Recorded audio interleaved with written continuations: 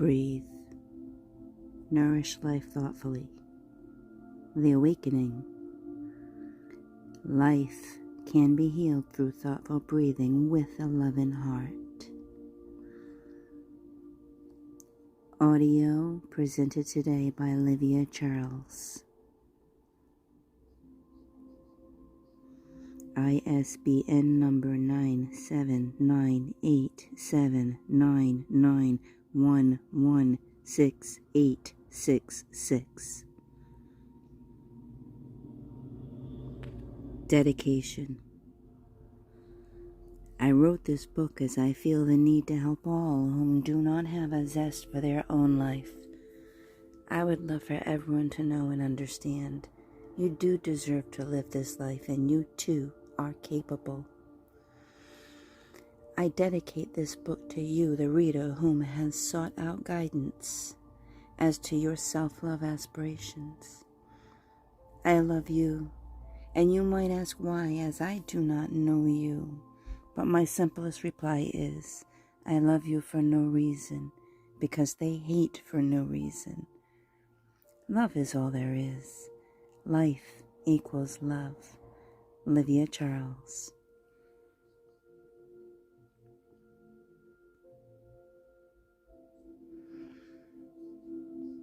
Testimonial number 1. You are the most positive person I have ever known, with a beautiful smile, outlook, and personality. You glow in the darkness of this very sick and deranged world. Keep on glowing. Go, girl. Girl power. You rock, and soon shall the world. Together with God and His team, world peace will absolutely be achieved through people like you. Believe it, because it's absolutely true. I look forward to collaborating with you on many, many topics. A dear friend always, on my path since age 10, Yolanda. You must read this book. It will change your life. Elizabeth. After reading Breathe, Nourish Life Thoughtfully, I can assure you the knowledge provided is extremely useful in guiding yourself into the best you. Barbara. Testimonial 3. Testimonial 4. The author is very smart, honest, and sincere woman who constantly strives to help others feel good as possible about themselves. Guy. Testimonial number 5. The author of this book provides real-life examples and experiences that many others can benefit from. Katrina. Testimonial number 6. I've seen firsthand the results achieved for the author of this book, and she's completely amazing. My love, Lori. Final testimonial. About the author. The author of this book has tremendous tenacity when she sets her mind to it. She gets up again and again after each fall as everyone excuses her. Grow up. Stop living in the past. Experience have forced her to grow up. So great, not many can reach her today. Come on, catch up, she says. I double dog dare you, as each break puts her together stronger and stronger. She has always protected her rose-colored glasses view of people in general, as being a cynic does not agree with her values, nor does being mean to myself and others without cause. Misuse of my purest, truest, authentic self to myself first and foremost is important to me, as I've merely subjugated all of my decisions for all of my entire life, as I thought it was how life was. This woman has finally achieved a no excuses mindset, holding herself accountable to and responsible for herself first and foremost. Sharing how she was able to achieve this level of success today, as her humbly seeking more growth on all levels through using my voice, inspiration, and willingness to openly share a most authentic self at all times. I am living my life of purpose on purpose, all about the author. Towards a mission. That mission is to heal one heart at a time, starting with mine. I hope I have yours. You want to ask why not use my truest of self-name? That is because I'm still in the mindset of protecting family secrets. Rest assured, I'll gladly reveal my name is Colleen Campbell Gomes Cardoza, and I originate from the smallest city of the smallest state of all of the United States of America. Forward. Dear reader, the author of this book has tremendous tenacity, outside-of-the-box creativity, and can inspire with the best of people. She gets up again and again after each fall, as everyone excuses her purest, truest, authentic self to myself first. She writes how she not only overcame an emotional mind with obstacles, but shows you a guide you too can use. This woman has finally achieved a no excuses mindset, holding herself accountable to and responsible for herself first and foremost. She shared how she was able to achieve this level of success today, as she humbly seeks more growth on all levels through using her authentic voice to inspire and create change that will positively affect society for years to come. I have her vote. Her quest to heal one heart at a time through self-love. Vishal, award-winning author, international speaker, and publisher. Gratitude. My journey kicked off as I sought out assistance on social media and YouTube. Between these two sources, I was led to many great helpers, all of whom are mentioned throughout my writing.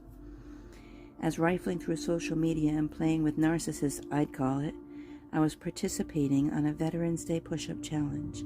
Well, I saw this one veteran come into the room, push out 50 push-ups, and then he just disappeared. I said to myself, this man will be back, and back he came indeed. I owe this man the greatest gratitude of all for his demeanor, patience, and all those hairs he lost because of my emotional healing journey of Don't Enable Me. If it were not for his willingness to let me barrel ass on his 41-foot, 1969, custom-built Charlie Morgan, custom-restored sailing yacht, I'd not be as far along as I am today. I love this man's soul. I bless his heart, for he helped me find mine, my captain. There was one other person in particular that stands out and deserves special attention, and she was found in the power of the modern-day goddess, since renamed the Power of the Modern Day Empress group on social media. In that group, I met Janet. I am humbled beyond belief as I feel Janet's personal communications with me and her consistent behind-the-scenes support has taken me this far. I found Lisa Nichols through this group also, and my healing started with Lisa Nichols. So you see, Janet is my inspirer. Thank you, Miss Janet. Much love. Love is all there is. Life is love. Livia Charles.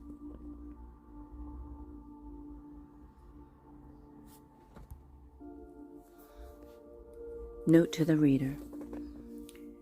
Breathe, nourish life thoughtfully is about life can be healed through thoughtful breathing with a loving heart. A constant theme you'll find throughout is healing through breathing, exercise, nutrition, and consistency. Emotional healing, physical healing, all types of healing. Another theme you'll see is you can heal yourself without medical intervention until you absolutely need medical intervention. Another theme you'll hear is you do not have to be old when you are old. The opening words of the book will be, she was reborn at 50. The closing words of the book will be, it's all about love. The pen name for this author is Livia Charles. Instructions and details to observe while reading this book. The author writes as both the narrator and the character being herself and her truest of experiences as they felt to herself, and then included between is the narrator who provides education. So whenever you see the words I or me, the story is speaking life experiences as the character, and when words of you are included, the narrator is speaking to you in an educational role. Thank you, I am grateful. Let's read on. Chapter 1, Birth of a Soul. She was reborn at 50 years old. Her confidence still wavering from all her life experiences, nonetheless, feet first into the water. There she goes, and so began her journey into consistency. This is just a story with fictional names, but real life, personal experiences of a woman who just wouldn't quit on herself. Her life a roller coaster. There have been ups and downs throughout her travels. She has been very happy. She has been very sad. Isn't that the story of life? There are polar opposites in every area of life for a reason, whereby the worst feelings or failures build resistance and strength. Love and joy build character. Pain is always the learning experience one should not ignore. Everyone has a day when they were born. Nobody ever really remembers the day they were born, pretty much. I guess some might say that they remember their first breath. That first breath, what is that first breath? You're born. You're no longer in an amniotic sac full of fluids. No longer in that sac. You're no longer inside your mother. Then you come through the vaginal canal and your head is squeezed, then popped, and now there you're breathing. That's how I was introduced to life. I'm pretty sure most were. Unless you were delivered by cesarean section, it's the typical way. So I took my first breath on that very day. How interesting. She was born in a small city, Central Falls, of the smallest state in all of the United States, Rhode Island. She was then gradually conditioned from her birth to feel insignificant and small. I was born in the smallest city of the smallest state in the United States. For my entire life, I felt so very small, invisible, and insignificant. I'm pretty sure life was intended to be this way for me. It was important that I observed my surroundings and what was happening. So that's what I did. I was born, and within my first 2 months of living, Dad told me he needed to correct Mom, as he witnessed her physically assaulting me. He stated that he hit her and she passed out. My thoughts surrounding this topic: if Dad witnessed this when I was 2 months old, then when did my abuse actually start? With that thought in mind, and knowing just how fragile the brain is in an infant, is it any wonder that I believe I'm brain damaged?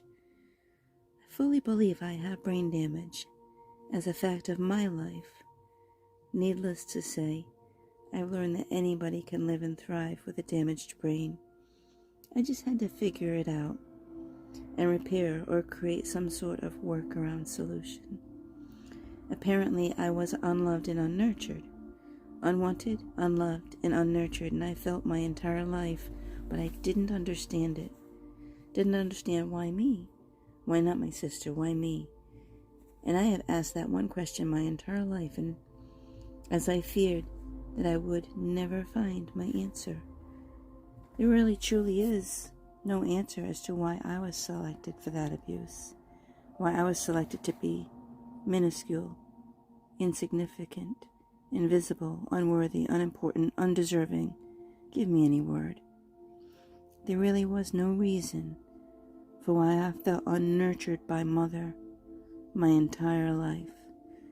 The one person who's supposed to nurture you from birth, but when you start receiving physical abuse at 2 months of age or earlier, you have to ask, what does a 2-month-old do to deserve that? I'm serious. Why does a 2-month-old deserve that? Why does Mommy get the right to be that frustrated? Where does this become acceptable? I can tell you my abuse was nowhere near the abuses that I've heard from other people, but I can tell you it was nowhere near as good as it could have been either. I'm accepting it happened. I'm not there anymore. It's not happening to me today, but it did happen to me. It didn't happen to you, or maybe it did happen to you. Maybe you're reading this and you're trying to wonder, why am I crying? Why do you think I'm still there? No, I'm not still there. I'm still trying to wonder why me. That doesn't equate to me being there. There's a difference. Most people don't understand that because they didn't go through it and they don't have the why me running around in the back of their mind. A lot of you reading this book do. We do deserve an answer, but we'll never get it because the people that did it are so embarrassed, I guess, now by the fact that they did do it. So, shame on them. They have someone else to answer to. I didn't do it. Unnurtured by mother. Your mother is your most vital teacher to how you feel about yourself. Unnurtured by mother. I recently learned mother doesn't even like the look of her own face. I think I understand why I was unnurtured by mother. Mom's battle was internally frustrating. As I think of my mom, I too have wondered why her life was that hard. No, I'm serious, as I don't know, since I was not in existence then. I've heard stories of things that happened, but I don't know for sure what the circumstances surrounding these stories were. I really don't know what kind of child she was. Was she the type of child that just basically pushed buttons and tested everyone? Or was she truly a good child? Her dad was the one that was frustrated, as he took those frustrations out on her. It's not for me to say, nor do I know, as it was her life, her experience. All I know is she was a very frustrated woman, and I feel really badly for her that she's that frustrated. According to what I have been told, Mom was violently abused, and I believe that because I hear that my Pepe was a very mean guy. I mean, apparently he nearly put my meme into a deceased state many times. I'm grateful she didn't pass on because of this abuse. My mom was just frustrated. Like I said, I hear my Pepe was a very mean man. I merely felt as if her frustration was pushed off mostly onto me. That wasn't entirely factual, as she did push it aggressively onto everybody. So yes, I will agree, everybody felt Mom's rage, but I was more of her focus. Not that any form of abuse is acceptable, but to me, I'll take a physical beating any day over mental or emotional wounds. What I mean is, when the beating stopped, it was done, and then I would heal from that, no problem. As long as there's no cuts, no evidence, so all was then released. It was that damned emotional and mental abuse that was torturous. The abuse leaves you feeling unworthy, worthless, insignificant, and stupid. You're told that you'll never amount to anything, and you do begin to believe you'll amount to nothing. If you are told that enough times, you're a whore, you'll never amount to anything. You're going to be a tramp. You're nothing, you'll never amount to anything. You're no good. Did you hear all those words? I now know those words were not my words. They were directed at me, but they weren't my words, and I guarantee they weren't for me. I have amounted to something, and I've done very well with my life, despite her lack of moral support. Her biggest pet peeve, she says, they're just children, you know. They are so defenseless, innocent, and eager to learn to survive this life. A parent is supposed to be a child's teacher, role model, instructor, supporter, and first love. What does abuse look like from an abused child's perspective? It literally feels like a big grizzly bear is hovering over you with claws and teeth exposed, while the child curls up inside themselves to hide from this perceived threat. The child is now locked into their head and is reeling, suffering silently, wondering, what did they do to be treated with so much anger and frustration? This child's not learning life. What they are learning is how to cope with the abuse. They are also learning how people should treat them, as this abusive environment is going to become their norm. This learning behavior is why so many abused children continue getting abused as adults.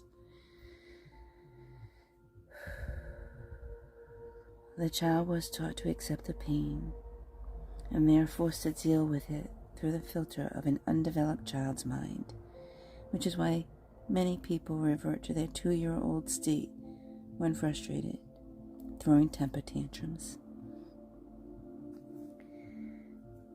The reaction of emotions was learned early on, and that reaction has now become their automatic response. Mom was super diligent in forcing the rules without enabling us, and it seemed like it was a piece of cake as she would manipulate all through her words and hands. She would say she was putting the fear of God into us, as she would then say things like, she put us into this world so she could take us out. I'll tear your head off and shit down your throat. I'll rip your arms off and beat you with the bloody stumps. To a child, those threats were real, as she would reinforce and guide us children how to navigate life. Standards, the basic standards, which will help a human grow and receive abundance out of life. I really am stubborn, aren't I?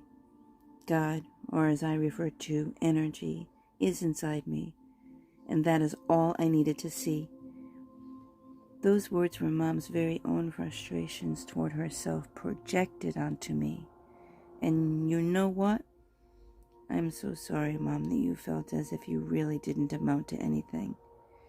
I am so sorry. At the same time, I'm proud of myself for not lowering my own values. As she tried to break me, I just wouldn't break. I'm sorry Mom is frustrated, but I'm proud of myself. Bless this woman, bless this beautiful woman I call Mom. It's because of her I understand. Attention to details, determination, dedication, consistency, finances, humor, negotiation, compassion, resilience, and finally she taught me that I am perfect just the way I am. I just didn't listen because I'm stubborn, and her gifts to me are enormous. I will also add, I know empathy because of this dear woman. When I reflect and I think of Mom, I actually see an image of Shirley Temple. And I see that little girl who's singing and dancing and gleeful. This is who I believe is inside of my mom. I do believe she was conditioned to be hard, cold, and calloused. And I believe that merely because I heard her dad had many frustrations that were taken out on her. There are calluses formed in our brains after we have been abused. I appreciate the fact that Mom did step down on the abuse level, as I guarantee I was not abused anywhere near the way I hear she was. And for that I feel so sorry that she went through those experiences. Although in her mind those experiences have made her the strong woman she is today, it is a facade, as she lives inside her own shell of a trapped little girl's mind.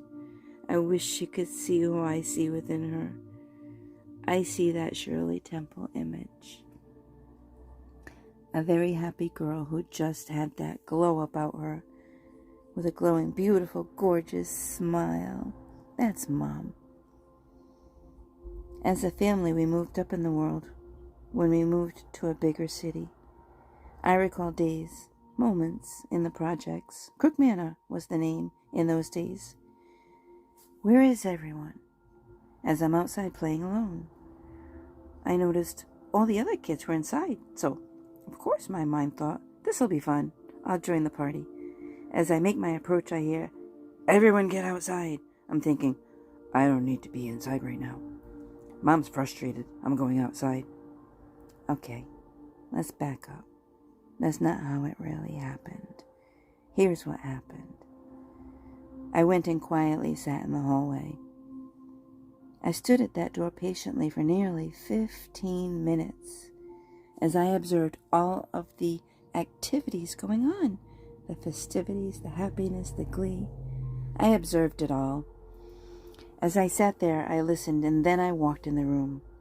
At that very moment, as I observed my mom noticed me, that is when the words, "Get outside," started ranting.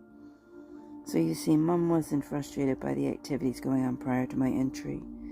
It had everything to do with my entry into the room. So I have to ask, where is Mom? What's on her mind? Why is she so frustrated? What is it about me? So now I ask, as I have always asked, where's Mom? In this world of confusion, as I am now a toddler, and I'm moving all over the place, and I'm seeing all kinds of people, and I have all kinds of relatives, and we're going to all kinds of friends' houses, and we're playing with all kinds of kids, and we're having all kinds of influences, good influences and bad influences, fun and crazy influences, terrible and terrifying influences, yet more fun, more terrible. And this craziness was all over the place. But it was fun, and it was not fun, and it was great, and it was loaded. Did I live a roller coaster life? Did I really? What a crazy ride. Was I on a roller coaster? I'm thinking I was. What a life. I remember only a few people from Maine, the Grand Masons, and my best friend was Melissa Humphrey. We moved back to Rhode Island, and I'm back in with an entire populace of every ethnicity again.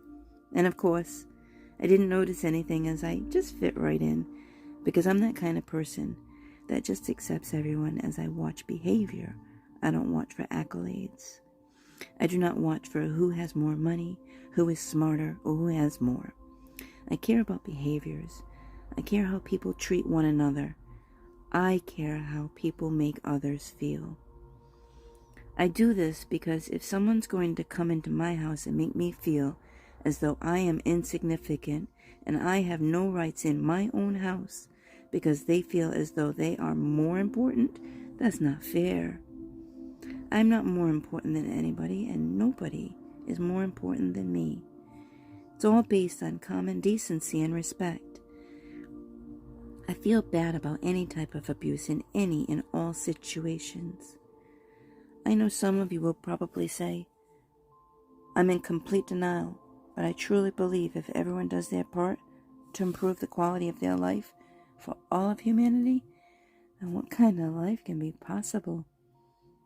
I've said I would love to see world peace in my lifetime. So many insist that will never happen because they don't believe. It's true we can have world peace, yet it's also true not everyone wants to do their part. World peace can be achieved simply by everyone trusting their authentic self to live a moral life of integrity. Basically, if it feels good for you, then that's what you should be doing. Conversely, if it doesn't feel good for you, then you shouldn't be doing it. Everyone has a brain and a nervous system that guides what feels good and what doesn't feel good. The system that drives our emotions is what is also making many people sick in today's society, as negative emotions of blame, shame, guilt, frustration, anger, sadness all release chemicals into our bodies called cortisol. Cortisol can be good when at healthy levels in the body and at the correct moment, as cortisol activates your fight or flight response to take charge. This cortisol is excellent when you need to exercise or flee from a dangerous situation, but it does nothing good for people unless they are in situations such as an argument or resentment, or a situation when you ruminate for hours or days or even weeks on that situation. Your first clue that you're in an unauthentic to you situation is when you're ruminating about something that is out of your control. As listed here, whether you are an abuser or the abusee, I hope this helps you figure it out. What is abuse? Yelling, name-calling, spewing insults or otherwise ridiculing you, attempting to make you question your own sanity, gaslighting, invading your privacy, punishing you for not going along with what they want, trying to control your life, isolating you from family and friends, making subtle or overt threats. There are so many types of abuse. Frustration, resentment, and anger are such negative emotions. These emotions literally kill your cells, ambition, motivation, compassion. Can I go on? It's just a very negative trait to hold on to. Why? I merely ask because I just don't understand why it's important to a person to be that frustrated or angry. Much worse to hold on to that anger with so much passion and intensity. After Mom birthed me, she was a very frustrated person. It was very easy to trigger her. Anger. Mom's frustrations were really hard on Dad. Dad would go to work very hard, and Mom would be frustrated and struggle really hard trying to raise the children. All of this is fine as Moms and Dads work together. My dad was great, simple man. I love my dad as he had much compassion and empathy, both of which are really good qualities for a person, especially a man, as sometimes men lose sight of the fact that compassion and empathy are important too. The man of this house, like I said, he was a simple man. He didn't graduate from high school. He didn't need to. He took up a trade when he learned how to repair cars. He was very, very good at it. Unfortunately, Dad had a pretty significant accident as a young man when a quite large area of his body was burned, requiring skin grafts and so forth. Well, that accident derailed something that Dad was working on. You see, Dad was a bodybuilder, and he was very good at it. He was getting into competitions and so forth, and he was really doing well. Dad had a barrel chest, so it's perfect for a bodybuilder, you know, that upper body and strong arms. Well, once that career was derailed, I'm sure he got a little depressed. I don't know, though. He didn't really talk about it. He didn't talk about his feelings much. That's what I loved about Dad. He did not impose his feelings onto others. I wish I had learned that. All of my life, that's all I ever did anyway. Hey, I digress. As Dad was such a simple man, he saw the simplicity in everything and knew we didn't need all of this complicated stuff to interfere with life. This complicated stuff, such as drama, or what I term as drama, is what Mom did as she was pushing her frustrations onto her babies, because I'm not sure if I already said it. My first physical altercation with Mom in her frustration was at 2 months old. I mention that here again because it was Dad. He told me. He came to my rescue as he tried so hard to save me. I got my first physical altercation at 2 months old, and she got her first knockout for giving me that first physical altercation. Yes, he said he knocked her out. I don't agree with the mentality of knocking someone out for it, but the fact was she did not know how to control her frustration. So it was my problem. My physical altercations would continue regardless of the fact that he knocked her out. He would not do that again to her. The fact is, my physical altercations would not stop. They would continue as he was fighting a losing battle with a woman who was merely frustrated. Dad again was a very simple. He didn't need to add any fluff to anything, because basic humanity is common sense, common decency, and common mutual respect. Dad would love to love.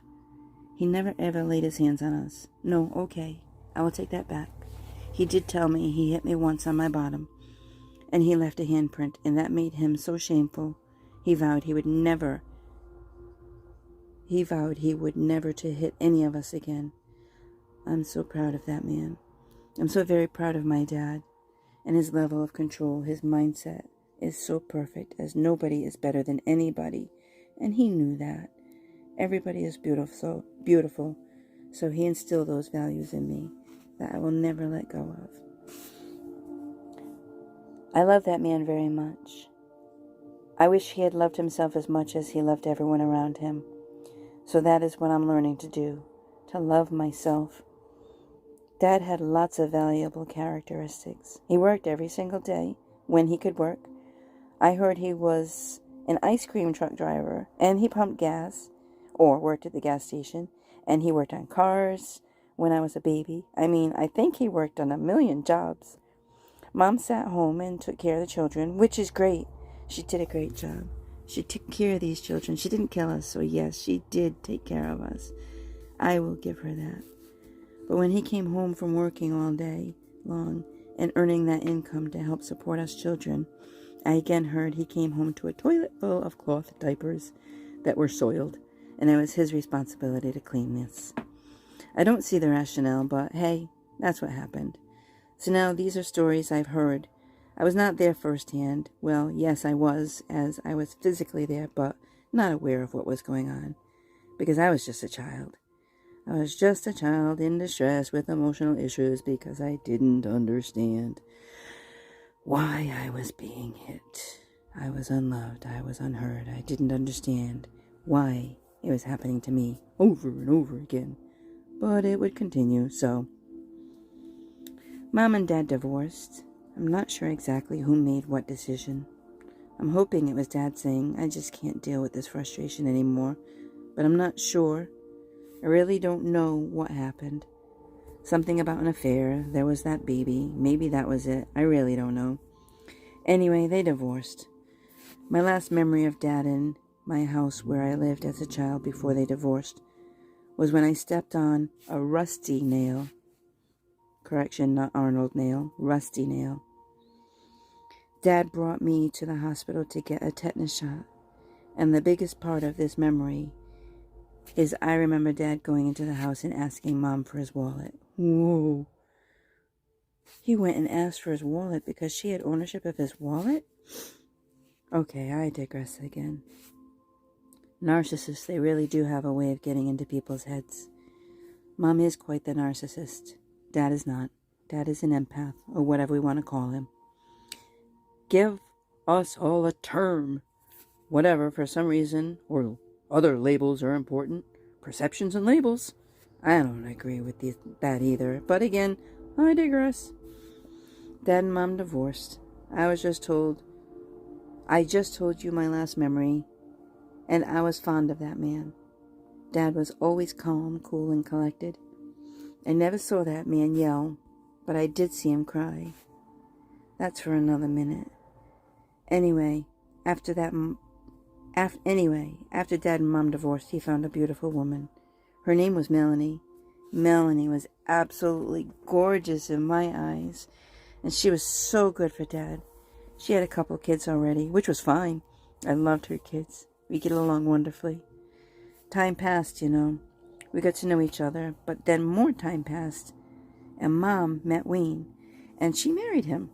We all moved to Maine, while Dad and his new family moved to Arizona. That broke my heart, though, as I now felt abandoned. We were so far apart, and the visits were few and far between. Phone calls were non-existent. It was really, back in the day, phone calls weren't cheap, so he did not call often.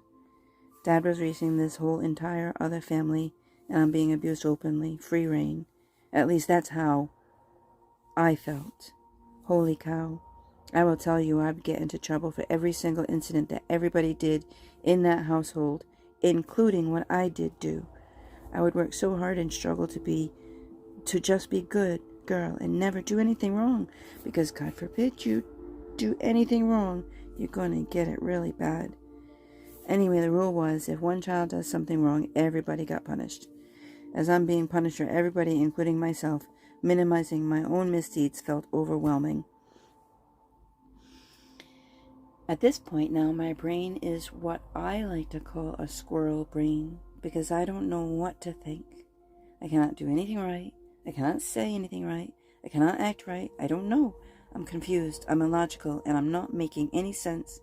And I now do not know how to rationalize or think for myself in any way, shape, or form. Hence, today, everybody in the world is telling me what to do, how to do it, when to do it, why to do it. I've been accepting that most of my life. As a codependent, letting everyone tell me what to do, how to do it, when to do it, and why. That's not fair, and it wasn't. Dad, he took the bull right by the horns, and he and his new wife went to Arizona. I don't even know what happened during any of those years. I really don't, but I do know that those years passed for me. I spent the next 4 years in Maine. 4 years of, no, not constant torture, no, I wouldn't say that. But yeah, it was torturous. It was really kind of hard. When we all moved back to Rhode Island, it was wonderful, but it was also very confusing, because when I was in Maine, it was like this whole new world. When I went to school, there was only one child of color in the whole school, and he was in my grade. Prior to moving, we had every ethnicity that you could find, every single one. Chinese, Filipino, Hispanic, Puerto Rican, you think of it, we had it. It was all there, and we all interacted. I made the best of friends with everybody. But then I moved to Maine, and I recognized my first recognition that people differentiate based on color. I was so astonished. There is more confusion. When living in Maine, you realize it's very cold in the winter in Maine. Very cold, bone-chilling cold, in fact. On this day, I had a terrible headache, and I just wanted to go to bed. I knew if I'd gone into the house to ask to go to bed, it would be a big battle, so I just stood outside the door, just crying. I just wanted to go to bed. So my sister went into the house and told my mom that I wasn't feeling very good. I was outside the door shivering and crying, and I really just wanted to go to bed, and my sister was very polite about my needs when communicating them to Mom, but Mom didn't like that. Mom didn't like that I had any needs at all. So I'm not exactly sure why, but she stormed outside that house, looked at me, then she slammed her hand across my head and told me to go the fuck to bed. Does this sound good to you? It didn't feel good to me, but I was grateful as I went to bed finally. I can tell you right here, right now, though, the physical abuse is nothing compared to the emotional and the mental abuse. The physical abuse stops when you heal from it. Really, rather quickly. Unless, of course, you've got a scar or you've broken skin. There's no sign of that physical abuse within a few days or maybe in a week. But that emotional and mental abuse always sticks with you. You really do believe you're worthless. You're nobody. You're nothing. Grandpa Leo would always say, as he referred to his thoughts surrounding his frugal spending of money, "I'm so tight." So I'd say, "How tight are you?" He would say, "I'm so tight, I'm tighter than a frog's ass, and that's waterproof." This too came from the man who would say, "Alcohol? No, I've never drank a drop of that stuff in my life," while all the whilst he's holding a bottle of ginger brandy and proceeds to take a drink every evening prior to bed, as I'd laugh at the irony. He would then say, "Oh, that's just my medicine." Grandpa Leo was a car salesman and an antique car collector. He was a tough teacher, as he made strong men and smart women out of his children. The boys would go to work as soon as legally able, whilst the girls were fully educated. Only one of Grandpa's boys learned how to read and write. Yes, that was my dad. Pepe was a very strict, cantankerous old soul who ruled with an iron thumb. I was told nobody was spared from his anger. I never did inquire why this man was so frustrated. All I do know is my mom did take the brunt of his frustration. So from what I hear, she did scale down on me. I appreciate her very, very much for that. I understand. It was pretty rough. But Mom was a fighter as she fought back.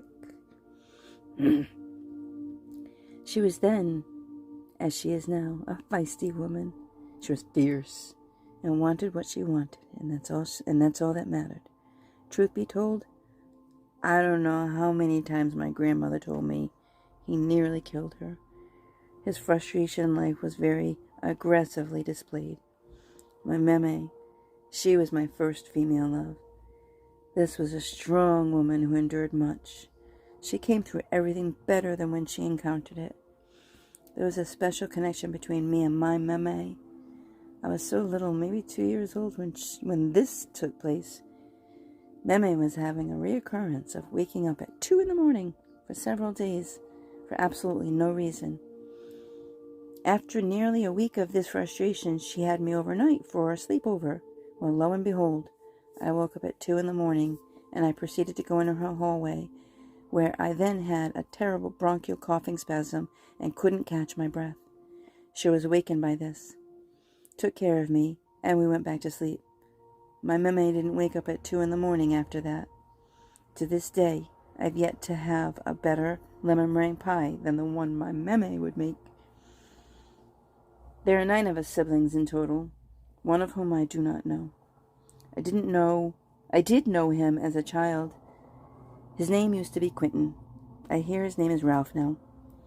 I didn't look for him, but he has mom's blood and some other man's. Quentin will be back up later, but he is the child some might refer to as the bastard child. I really don't know, or even an abomination.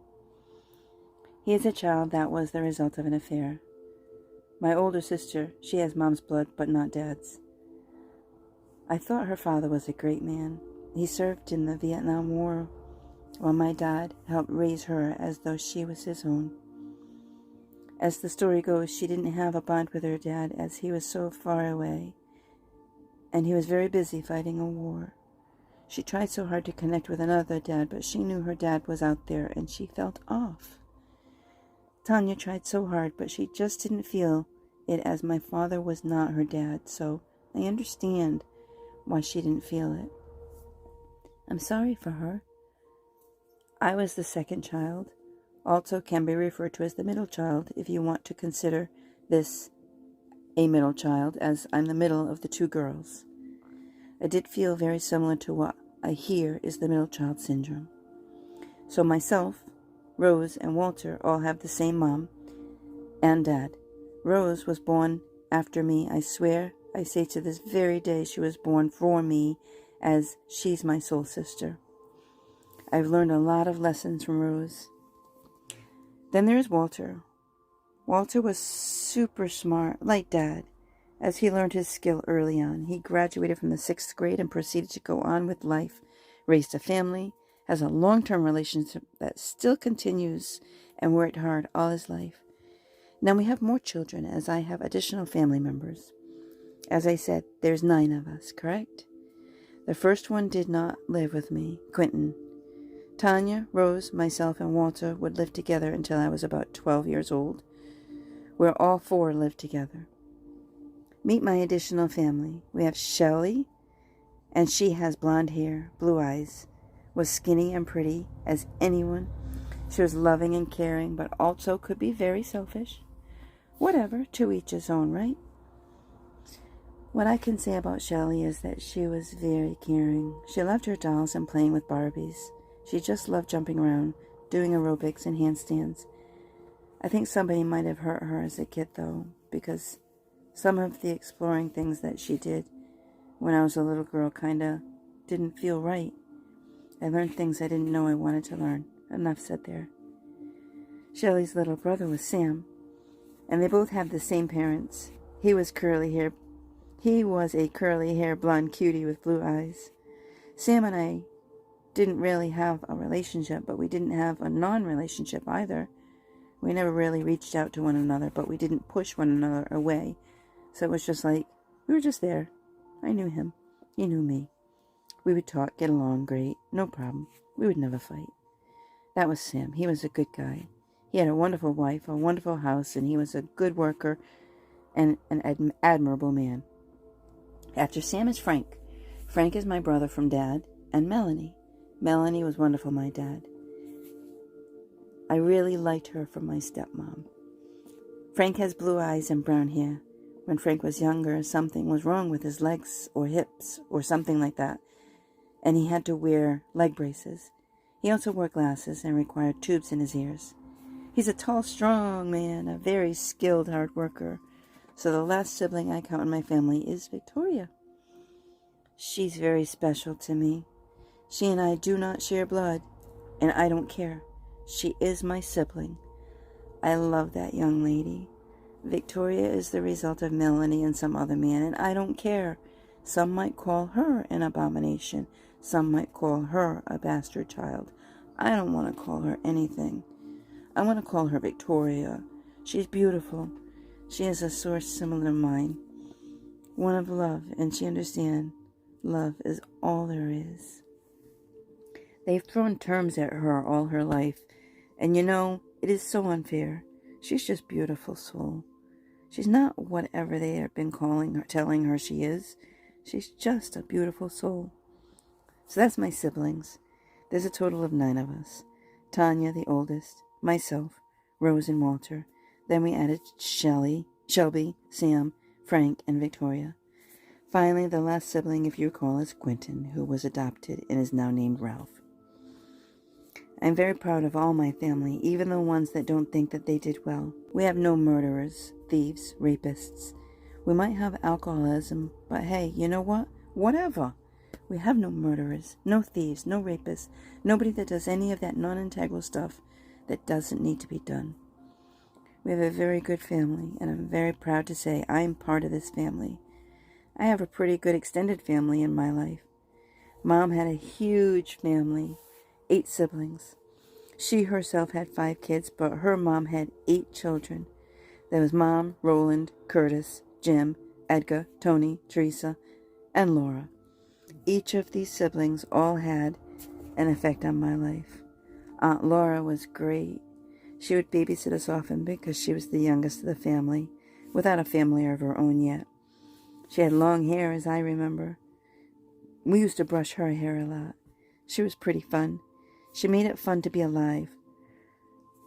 Laura grew up to be a mathematician, or rather she has a math degree, and she works on submarines for the Navy.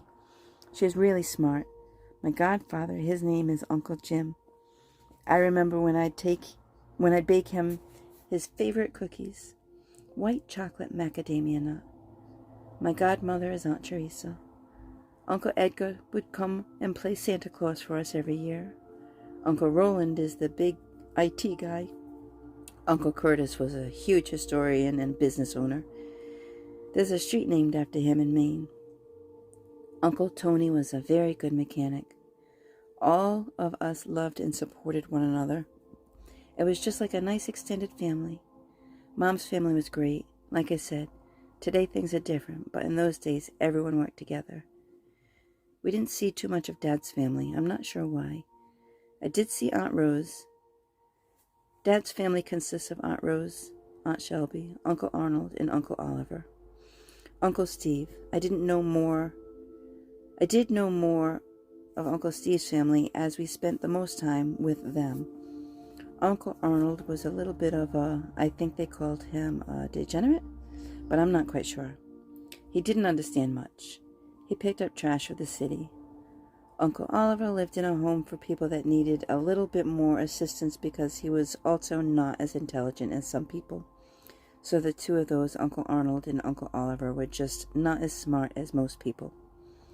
The girls were raised to be brilliant as they went on to college, because Grandpa said that girls should go to school, but the boys, they had to go to work. So unfortunately, the boys suffered. Among the boys, there was Dad, Steve, Oliver, and Arnold. Dad was the only one that learned how to read, so I'm proud of him for that. I'm also proud of Uncle Steve because he ended up having a very lucrative business that he supported his family. He never learned how to read. He learned enough to sign a contract as his wife took care of the administrative tasks. Good for the men of this family. With limited levels of intelligence, they still did well for themselves. I just think that these people are amazing. I think I am amazing. I've come from this family, a family that has very strong intellects, brains, my mom's family, and a family that has somewhat weaker intellects. When you put them together, then consider that neither my mom nor my dad graduated from high school. I say kudos to you all.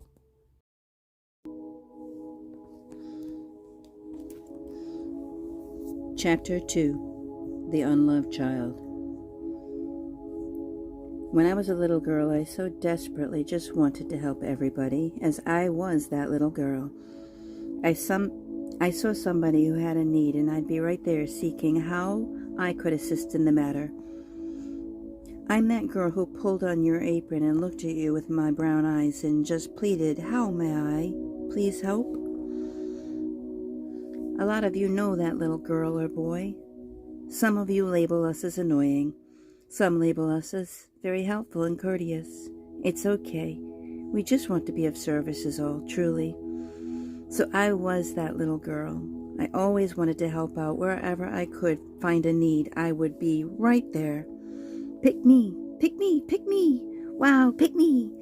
Yes, I was that child always wanting to help. With a mom who doesn't love her, so I'd get under her feet because I was thinking I could be helpful, yet I didn't realize she did not want my help. So now, as a child with helpful thoughts, and then with a mom who is merely looking at the situation as all I'm doing is getting under her feet or in the way, I'm sure you can now visualize the scene. With all of the confusion going on around, the child fades into the background. What it means to grow up in a family that's full of denial, specifically as it relates to having a parent who has alcoholism or some type of drug addiction or even a mental health issue like narcissism or borderline personality. What happens to a child when there is no authenticity in the home? When no one is telling the truth? Where and when a child is forced to adapt to crazy-making situations? When a child is forced to abandon their inner reality for the sake of a family system? What happens to a child born into a family system that they need in order to survive? What happens to a child inside a family system that is toxic, that is sick, and the child has no way of understanding that? What is wrong is outside of them. How does a child adapt to the craziness of alcoholism when parents are erratic, when they constantly rationalize poor behavior, when they are doing things that hurt themselves and hurt the children, when there is no one to rely on, when a home is unpredictable, when meals are not set, when schoolwork is getting ignored, when people are fighting and arguing and fights are happening in front of the children and the needs of the children are not being tended to? What happens to a child whose family system is so toxic and yet no one is acknowledging that this child is in a toxic home? Lisa Morano quoted all that. It's kind of hard being a good girl with a mom that doesn't love you the way you think she should. It probably would have been easier for me had I lived with Dad, but you know what? Did I want easier? Would easier have made me the person I am today? Would it have made me a better person? Who knows? All I know is the person I am today, I love very much. And as a child, I aimlessly wandered as I tried to help. I aimlessly wandered, almost like that little bobblehead child, blah, blah, blah, blah, blah, blah, blah, blah, blah, always aimlessly wandering with the disguise of rose-colored glasses. As the unloved child, you just watch everybody, almost like that flower child sitting in the corner who sees everything from the corner. In that corner, you can see everything in every direction. Your peripheral vision is very good. She watched you observe. You listen, we learn, but you know, sometimes you don't listen. Sometimes you're intimidated enough just to get right inside your head. Sometimes you're told to shut the fuck up and mind your business. Children are meant to be seen, not heard. Shut up, go away, get out, get in a corner. Shut up, go away, get out, get in the corner, mind your own fucking business. Think about that. As a child hearing that, shut up, go away, get out, get in the corner. What does the child do with that? They retreat into their head, you know? At least that's what I did. And as I understand it, most do. I retreated right into that brain of safety, and there wasn't anything. I didn't care about anything at all. As a result, I too did not see anything. How do you watch? How do you listen? How do you learn? Those are the days where I learned to put rose-colored glasses on and to retreat into my head when life gets tough. I have observed behaviors my entire life, starting with my mom, her lack of control surrounding her own frustrations, her willingness to just go ahead and explode and seemingly vomit all over the place. This was how Mom handled her frustration. Some people get frustrated and they go inside and they cry, while other people get frustrated and they get explosive. I guess it just depends on who you are. Anyway, my entire life I have done nothing but observe behaviors. Then, in college, I took a few courses about behaviors and personalities. Please let me introduce a new term for you. Talk sick, whereby you get sick over time as you continue to negatively self-talk and hold on to negative emotions. Talk sick in this book will be used with that definition in mind and will replace toxic in all its essence from my writing. These behaviors I have observed all my life. Some of them are really fucking intoxicating, in the worst way. I have watched men beating their women. Why? Hello? Why? Hello? What are you doing? I watch men loving up on their partner and treating them with the greatest of respect. And you know, as a codependent people pleaser, I would love to have that level of acceptance, as I haven't had it yet. I have not had that level within relationship yet, and I now understand it's my own fault. My internal thoughts destroy my relationships. I know I'm a codependent. I guess I was born that way, bred that way, was made to be this way. I don't know. What I do know is that I'm becoming more independent, and as I'm moving into my own apartment and I know I'm going to love living alone, I also know my purpose in life is to share my love. I'm sharing it with the whole entire world. I'm going to heal one heart at a time, and when I heal my heart fully, oh my God, watch out, world. I'm already feeling like I'm in heaven. I am living an abundant life full of gratitude and appreciation for everything. Often it amazes me, the basic fact that I can still find the positive in things, even though I've observed all these behaviors, so many bad behaviors. Even though I see it, I still wear my rose-colored glasses because I refuse to become cynical. Being cynical is not one of my values, and I refuse to live outside of my values. I say observing these behaviors of these people that want me to live outside of my values because they want to take advantage of me, or people like me who have these rose-colored glasses on, where they too will not deny themselves their own purpose and values. It is on you, baby. You either change your heart or you live with yourself, especially if your intentions are to take advantage of us. Yes, on you. It's all on you. And if you can live with that, so be it. Coming from being a lifelong people pleaser, or as some call me, the peacemaker, converted to being a self-love individual, I'll take my self-love ass and strut that shit all over the place. Other people's expectations of me are nothing compared to my own expectations of me. You see, the more I'd focus on preventing their negative reactions or their pointless expectations, I was repeatedly killing myself. It seriously makes no sense why I did that too. No one has ever done that for me. All I did for you people pleasers too, I stopped focusing on what I don't want and started focusing on what I do want. I learned that you get what you think about.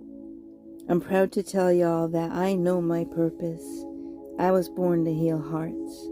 I hope my way of serving Americans and even the entire world helps, because I've much hope.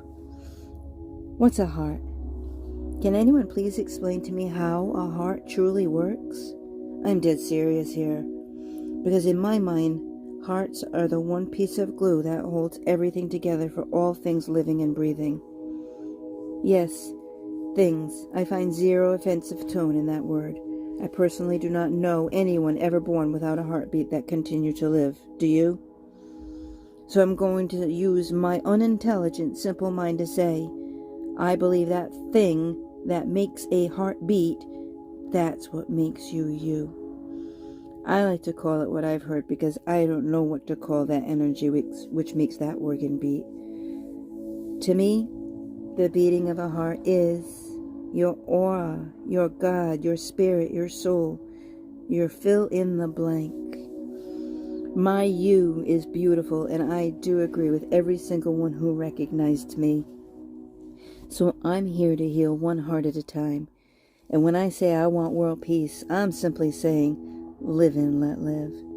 I will sail off into the sunset if that is what I choose to do, but please, would you, could you, please consider not getting so offended by mere choices of words, because you don't understand the meaning of intent. Isn't that just kind of stressful and counterproductive? No? I'm going to fulfill my purpose. Some people have really mastered the art of communication and have very good listening skills. That's what communication is supposed to be, no? Isn't communication supposed to be a two-way communicative mechanism? If someone is actually in the midst of a word and you talk, are you listening? Who's talking? What's happening? If you're looking at someone and their mouth is moving and they're talking, yet you still speak, please explain how you are listening. Clearly you're not. You're not even paying attention to the fact that their mouth is moving as you just want your thoughts out. What I just explained is exactly how I was up until just recently. It is such a struggle to not interrupt people when they want your thoughts out, and I understand this as I too was part of that problem. I too interrupted people. We are living in a world of let's only listen to ourselves environment. I want so badly to do nothing but the right thing for everyone in every situation. I am also aware that I'm human, and as such I am imperfect. I do not badger myself over these mistakes anymore. Rather, I work on being better tomorrow. I try to insist on better from everyone, and I work on doing better for myself. That's all. The words insignificant, minimal, minuscule, invisible, unimportant, unworthy, worthless, all of them, I've taken on strongly throughout my entire life. I've always felt so super small and insignificant. When you grow up and you feel like that, what do? What does one do in this situation? I'll tell you what I did. I tried to get bigger. I would talk. Random. Oh my God, I would bring up subjects just to talk because I felt so damned insignificant. I would talk so much, and when one talks that much, you're not talking at all. I'm at the point in my life where everybody sees me and I'm talking to walls. I really feel this truth. My words mean nothing. They really do, and that's because we live in a world of preconceived ideas and filters. I didn't realize it was as bad as it is. We live in a world where preconceived ideas and filters are the norm. Everyone filters everything you say through their own thoughts first, then these thoughts are instantly filtered through their past experiences. If at that point they have not already come to a conclusion about what you're saying, then maybe they'll listen to your words. So you say what you've got to say. They filtered it through the preconceived ideas and filters, come to a conclusion, and give you a response. When they should really just hear your words first. But they don't. I swear they don't, because almost every single conversation I have with anyone always comes back with mixed messages. I say one thing, they interject something else. Not many people can follow a conversation today. My experience is people do not listen to listen. Rather, people listen to critique what you're saying. These feelings of insignificance, they are my feelings. I actively seek out ways that I can do better and make myself not feel so insignificant. When I do that, feel important all by myself, it doesn't impact me when I feel unimportant in my mind from somebody else's perspective. As I learn to love myself and value my own values more and more every day, I'm getting better and better at finding my worth. I love me very dearly. I love me very dearly, and I know I'm not insignificant, at least to me. To me, I am my most important person.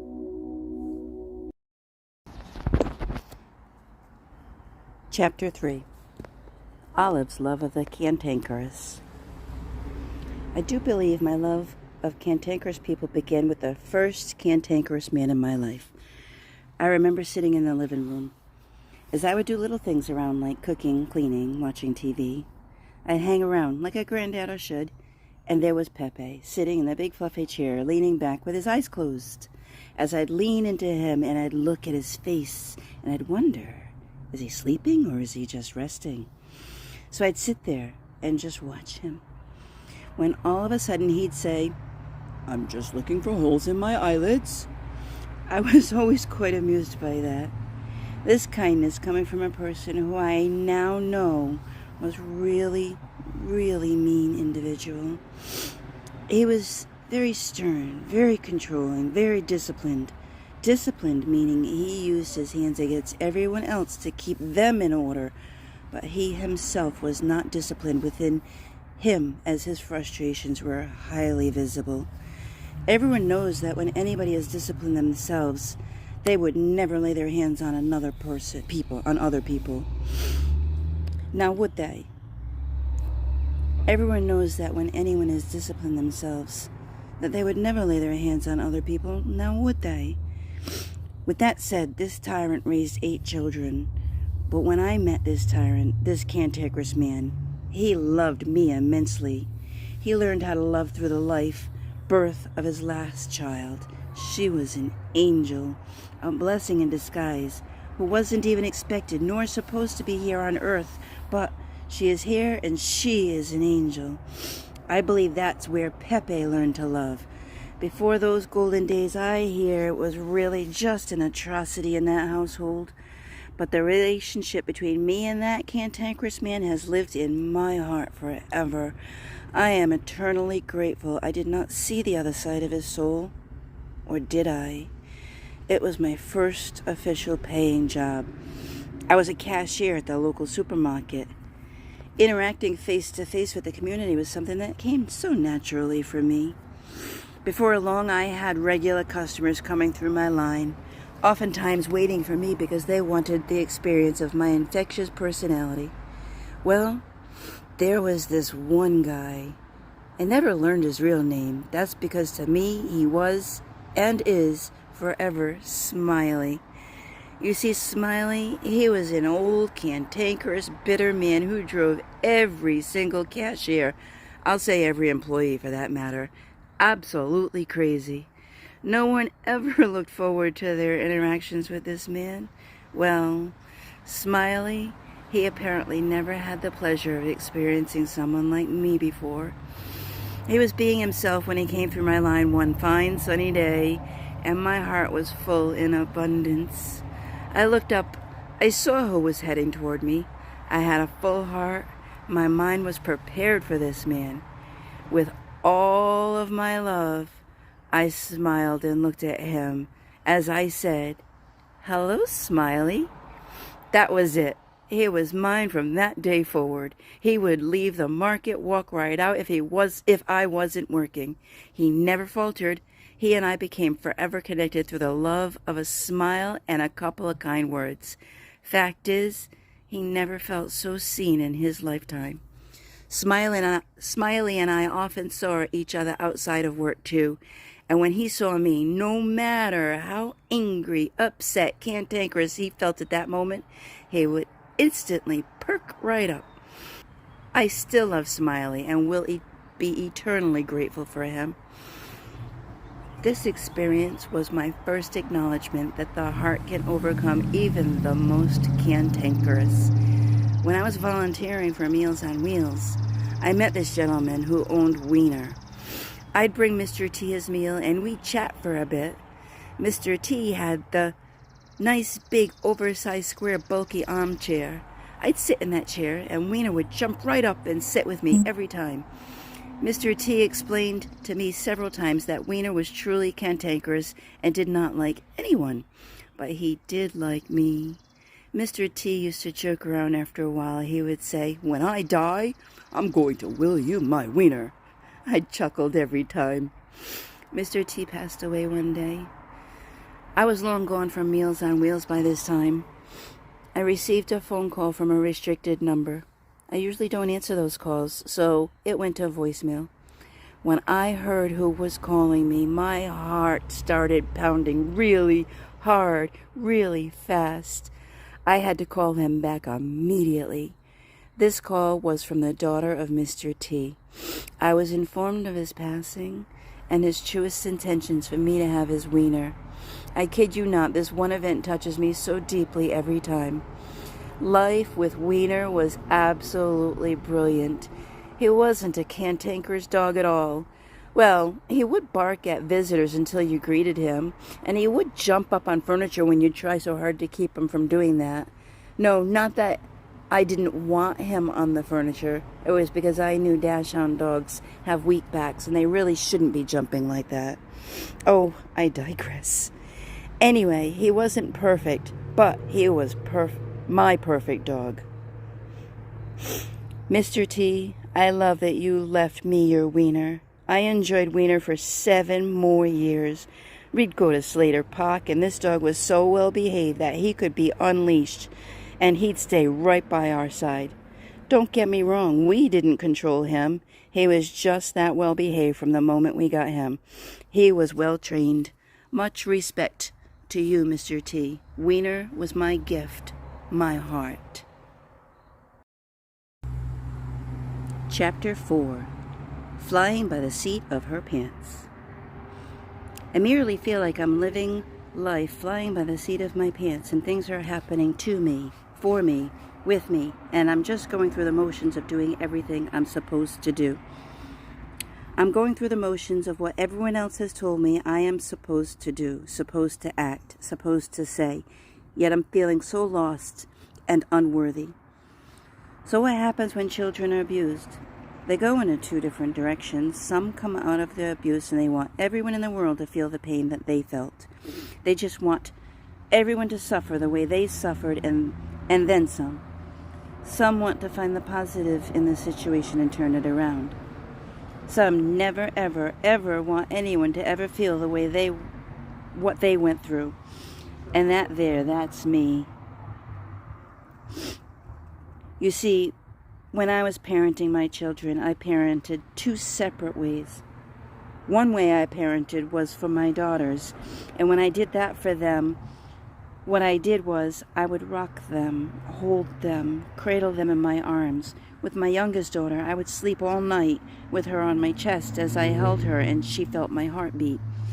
I felt it was my duty to do this. I didn't know that coddling them so much wasn't how I was supposed to nurture my children.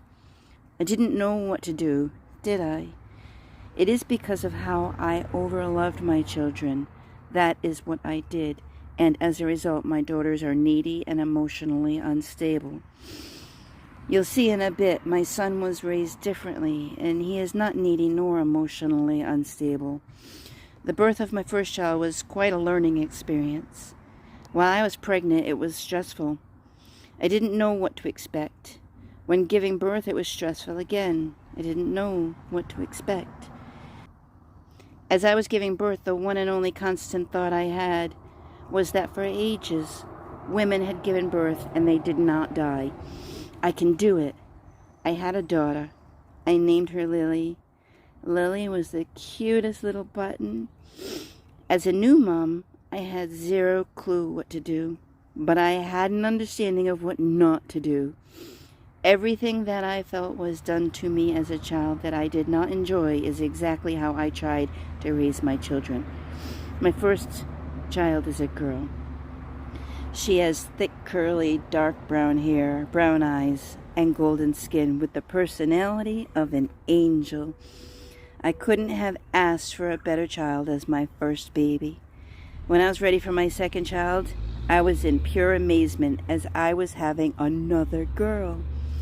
This girl wanted onto this planet so badly. She came nearly 4 weeks early, shooting in with a bang, with the doctor catching her like one would catch a football. Summer had dark brown hair, brown eyes, and a beautiful golden complexion like her sister. Summer, Her eyes are bigger, almost like a Disney princess's eyes. She too is a love bug, but she also has the gift of socializing, as I merely would tell her, "You are my social butterfly." My third child is a boy, and as my childhood dream was to have 3 sons, I was elated to have at least one. This boy has dirty blonde hair, brown eyes, and milky white skin like his mom. Will was wise beyond his years early on. I recall saying, "He's been here before. He's an old soul."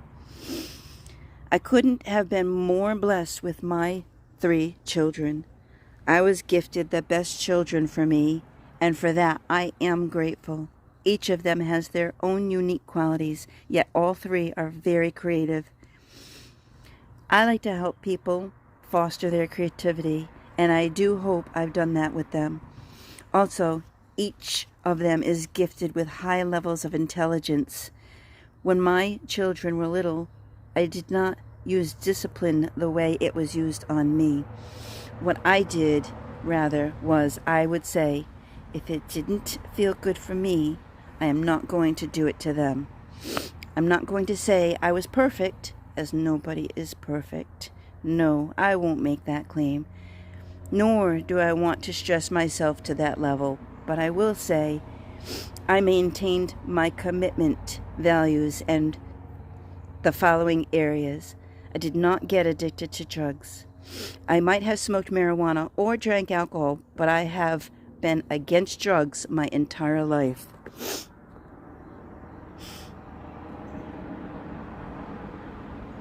I won't say I didn't try opiates. I did.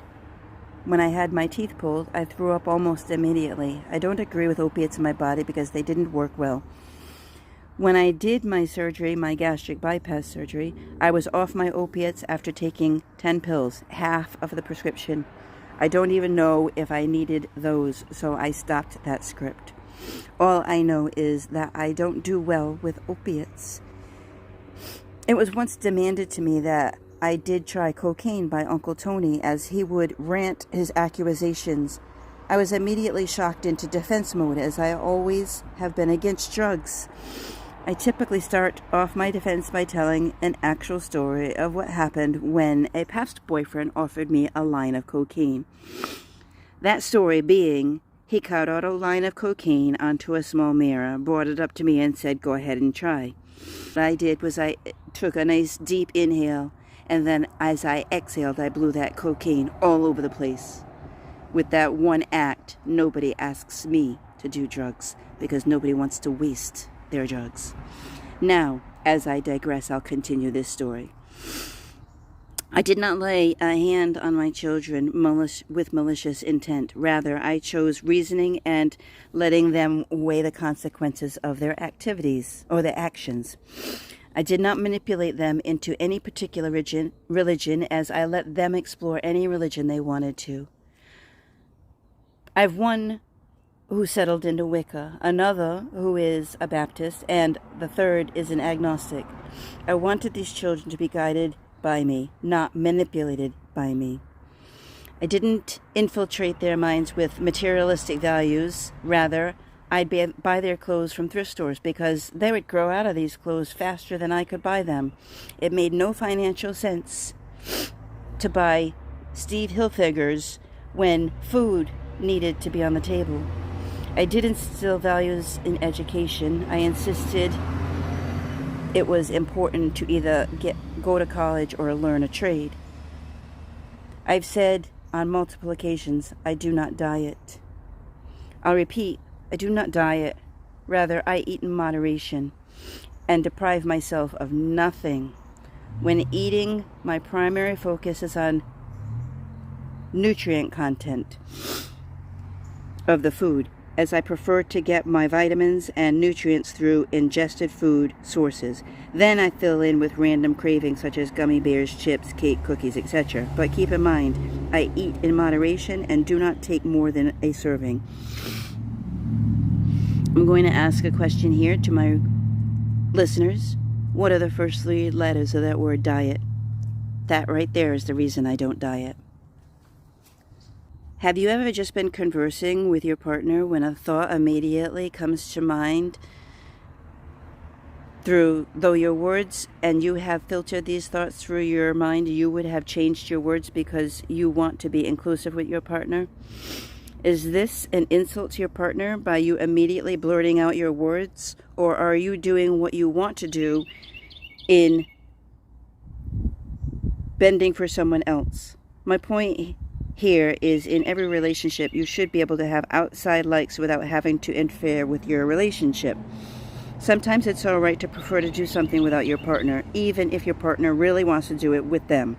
If you don't want to, you do have every right to say no, and your partner should respect your decision. I never married to divorce, When I was young, I fantasized about having 3 sons in a big old house with a lot of space for the boys to run, climb, and just be boys. I'd play with my sons and teach them how to be good, simple men who respected people and were role models for their children. Well, life was just a tad bit different for me, I'll admit, as I'm an adult child of a narcissistic parent. I sought out narcissistic partners and my love of the cantankerous alongside my codependent, non-confrontational, and people-pleasing personality.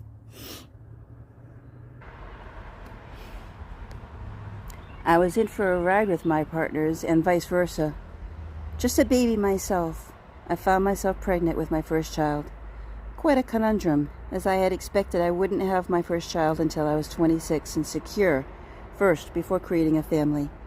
I felt as though I was responsible enough to have the life I expected, so I was quite embarrassed that I did get impregnated so young. It was nearly 5 a.m, and I was sitting in the window wondering where my partner was, as I was very pregnant with his child, but he had not come home. This was the first of many disappointments I'd go through with this man, which would ultimately end in divorce. I felt like a failure, as I had never married to get divorced. I believed in loyalty and commitment, but not everyone does. This was Olive's first lesson in not everyone will think like you, and not everyone is nice. Breathe, Alice. Breathe, Olive. It'll be all right. As her relationships would continue to self-destruct thereafter because Olive was fighting the battles, as she outlines in her words here. For years I kept these thoughts alive in my head, begging, concentrating, preventing what was out of my control. I'd scream at myself, if I could just remove these behaviors from my life. You're just a fucking crazy bitch. Shut the fuck up. You stupid, stupid, stupid idiot. What the fuck is wrong with you? Stop looking at other people. Watch the lessons from the professionals. It's not monkey see, monkey do. You need to keep your comments to you in your head. If you're going to say them out loud, then you have to expect comments. Do you have any thoughts in there at all? Are you just nuts? You should fill in the blanks. I want to know, are you a part of the problem or part of the solution? Anyone in their right mind, you included, would react to these negative behaviors. I just want to know, what exactly are you doing to help you? I completely and totally appreciate that all you think you are doing is helping me, but please ask yourself, is this really helping me or hurting my potential healing, growth, and health? I was conditioned, brainwashed actually, as a child to believe I am insignificant, to believe I am stupid, an idiot, or even a retard. I struggle with this emotional abuse still today. I struggled for so many years to prove I am none of these things. I even took 20 years of persistent commitment and dedication to earn a degree. Now I'm being brainwashed again. Why? Am I really stupid and an idiot or retarded? Why do you feel the necessity to say these things to me? Today when I hear you tell me this, or you yell at me how incredulously stupid you feel I am, with so much venom, intensity, and aggression, what I hear today is, Olive, I completely accept the fact that you are not all-knowing, and I fully support your efforts to grow as a human. No other message is accepted any longer. I do deserve better. I'm going to repeat that affirmation for you, my listeners. Aleph, I completely accept the fact that you are not all-knowing, and I fully support your efforts to grow as a human being. I'll continue here. I'd like to be respected even more than your friends are respected. I mean, I'm the one you love, right? We're the ones in a relationship, right? Why is it so hard to be consistently kind to me? These are some examples of my not feeling respected. None of this is judging of the past, living in the past, or being stuck. These are examples of behaviors and patterns I've observed. Yelling, screaming, blurting out insane disrespectful comments, calling me names, critical, dismissive, mocking, always blaming, accusing, humiliating me, ignoring, rejecting me. Bad, disrespectful behaviors or actions. It is perfectly fine to do whatever you want. I will not stop you. I may challenge you with thought-provoking questions like, why would you want to park there in the fire lane, or run a light, or whatever other ridiculous act. I still want to argue with you about your desire to be that person. What I do not understand is, why do I have to be that person? Why can't I just do the right thing as I want to do? Do you realize just how this feels to me, being forced, intimidated to do the wrong thing? We either get serious about all of our wants and needs or not. What's the choice? This is what you're asking. I express no negative emotions. I have deep respect for you, your peace, sanity, values, feelings, etc. I listen to you. I take your goals, ambitions, desires, and dreams seriously. I respect and value your opinion. I take care of myself. I respect your boundaries. I value you as a person. I am an integral part of this relationship. My response, what you are doing to me is hurting me. I fully expect no negative emotions. Why? Why would you begrudge me the release of my feelings, emotions? Why can't I just feel it and then allow it to pass, especially if I'm not stuck there? If I'm truly stuck in a negative pattern, yes, I fully expect to be helped and supported out of the situation, but I do also expect this help to be conducted in a compassionate manner. Do you truly feel your treatment or handling of me has been done with utter respect? Have you heard anything about what my desires are? Do you know that nothing drives me more like positivity, compassion, and respect? I listen to you. Why, when I know you're not listening to me? On a serious note, though, why do I have to listen to you? When did I give up my rights, ability, or even my choice to listen to myself first? When did I ever say I would grant full permission, authority to you?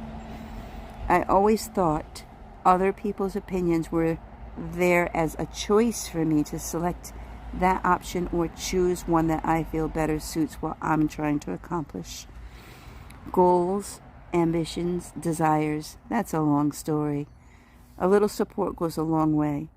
Instead of telling me all the ways my ideas are ridiculous to you, why not try to positively explore the possibilities and dream a little bit?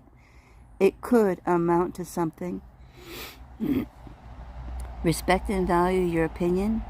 Pay attention to just how quickly a conversation becomes a debate of whose opinion is right or wrong. I think all opinions should be considered, valued, respected, and never, ever be forced upon someone else as though they should accept your opinion as the only opinion. I do know, too, not even remotely suggest that I'm asking for your opinion unless I'm 100% fully willing to accept whatever you say. Taking care of self is so important, isn't it? I love who I'm striving to become in the face of all resistance. This is important to me. I eat to nourish and revitalize my body. I exercise routinely without fail. I'm supportive and compassionate to myself and others. I now insist that my mental health be taken just as seriously as my physical health. I do not wish to take psychotic medications. I do not want the symptoms. I do not like the symptoms. I do want to explore natural treatments. Boundaries. Have I not clearly defined my boundaries? If not, then I will now. All I ask is the same from you in return. Compassion and pay attention do go a long way. If I ask, if I plead, if I tell you to be heard, understood, and treated appropriately, I do not expect to be controlled or told what I should do. Have opinions forced down my throat. I expect to be considered and respected, and I expect you to be present. Value. All the above applies to value as well. I value you immensely.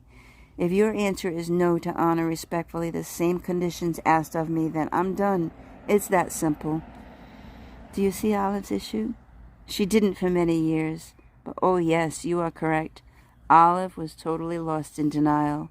And that adapted into crazy, making squirrely mind situations by trying to defend and protect her from pain versus dealing with her issues around her own internal dialogue. As I've said many times, I am my worst enemy.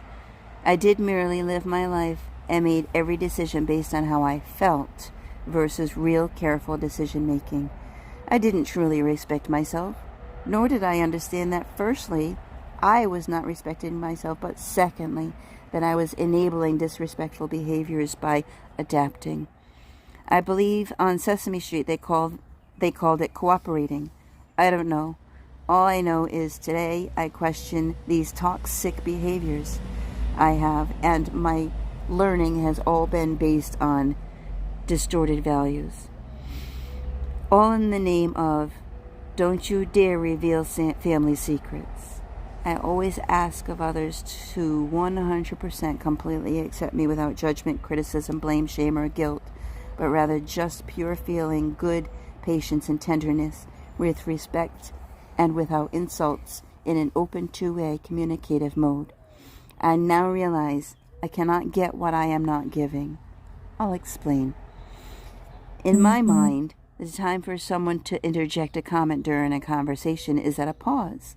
Well, I always felt that I wasn't allowed that basic respect because people hear only their version of what I'm saying and would constantly blurt out their solution or their thoughts on what I'm saying when I was in mid-sentence. When that happened, I would instantaneously react with bitch mode. As now I know they were clearly not listening, so my tone would shift to explain and defend the accusations. That one energy shift is my problem, not theirs. What I have adapted is to no longer explain nor defend to deaf ears. Today I merely say, "Oh, you're incapable of comprehending me at this moment," and then I stop talking, as further explanation or defensive actions only stirs up emotions that are toxic to my body as the rage sets in. Chapter 5. Learning Lessons Through Growing Pains. It's easy to live life full of complacency in the conveniences of comfort, totally easy. Life can slip right through your fingers through being complacent, passive, and comfortable. I was taught to do just that all my life. Don't make waves, go with the flow, as I sat in comfort and complacency, because I wanted everyone to feel happy and good. But by the same token, I lost myself as I valued their opinions, values, and beliefs more than I valued my own. Circumstances change sometimes, and with that said, I'll say today, I am more in line with my internal dialogue and less with allowing in the opinions of everyone else as they sit in the guise of safety and comfort, which is where I was dying. This place of safety is also referred to as a place of certainty, as Tony Robbins has mentioned in his teachings. If I look at all my lessons, every single person that teaches tells you complacency, certainty, and comfort is where you do not grow anymore. Humans are meant to grow, not stand still in a plateau. Yet, we've technologically advanced within the last 40 years by like 1,000,000%, and humanity has not evolved. Rather, it has regressed in the amount of brain or thought process used to think or do for ourselves anymore. What do you do today when you have a question? I go right to Google and search for my answer. With less thought processes being expended and more technological influences, as well as influences from other people through their opinions, beliefs, ideas, and suggestions, is it any wonder the brains are becoming less effective and the bodies have taken over? The body is way more complex than the brain knows. As I've cited throughout this book, humans will always encounter obstacles in order to learn and grow. Some of these obstacles resemble bullying, pushing, fighting, and aggressive behaviors that are slung towards you, showing you where you need to grow. The pain is the lesson. That is how you grow. You take that adversity as you either disprove or prove that adversity, whichever choice you're looking for, then you grow. When someone asks you to think past your beliefs, can you? Or do you too immediately and respond with, that'll never happen, as you then list every reason why it cannot possibly ever happen? If you don't limit your beliefs, you expand your eyes and you grow. If you sit there in complacency and believe you already know everything, you'll never grow. If you sit there and dismiss each and every single idea thrown at you, you'll never grow. If you sit there and dismiss the fact that you yourself have other ideas and capabilities, you'll never grow. If you live in a dismissive life, as you've merely dismissed all of the messages and lessons around you, you'll never grow. When it all comes down to the end of today, you have two options. Like the movie, The Matrix, you have a red pill and a blue pill. The red pill is extracting your potential to grow, and the blue pill is your pill to sit in certainty, comfort, and complacency. We all have choices. Think about this. Every time you sabotaged, failed, quit, succeeded, pushed on, or committed, why did you sabotage, fail, quit, succeed, push on, or commit? All of this is because you did or didn't believe in it being whatever you were striving to do. I'll call this a goal, for lack of a better word, at the time. Not because you did or didn't believe in you. The issue is the ultimate goal was something you either did or didn't want at the time of trying to fulfill that goal. Therefore, as you were driving towards the goal, your internal dialogue told you that you did or didn't want the goal. Therefore, that led you to feel, think, and believe you were either capable or incapable. Think about that for a second and see if this is valid for you. It seemed to me as though everybody but myself and my stubbornness could get it. I'm an all-in kind of girl, aren't I? I don't quit, not till that very last breath. That last breath is the last breath of love. Pure drive, love for me. Isn't that something? If I'm in a relationship, I'm all in that relationship.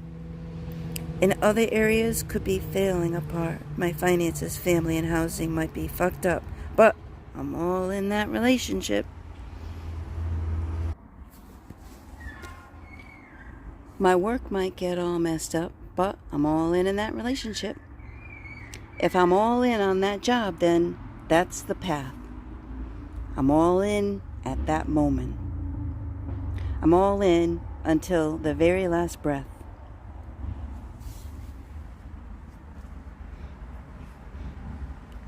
That is right there. That's it right there. This is Olive's struggle. She loses commitment, focus, and consistency when she reaches her last breath of love in any area she's focused on. Her mission going forward would be learning how to balance her commitment in more than one direction. Whether it be finances, housing, employment, or a family and relationship, she needed to realize that everything doesn't need to be all in, as it can be all in the moments you're in, but it doesn't have to be all in all the time. I missed messages often throughout my life experiences. People would tell me, yeah, I needed to understand that. I needed to figure that part out. When I lose myself in the process is what I'm referring to when I say that part. I've been led to believe that I have a fantasy mindset. This I believe now, as I was not taught nor shown how to live the way I thought I should be able to live. I will now go full circle back to the beginning of my healing journey when I would say, how do you know what you don't know? When I was unhealthy, I was merely unhealthy because I kept ruminating about all these thoughts about everything I thought everybody was doing to me. And I was holding on to those thoughts and explaining why I felt bad, as I felt I needed people to know why I felt bad. I don't know why I needed that, as nobody needs to know why I felt bad. I just felt bad, and that was my problem. I've dealt with this need to have people understand my why, as I no longer accept those behaviors in my life. My old lifestyle of toxic behaviors is no longer allowed in my heart. I now understand how to differentiate between these behaviors on most occasions. I am very kind to myself today, and I love myself about that. Some concepts I just do not understand about human relationships. The fact that we have to protect each other's feelings, no, seriously. We have to think for everyone but ourselves. When we do think for ourselves and we think ideas that are not traditionally thought about, they're considered outside of the box ideas, or maybe conventional thinking, not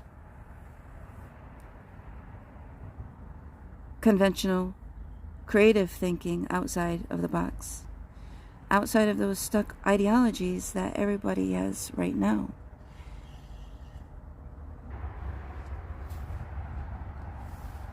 Everyone has values, opinions, beliefs, and it is everyone's right to be able to have and express their self in a non-toxic manner.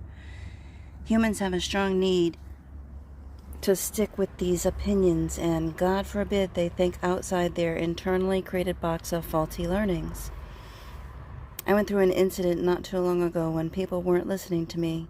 So I got really creative, but in the process of getting really creative, I got some really fucking creative ideas, but I got really creative and I did this skit to just a few people, maybe 5 or 6, and the people that were really complacent, I'll say my conversations proved to me that the people are complacent with their beliefs, as I showed some different concepts, and the first thing I asked is, please, can you think outside this box that you're in? Can you think bigger? Not one of them could. No. I take it back. One did. I won't say who it was. I won't even say if it was a he or a she. But I'll admit one person got it out of the 6. Only one person was able to think outside of their box of preconceived thoughts. The result I observed was much higher than I thought I was going to get. I didn't think I'd get any. We're in a stuck society of opinions and beliefs all run on emotions. 90% of us make decisions based on emotions, and those emotions are based on your opinions and your beliefs. Why is it that when I'm always feeling good about myself, somebody around me feels bad about themselves? Think about that. To win, somebody around me feels bad about me feeling good about myself. Just kind of doesn't feel good to have that in my own inner circle. It doesn't seem very friendly at all, because from my perspective, when you feel really good about yourself, I feel so good for you. So I don't understand the hypocrisy. Is that the word? The hypocrisy? When you get to feel bad about me feeling good, but I have to feel good, even though I will anyway. It's just my instinct. But I have to feel good about you feeling good at it. It doesn't make any sense to me. How many people have I lost just because I've been exercising every single day for the last 2 years on video and showing it broadcast live for free? How many people have turned their backs and said to me, "Don't you dare tell me what to do. Don't you dare tell me how to live. Don't you dare tell me." How many people have looked at me and said, "I already know that I don't need to hear your shit. You don't even tell me anything. I don't even know." How many people do you really think I care? Have I stopped? Have I stopped? All you needed to do is turn your back. And you have, which is fine. I haven't turned my back.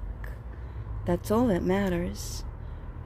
I'm all in on me right now, but I'm going to get explosive because I'm going to be all in on my finances and my employment and me and my family, and my life is going to be infinitely explosive growth. And that's how I choose it all, in the name of love, as I heal one heart at a time. I hope I got yours. We start to heal when we are able to learn about ourselves. And we cannot do that unless we are most revealed and living inside our truest, authentic self. When we are in a relationship especially, if you're allowed to be imperfectly vulnerable and honest within this relationship, that relationship will grow. Relationships should be accepting of mistakes made by either individual in the relationship. Using tactics such as blame, shame, or guilt towards one another isn't acceptable as an argument in relationships. You seek in each other what you must heal within yourself.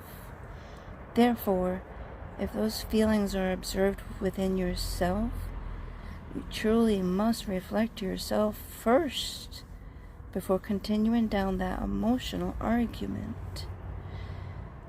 We all have faulty narratives that we tell ourselves about ourselves and about our relationships. These narratives, while you rarely ever realize it's taking place, are harmful in all situations. As you walk past the mirror, what do you think? Other people's perspectives have a way of permeating in a relationship and may cause resentment, fear, sadness, or worse, dissolution of the relationship. This is a relationship between yourself and your partner, and other people's perspectives have no business in your perspectives unless requested. What feels good for you and is right for you isn't what is right for someone else. Other people's perspectives should only be considered when requested, unless you're in a situation where you're in imminent danger. The relationship is between the two of you. I find that funny how everyone really, really, really, truly does want to help others. I do it all the time. I will listen, and I'm going to always listen with a supportive, helpful ear. I guarantee I know that most everyone does this, although we do this listening along with our filter, which was created by our experiences. Sometimes we make a mistake and pass on assumptions. Sometimes we make a mistake and pass on accusations, which are not truth. And when we make that mistake with our filter, that's when we hurt other people.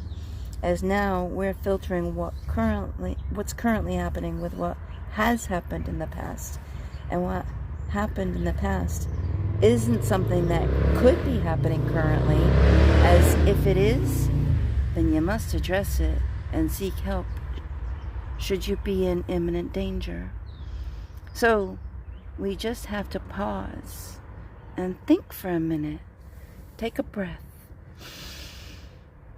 Ask yourself, is what I'm feeling actually happening right now? Before we react. Because if it is, oh, yes, absolutely, you must say something. But if it isn't, if it's just a figment of what could have happened or did happen in the past and might happen now, but it isn't real, so we just need to be quiet about it. Another part of what's going on here, I also realized, when we ask for people's opinions on things, they usually reply, oh, it's your choice. Here's a possible solution why this might happen now. Because everyone has been so conditioned to be all upset about the intrusive, unsolicited opinions that when we're consciously asked and aware, oh my God, there's an opinion, our thoughts go towards, no, as we were scolded when we gave our opinion. That is why we don't give it when it is asked. All of this makes perfect sense now. I'm not sure, I'll never understand why humans do believe, they honestly do all believe we can control any of this. All of us. We think we can control things that are out of our control.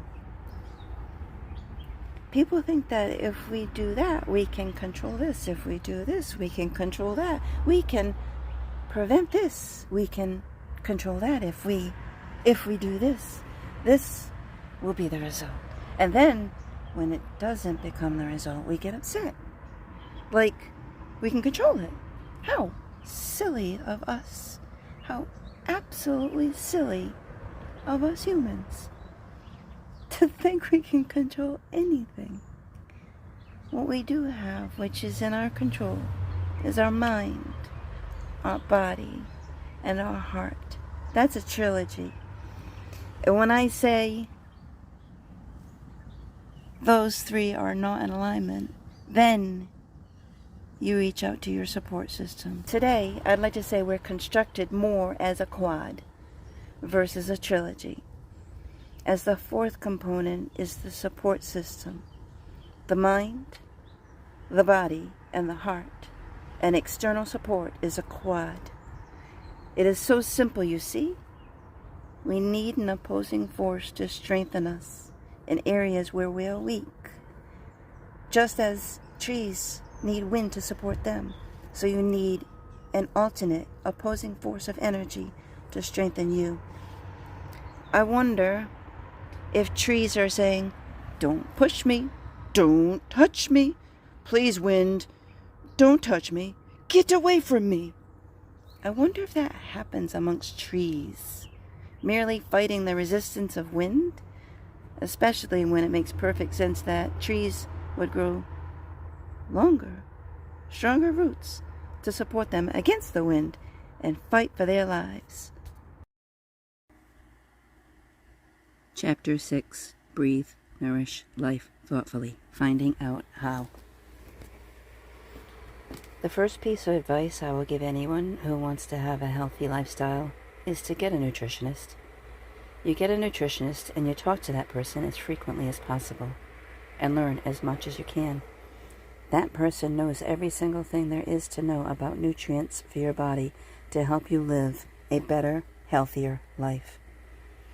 You can go out on the internet and research it everywhere you want, where you can get a nutritionist and they can consolidate this for you, and they can compress your education to a much smaller window without all the stress necessary for research. So what I would like to say is get yourself a nutritionist and go on your merry way.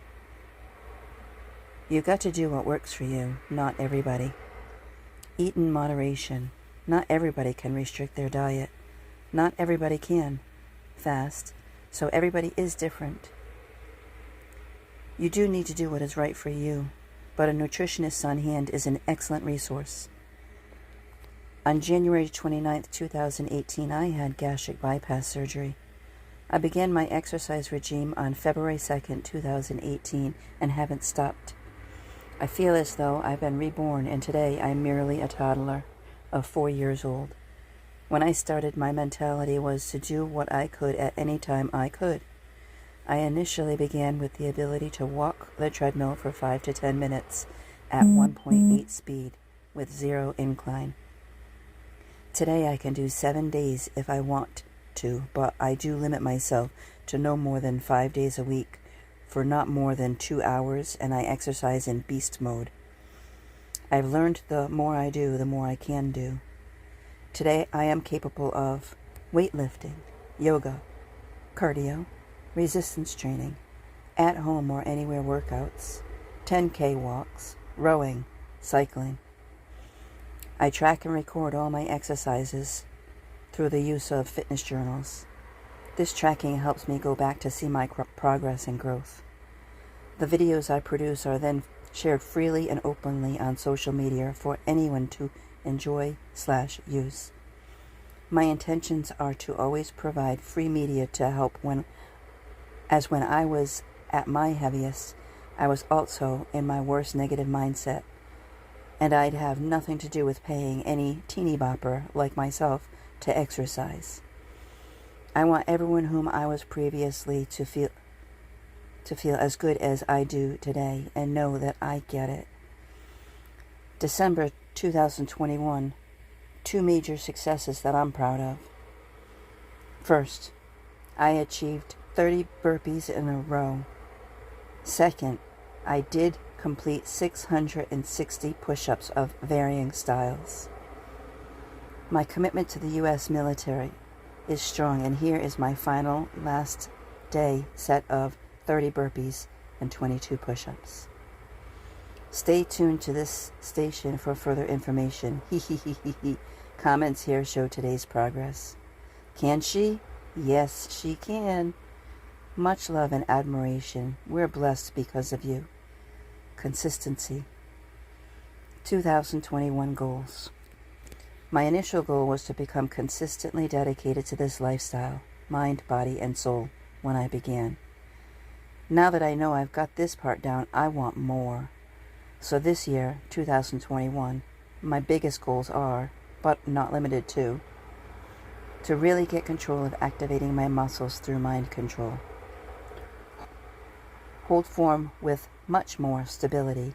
Keep progressing here. Master balance on a ship boat. Rip some areas, underarms, abdominal area, especially lower, glutes and everything lower half. Further improving on learning me and loving me so much so that no one will ever steal my glow/shine again. This is the hardest part, but the most important, so I'll keep this one goal eternally. Do you think I will try? Maybe. Anything that isn't helping me achieve my goals is a distraction, and all distractions will be removed. Bless me, 2021. I am alive. If working on just your mindset, you're unable to understand or find success because you need to understand your thinking. Why do you think the way you do? Your experiences are the result of your limiting beliefs. Once you expose those experiences that make you fearful and get past that fear and understand there is really logically no fear around it, Then you can expand your limitations that you have been settling for your entire life. Okay, here's a great one for everyone. I know there's one person who told me emphatically that you cannot make yourself happy by choice. I say, really? So this thing I actually do isn't me doing it. Granted, we all know our truth, and no, I didn't let this anger me, but it does resonate with the ignorance we have in our society by closing off our minds to possibilities. This situation shows how limited the mindset is of people who just won't even try to understand, who would rather ridicule and criticize as their go-to. Anyone who resorts to any immediate response of discard, they are limited, not you. If you present an idea and someone else isn't in a position to comprehend it or understand you, don't take that limiting beliefs into your heart, as you have a broader perspective, so why will limiting yourself help anything? Don't we all know these people? You know, the ones who insist you just don't know what you know merely because they can't comprehend it. Please, just do you and shine your own shine. It's brighter anyway, no? Yes, we can make ourselves happy by choice. It's called intentionality. If you've never been intentionally committed to something, you'll just be stuck. If I didn't learn consistency, I would continue to be stuck in my old infantile mindset, as all of my lessons were learned and adapted by myself as an infant. My automatic responses to triggers, old pains, were created to be spontaneous responses, very young. As an adult, going through those situations could have been addressed or handled in a different way. But since this condition happened for me when I was so young, I was unable to logically create coping techniques that would have been less harmful to me. By adapting and embracing consistency, I've said, I'm good enough and I deserve this life too. We all deserve to be seen, touched, heard, and experienced without having to rely on the approval of peers. I rather live my authentic life unapologetically, loving and accepting me first. According to Dr. Trivedi, as I was learning how to find my authentic self, I learned that there are 3 myths in life that keep the masses depressed, frustrated, and angry. These myths are that you're supposed to have health without disease, you're supposed to have wealth without work, and you're supposed to be happy without sadness in relationships. I believe that true opposites exist for a reason, and now I believe living gratefully in the median is a much healthier mindset for me, as it's much more manageable when I'm not sitting in devastating high and low emotions. Consistently adapting changes using baby steps is exactly how I change. I've researched and listened to enough individuals who speak of self-growth, joy, and acceptance. Every one of these individuals state clearly and commonly that if one's desire is to change and grow, then the best, most manageable way is to make small incremental changes, or baby steps, as I say. In fact, whenever I try making changes and the step is any greater than 10%, I typically get overwhelmed and either quit or get stressed out that I become ill. Incremental changes, I've learned, shouldn't be bigger than 10% of the entirety of the change. So grateful for the positive results of growth I am receiving as a result of intentionality with my thoughts. I received this poinsettia yesterday from a very dear friend who has, through the law of attraction, been brought into my life. I'm in awe of how many beautiful, kind people I'm meeting today, and I cannot wait to see more that is in store for me. I'm grateful, humbled, and super blessed indeed. We all deserve to live this life truly, authentically, being yourself. One may not correlate their physical pain with their emotional stability, but the two do go hand in hand. I can tell you, as I lived 30 years in morbid obesity because of my emotional mind, my emotional life caused me quite a bit of physical stress. Number 1, I had back issues. I have medical evidence of disc degeneration, oozing in my discs fusing together and one another, and I was in nearly a constant state of inflamed sciatica. Today, I have relatively no back pain at all, especially if I don't overdo my exercises. I will not claim I've healed this actual injuries that resulted in disc degeneration, oozing, or fusing, but what I will say is that by strengthening my muscles surrounding my back, I have alleviated a lot of the pain. I do believe that I have healed my issues where previously I could not get up or down without pain in my knees, as the pain radiated just above the kneecap and below the kneecap. My knees were weakening by the day with all of the weight I carried around. Carrying a minimum of 50 extra pounds at any time for nearly 30 years is very tough on the body. Since I started my routine of exercising on a consistent basis, my knees are much better. Knowing I healed my back and knees, I am currently working on my weak, sore wrists. Wish me luck. I've eluded surgery thus far. I have done this healing through not only exercise, but also heat, cold, and breathing. When I say breathing, I mean as I'm stretching, exercising, or in distress, I breathe through it slowly until I can move forward. For instance, how about you try this example? As you're stretching, when you bend down to a certain point, you'll begin to feel a slight pinch. So at that point, do this. Stop, taking in a nice, slow, deep breath. Count. 1, 2, 3, 4. Then hold that breath. 1, 2, 3, 4, 5, 6. Then slowly release your breath. 1, 2, 3, 4, 5, 6, 7, 8. You'll notice if you do this for several breaths, you'll be able to stretch further until you feel that all too familiar pinch. Here's something that I yet needed to learn. It's truly made me more peaceful knowing it finally. Fact, if I get upset or emotional with anyone based on what they are doing, yet they do not have any negative intentions and are not trying to either strong-arm me or take advantage of me, yet I'm upset by what they are doing, the only thing I had to learn was it was my thoughts, emotions, and reactions to what was happening that needed to be fixed, not what they were doing.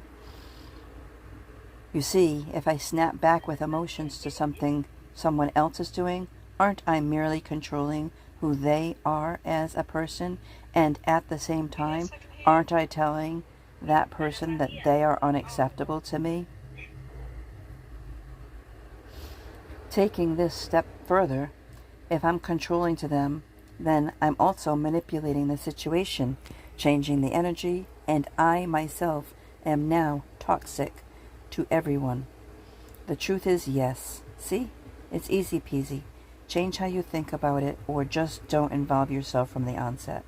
By slinging your emotions back, it isn't helpful, it's hurtful.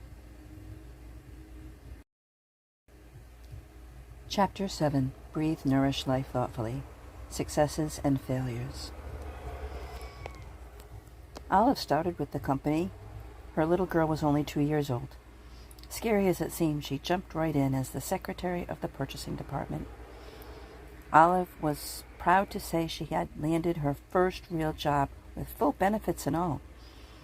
I felt excited to start my career, yet apprehensive because this was a big step to prove my abilities, as I had been learning business since I began high school. Feeling confident that I could do the job, it was time to perform. I'd show up for work, ready to go, and with a smile on my face most days. People would often comment, "Why are you always smiling?" I reply each time with, "Because even if I'm sad, I don't agree with pushing my sadness off onto others," as I'd smile walking away. My rose-colored glasses and can-do attitude of consistently performing my best work did earn me many, many new tasks, responsibilities, and promotions throughout my years of employment. I began as the department secretary, and when I left, I had advanced to the level of buyer. Negotiations were my favorite when I worked for the company. I would do tons of research, collaborating, analyzing, and extracting data in an attempt to always maintain the lowest prices with a mentality that both sides should make out with a mutual benefits, and that is when I established a win-win-win mentality that everyone involved should win. Loving my job so intensely, I'd simply walk into each day with fresh glasses and wonder what was in store for the day, as each day felt like a different day. I would tell people the reason I loved this job so much was that I had so much variation throughout my day. In one moment, I'd be inputting data. Another, I'd be on the phone, either placing an order or negotiating. And yet, another moment, I'd be walking through the plant, inspecting inventory and conversing with the warehouse team players. The variability of my day was pleasing, as it broke up the monotonous, boring activities and kept my brain in full active mode. The environment at this company was one of a teamwork atmosphere, which went straight up to the top. I did love that about this company. It felt like family. As a team player, it was no problem to ask me to do anything, even coming to work on a Saturday on salary to organize the storage closet. If one member of the team was out of the office or unable to get a project done without assistance, I would jump into action, as we were all cross-trained. Don't get me wrong, I did plenty of playing around during those years at the company too. Most people do not go full out without periods of personal things on occasion. I recall days when I'd toss a few paper clips over the cubicle and wake up my teammate. It was almost always a circus or an inspiring meeting when I was around. My cubicle had a poster outside the opening, and it listed 10 characteristics for success. I liked that I had that mindset the time I was with this company. I respect and appreciate that I was so entirely happy during those years of career growth. Even with Olive's cheery disposition, there seemed to always be that one individual who everyone knew would simply fuck off all day long, shrug off their responsibilities, and make the day a hell for others around them. This company was no exception, and I'm certain you too have individuals in your work environment that do as such. In 14 years of employment, Olive would proclaim, I received the company's top awards, half of my service there. What she meant was she had received several awards for her commitment, dedication, and productivity while working at the company, receiving one award a year for 6 of the 14 years employed. I would go on to our award banquet and just chatting along with everyone when all of a sudden I'd hear my name called to the podium as I was selected to receive an award. I could feel that rush of embarrassment fill my body and my cheeks reddening by the second as I walked to the front of the room to receive my first achievement award. I do recall thinking, wow, how did I deserve this, as I merely did what was expected to perform my job. Nonetheless, they called me, so I had to do what I had to do and go get my award. With some anxiety, I was able to pull through, hold on to that smile, and let no one see you sweat. Yikes! This scenario above would take place 6 times, and each incident gave me the same anxious, embarrassing reaction, as I could not understand how I stood out to receive so many awards. My level of confidence would waver over and over throughout my career, as I was a people pleaser who never said no and would always go all in on my goal my heart was into. Do you remember September 11th, 2001? That was my all-out day. That's the day I fell out of love with my career and that company mission and vision.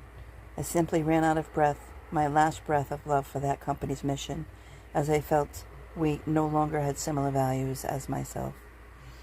As a result, in July of 2002, after struggling for nearly 10 months to feel right about my daily conflict to work for a company I no longer believed in, and knowing this was a trying time for the company as the economy was in recession and looking to downsize again, I approached my manager and asked him to choose me during the next round of layoffs. After some negotiation and my insistence that I was merely stressed because of too much on my plate with school, a family, and a stressful job, they agreed to my request. On a side note, What is workplace abuse? Do you feel like you're the only one who gets things done while you watch others play and talk to their friends all day? How about not being appreciated for a good job done? Did you ever come up with an idea just to have your manager walk away and present the idea as their own? Did you ever work extra hours just to keep up with the workload of the team as one employee was on their phone all day talking with relatives? Did someone sabotage your project after putting weeks of effort into it? Have you ever been treated with angry outbursts or bullying behaviors? If it feels abusive, it more than likely is abusive behavior, and if you feel intimidated enough, I suggest either seeking assistance from human resources or departing from your company. Education did not come easy for me, but the outside world thought education was a breeze for me. I remember struggling to learn and finding it difficult to take certain styles of testing. For instance, if I needed to use my memory to recall, I would struggle immensely, as recall is difficult for me. Fill-in-the-blank tests were horrific if I didn't have a prompted list of words to select from. I also required a lot of repetition just to remember what was being taught. I learned at the very early age that if I were to get good grades, which were expected of me, I'd have to put in the effort. I was that student who would spend her study hall and free class time studying until graduating high school. When college life came about, those study habits needed to be changed, as materials were even more challenging to learn. It's no wonder it took me nearly 2 decades to earn my bachelor's degree. What I'll say is, I'm very proud of my tenacious, get-it-done attitude, and that I did finish this degree. I'll add that all of my perseverance paid off with each graduation, as I always achieved the highest results I could. My ability to maintain consistency shows when you understand I graduated high school with top honors within 10% of the top of my class, both National and Rhode Island Honor Society awards, and I was inducted into the Future Business Leaders of America. Junior college, I received similar result with honors upon graduating. I then went on to 2 accredited business colleges, the first where I received my first associate's degree, and the second where I received a second associate's as well as my bachelor's, and I graduated summa cum laude with a 3.94 GPA. I do not list my accolades to boast, as I merely gratefully am appreciative that I have been able to achieve this success in my life, as learning is a struggle for me. Looking back, it's incredible. Put my parents' brains together and they got me, and I earned a bachelor's degree in business. I do think that says something to me, and it's a good thing. I went to school for business because I didn't know what I wanted to do, and as my mom worked business at the cable and lighting company, so I explored that avenue. I really liked it, and I did well, so I now enjoy business. You see how my mom has influenced me? Would you like to know the only reason I got my degree? This has nothing to do with even wanting a degree. I got it from my mom. I earned this degree from Mom because when Mom was born, just like me, she had it really rough with her dad. Somehow, she was seen by the family as a villain, or destructive, I'm not sure, but she definitely was seen as though her children were all supposed to amount to nothing. That is not what happened, is it? I love my mom. I know that woman inside and out, as I studied her for my entire life. I know her better than she knows herself. I wish she could see what I see in her, because she would love her so much. She would love herself more than anything if she saw what I saw. The struggle is real when you have a damaged mind. It took me 20 years to get my bachelor's degree. I graduated high school with honors, both Rhode Island and National Honor Society. It seemed so easy, as though education just came to me natural. The fact is, it did not come to me natural, as it seemed or appeared. I was one of those students that would take advantage of every single opportunity to study. I would study in study break. I would study in class when all our work was done and I could study. I would do whatever it would take. Therefore, by the time I got home, I did not have any homework, and if I did, I would do that first. Consistency during those days was very important to me, and still is today. This consistency mindset I have did get me through my almost 20-year struggle to get my bachelor's degree. after graduating high school in 1985. I started in junior college and graduated to business school at Bryant University, and then I finished my degree at Johnson & Wales University. I received the best instruction at Johnson & Wales University for me, as this school taught me a more practical hands-on approach. Doing actual projects at actual companies in a team environment. I appreciated that my work experiences were then reinforced through education, as they meshed well when I learned the Johnson & Wales way. What I loved about going to college was study groups. That is because when I had participated in study groups, we as a team could take the collective knowledge and bring it all together. I did very well with study groups, as I was also a very repetitive learner, meaning I needed to repeat it over and over and over in order for me to absorb it inside my mind. So what I did was I would create tests with each question worded 5 different ways, and then place these questions throughout my test randomly. Later, I would take each test over and over again until I achieved a particular score on my own test. With that one practice, I didn't have problems with the testing, as my confidence was secure. The teamwork received from study groups actually did improve my confidence, and I know it did help others as well. The best lesson I learned through my entire education is that 1. I understand business now, but also 2. I need to be patient with myself and understand my own learning style, and not to stress out about how other people told me to learn. Do it their way? Well, yes, that did work for them, but I understand myself now. So my struggle was real, because as a people pleaser throughout my entire life, I did look to other people for solutions for my own problems, when my own problems are to be solved internally all by myself. You don't need to seek outside guidance unless you need to seek outside guidance. If you really don't know you, seek your information. But if you know yourself internally, you know how to learn. You know how to do things. You know what makes it really easy for you. You do not need outside perspectives, although you can consider all of that. You do not need to have to take and absorb those perspectives and do things their way, especially if it makes your life more difficult.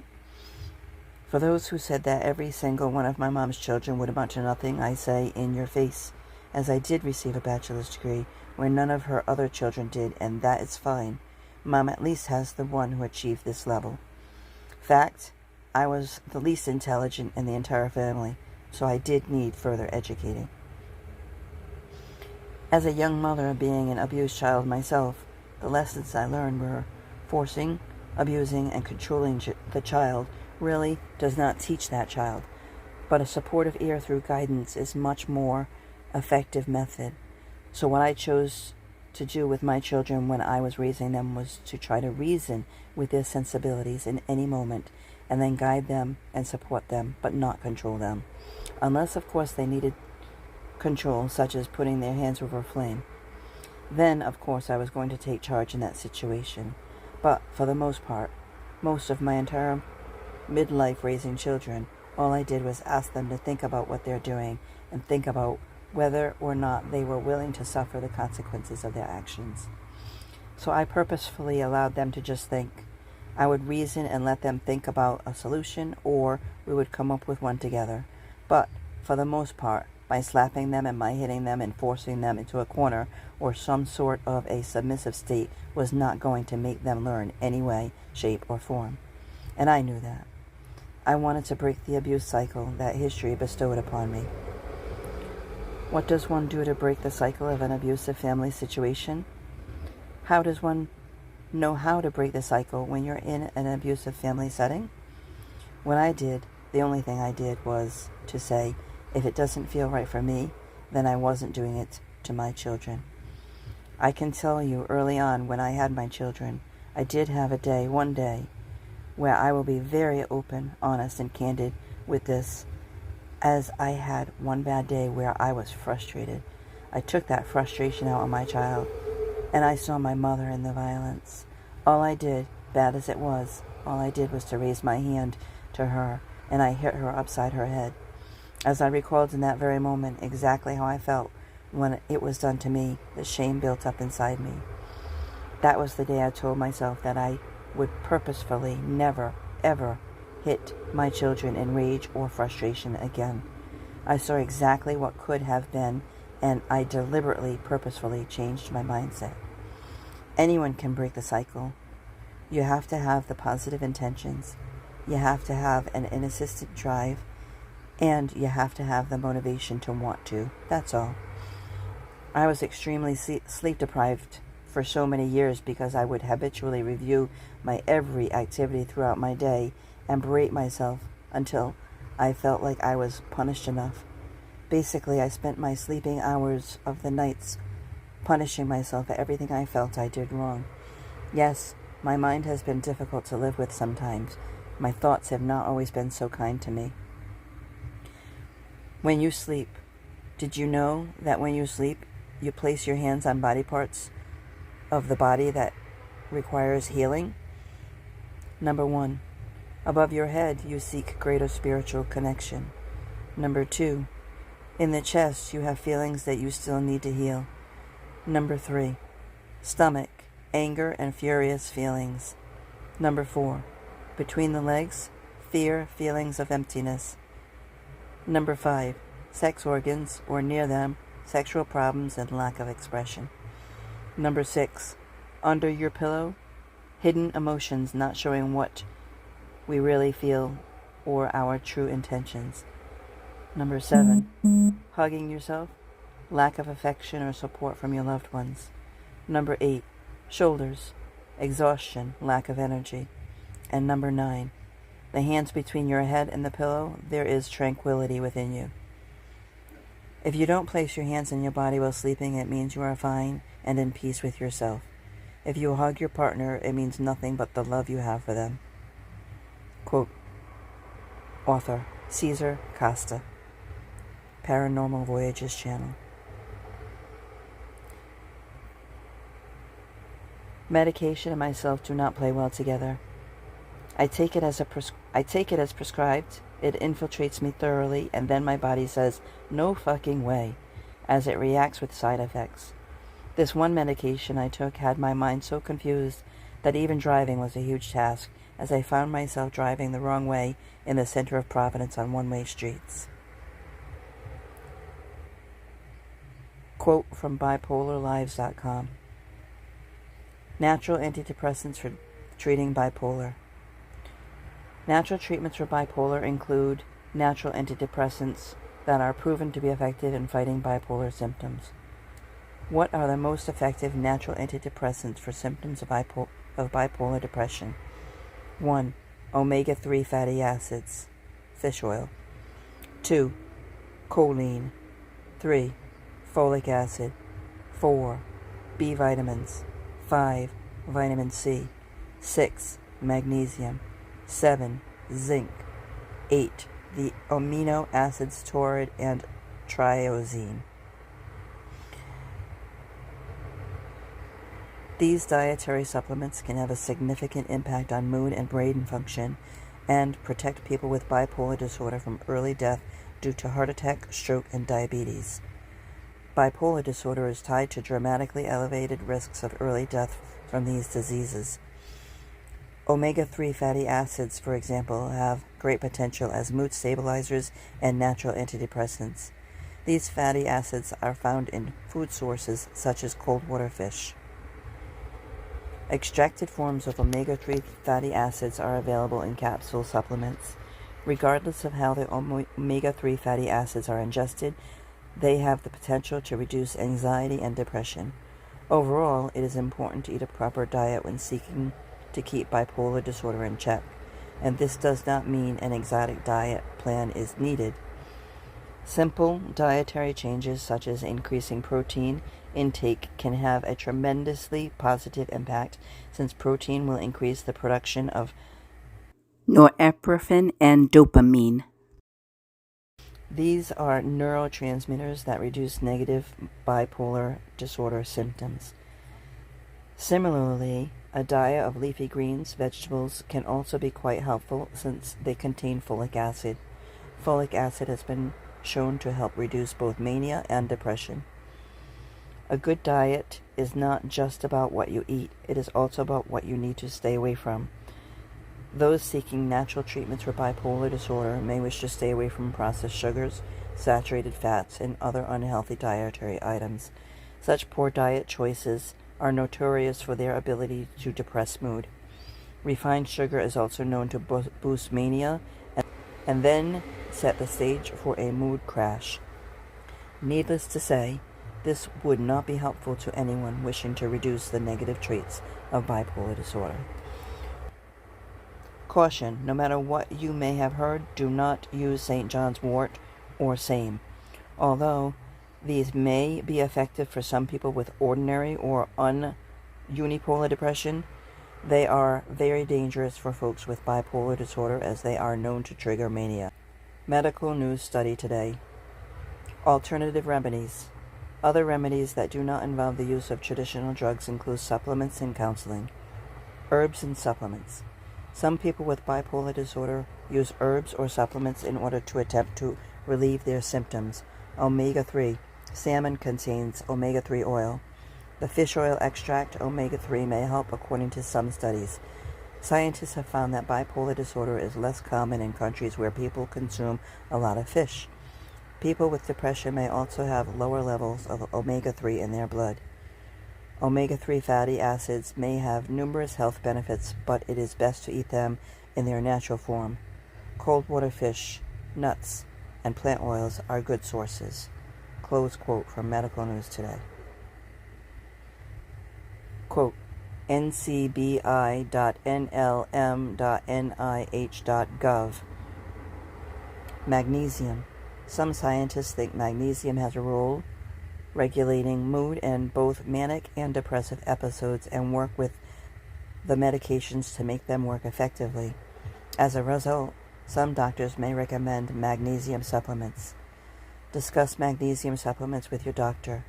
Taking a multivitamin will include the daily recommended dose of magnesium. Close quote. ncibnlm.nih.gov. Vitamins. Some people suggest that vitamins may help, specifically vitamin C and folic acid. Researchers have found weak evidence that vitamin C may help, but none to support the use of folic acid specifically for bipolar disorder. There is evidence that folic acid supports cognitive health, but it is not clear whether this or other vitamins can help with bipolar disorder. Overall, it is not clear that dietary supplements can help with people with bipolar disorder. Some studies are needed to confirm the benefits of any supplement. Close quote. Medical News Today. Quote, psychiatrictimes.com. Nutrients in the diet. However, a diet that provides a variety of nutrients through fresh foods can help protect a person from a range of health problems. Green leafy vegetables are high in folic acid, and citrus fruits are a great source of vitamin C. Anyone with bipolar disorder who decides to use complementary medicine should continue with their prescribed medication therapy sessions, and they should consult their physician before using supplements or an alternate therapy. Choose natural products with care. People sometimes use St. John's wort to treat depressive symptoms, but they may increase the risk of mania and interfere with antidepressants. Close quote. ncbi.nlm.nih.gov. medicalnewstoday.com. People with bipolar disorder should not use St. John's wort. Always speak with your doctor before trying any natural or alternative therapy. Some can interact with other drugs, and they may have adverse effects. The FDA does not officially regulate supplements and herbal products, so people may not know exactly what they are buying. Very few counselors ever worked with me, as talking to people on their level is truly intoxicating to a person who has always been shut up. I started seeking help for depression as a young lady. You see, when I gave birth to my first child, I experienced postpartum depression, and that feeling I had just kind of carried along with me. As I was going to school, I was stressed. Working, stressed. Raising children, stressed. Being a partner, stressed. Everything seemed to stress me out. Now, when I say stressed, that means my thoughts and emotions were going haywire. I finally broke down in 2012, after years of going to counseling. I was sitting at my desk at work one day when I fell asleep at work. Do you know no one noticed I was sleeping at my desk? I also realized I'd cry on my way home from work most evenings. I went home and pondered these observations all evening. The next morning I woke up in hysterics and was uncontrollably crying because that was not my character, nor did falling asleep at work mesh with my values. I will tell you, in that year, these incidents happened routinely. So this day I called my human resources department in a blubbering, incoherent tears, trying to explain to her that I could not come to work as I needed a mental health day. This blessed lady, I'll tell you, her name is Kathy. She walked me through the process to get put on short-term disability. Kathy could hear by my voice that I had broken. That was the day that I went to my then counselor and we started the process of getting myself fixed. First, I had to get stable. 5 months into the process of trying to get me stable, I was placed into the United States Social Security disability system. For every month I would receive an income as long as I was trying to heal and take care of myself. That is what I did, try to heal and take care of myself. Against all odds, in every curve I did my best. So I thought, you see, I was living with people that had what I considered to be narcissistic behaviors. When I say that, I think what narcissistic behaviors are behaviors whereby one person deliberately, willfully intends to hurt another person merely because they themselves are hurting. The thing is, I thought, as I have a fantasy mindset with rose-colored glasses, I thought I was seriously in love and that I was merely cooperating with my partner.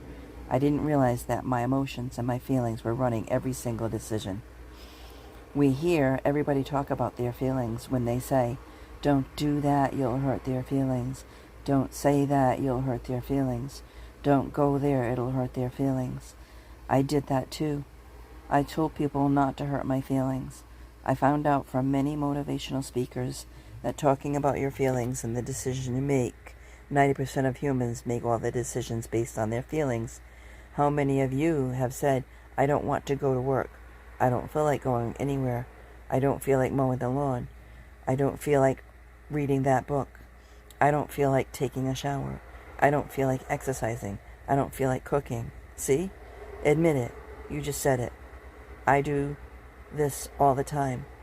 Now, with that said, know that 90% of us make our decisions based on our feelings. This is what Olive had to learn throughout her healing process. When I was first able to begin talking, I didn't want to stop. Yet, I learned the hard way, stop talking, Olive.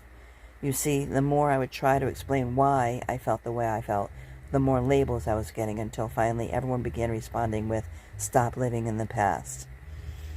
That still infuriates me to this day. That statement, as I felt as though everything I was doing was present moment functions. Yet, I kept hearing these words, and as a simple-minded person, I was very confused, stubborn, and resistant to anyone now trying to help me, as they weren't listening. Or were they? Who actually wasn't listening? Then, take this one step further. What else is listening? Let me explain. The human body is a very complicated system, tied together nicely, and the major factors are our brain, nervous system, our heart, spirit, and our body, bones, and muscles. If we do not keep all of these in some sort of harmony, balance, or alignment, we go funky. That's what happens. And we humans have labels for everything, so I guess my condition was termed bipolar disorder, borderline personality disorder, and codependence. Yikes, what a ball of yarn that is. Nothing but emotions and inconsistent behaviors. Open quote. www.healthyplace.com. Natural bipolar treatments. Treatment of bipolar without medication. Bipolar disorder is a serious mental illness characterized by episodes of extremely elevated and depressed emotion.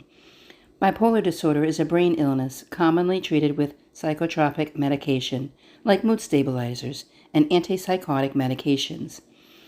You can manage bipolar disorder without medication. Close quote. www.healthyplace.com. Many people with bipolar disorder will always require medication management of their illness. However, there are natural bipolar treatments that make use of techniques outside of pharmacological drugs. These natural bipolar treatments can be used with or without bipolar medication, but no changes should be made to any treatment plan without first consulting a doctor. Close quote. www.healthyplace.com. How to treat bipolar without medication therapy. For many, therapy is important in the treatment of bipolar disorder. Bipolar therapy may be short-term or ongoing, but either way, it allows for the treatment of bipolar disorder without medication. Key to any therapy is finding a qualified therapist experienced in the desired type of therapy. Cognitive behavioral therapy, CBT, is a popular short-term option. CBT teaches skills to deal with it and challenge everyday thoughts and assumptions. CBT attempts to change the thought patterns as a treatment of bipolar without medication. Interpersonal psychotherapy is also a medication-free psychotherapy. Psychotherapy may be time-consuming, but can be very helpful for those with long-standing personal issues that are contributing to the unstable mental health. Psychotherapy delves deeply into personal issues and is usually done individually with a qualified psychotherapist. Light is a natural mood stabilizer/antidepressant. Many people have heard of seasonal affective disorder, SAD. SAD produces mood swings based on the amount of available sunlight, typically depression in the winter when light is low. SAD is often treated with artificial sunlight, light therapy. Research now suggests light therapy is also useful in bipolar disorder depression, even without a seasonal component. This natural bipolar treatment uses a dawn simulator and a light box to manipulate the amount of light received by the patient. Use of a light box requires a strict schedule, so light is always administered at the right time and in the right amount. Light therapy is a low-risk treatment of bipolar disorder without medication, but it is not no risk. Light therapy can induce mixed or manic episodes. Always consult a doctor before starting light therapy. Close quote. www.healthyplace.com. Exercise and daily routines.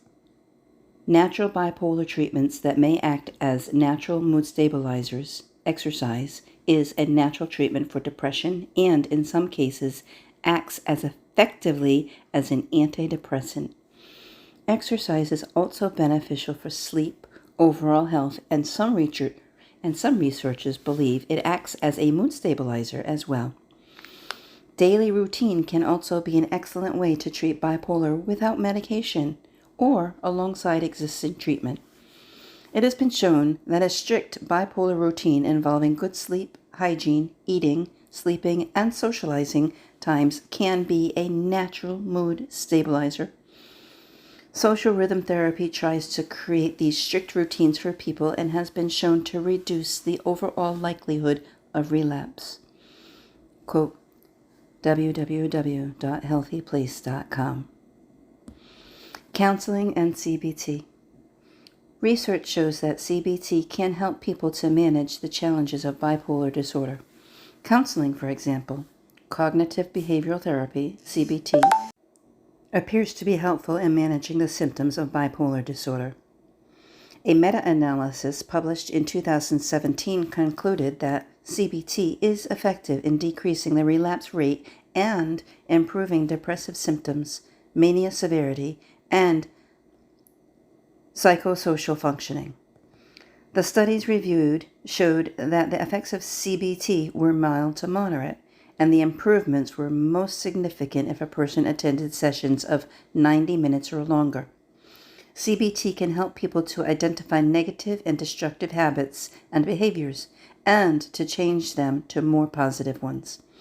Quote, journals.plos.org. Clinical support and treatment. A psychiatrist who specializes in bipolar disorder will normally guide a person's treatment. Sometimes there may be a wider team of professionals, including a social worker and a counselor. Takeaway. Bipolar disorder requires lifelong treatment, even when patients with the disorder are feeling better. However, some lifestyle considerations can help to make the condition more manageable. What you have just read through is a condensed form of Olive's research on the condition she was labeled with by the medical community. Keep reading. There is a serious term called pressured speech, and this condition truly confuses every word inside one's mind. Below, you'll see information I found on a condition consistent with patients labeled with bipolar disorder.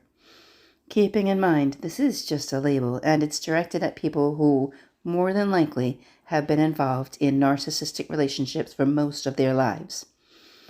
People in narcissistic relationships do not realize when they are in them that they are indeed being shut up and controlled. With that said, and the knowledge that a human's body reacts in these situations by causing symptoms, I believe that narcissistic relationships cause bipolar disorder, whereby symptoms of confusion are in play, as the person afflicted isn't allowed to be themselves in that relationship. I merely felt confused most of the time as I would talk, and I know I always felt as though I was not speaking the same language as everyone around me. My head had this weird feeling inside. If you could imagine a squirrel running around the yard going left, right, up, down, jump, left, dash, run, inside my head. That's what was going on. That craziness is called pressured speech, meaning I was just confused by everything around me. I was disoriented, and that disoriented state, I didn't make sense to myself, never mind anyone around me. This is pressured speech. And these are the effects of having behaviors as a result of one feeling controlled and emotions slung at them instead of being able to react in their own natural way as though your body would like to respond. Symptoms of pressured speech are defined below. What is pressured speech? Pressured speech is a symptom of several mental health conditions. Bipolar disorder is one of the more common disorders that includes pressured speech among its symptoms. Pressured speech occurs when an individual speaks at a rapid and sometimes frantic speed. The pace makes it difficult for people listening to make sense of what is being said. Pressured speech can be jumbled and difficult to understand, as the person speaking may not stop at appropriate points. Symptoms. Pressured speech is when someone's speech is rapid and disorganized. Pressured speech is not a disease nor disorder by itself. Rather, it is a symptom of an underlying disorder. There are many potential causes of pressured speech, including schizophrenia, some forms of anxiety, and bipolar disorder. Quote, www.medicalnewstoday.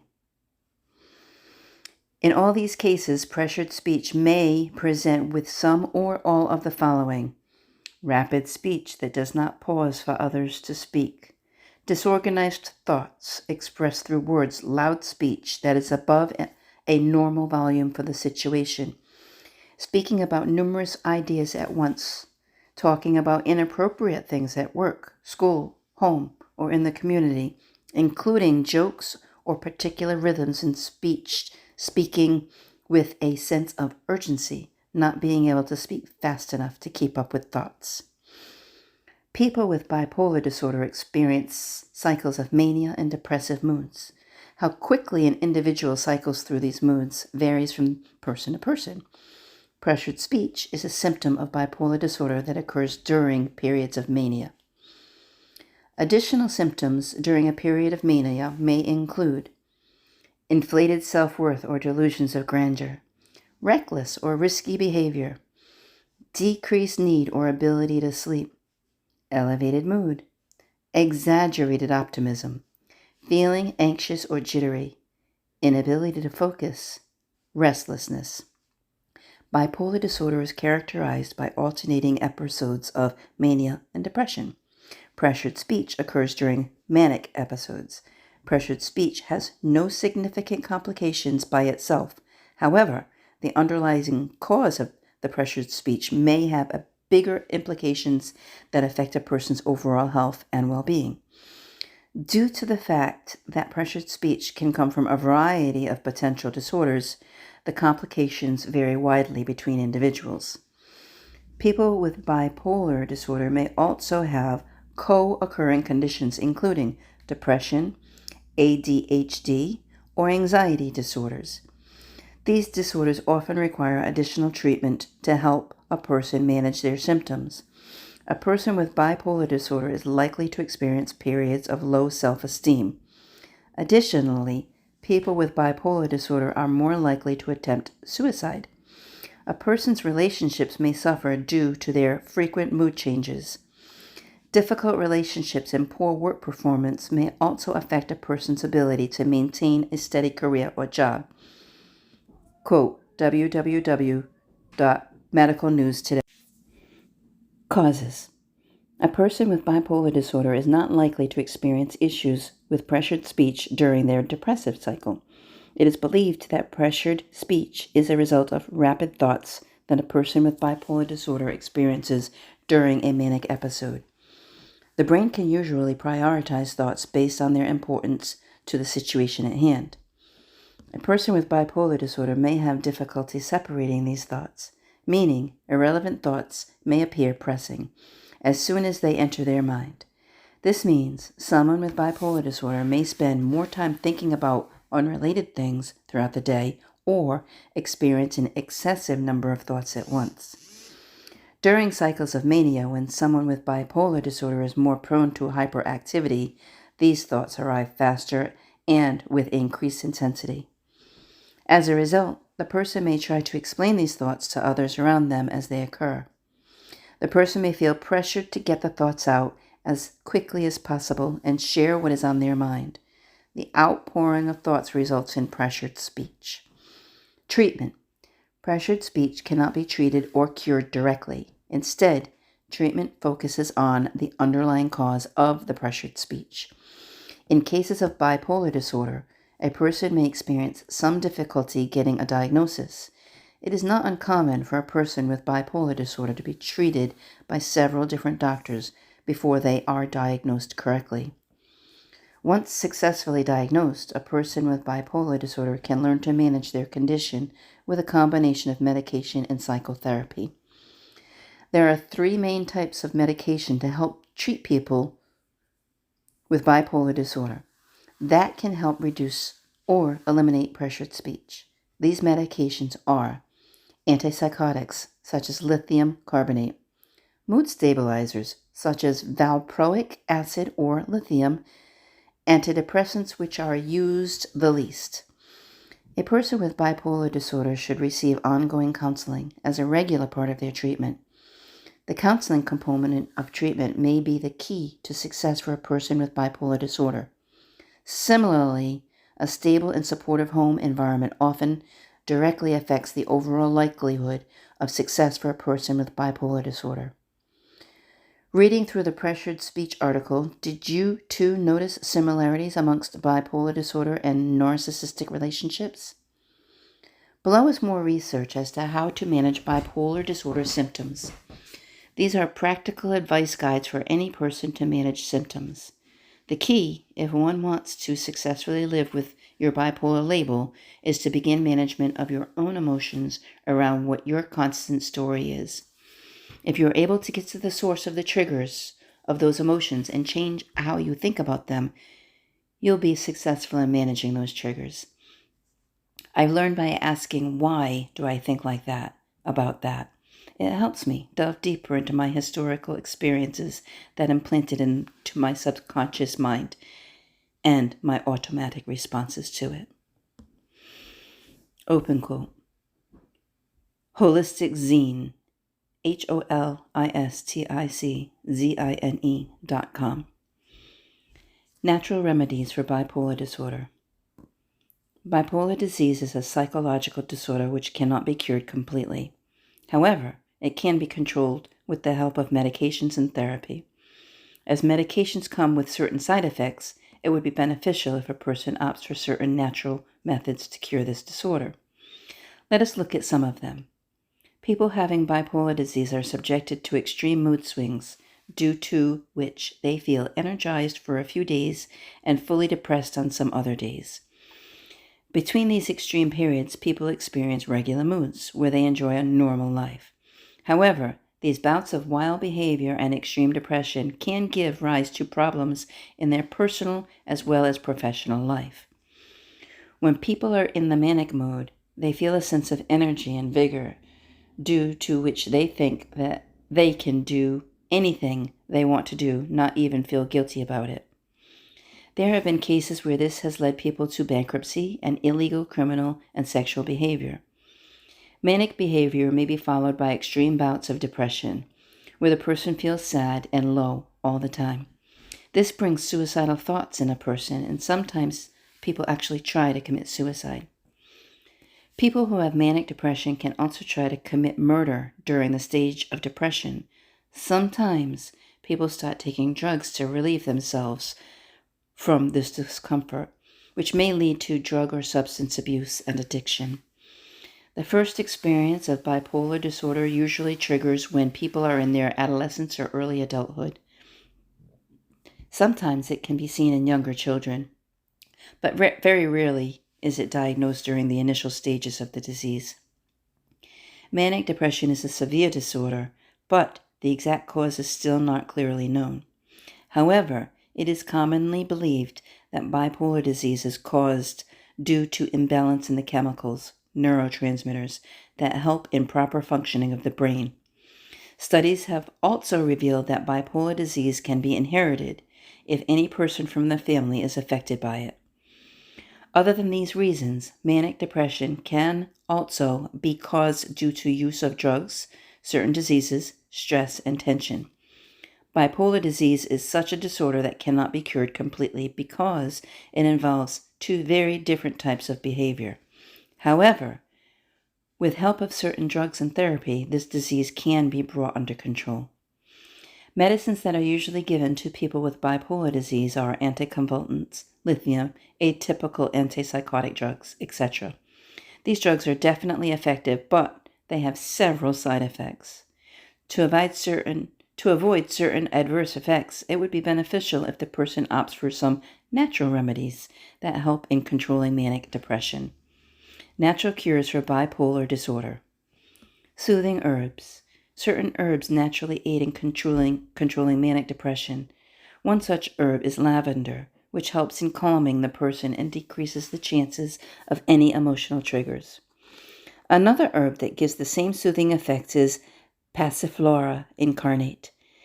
These soothing herbs function in such a way that it helps in balancing the neurotransmitters in the brain. Homeopathic remedies and Ayurveda. Homeopathy is another option for naturally treating bipolar disease. It offers safe herbs like tarantula and hyoscyamus that help in decreasing spells of manic depression. Even Ayurveda, there are certain effective herbs and therapies that can be beneficial in controlling manic depression. Diet. The food we eat also helps in controlling bipolar disease. One should consume a balanced and nutritious diet that includes fresh vegetables, fruits, eggs, nuts, legumes, low-fat dairy products, whole grains, etc.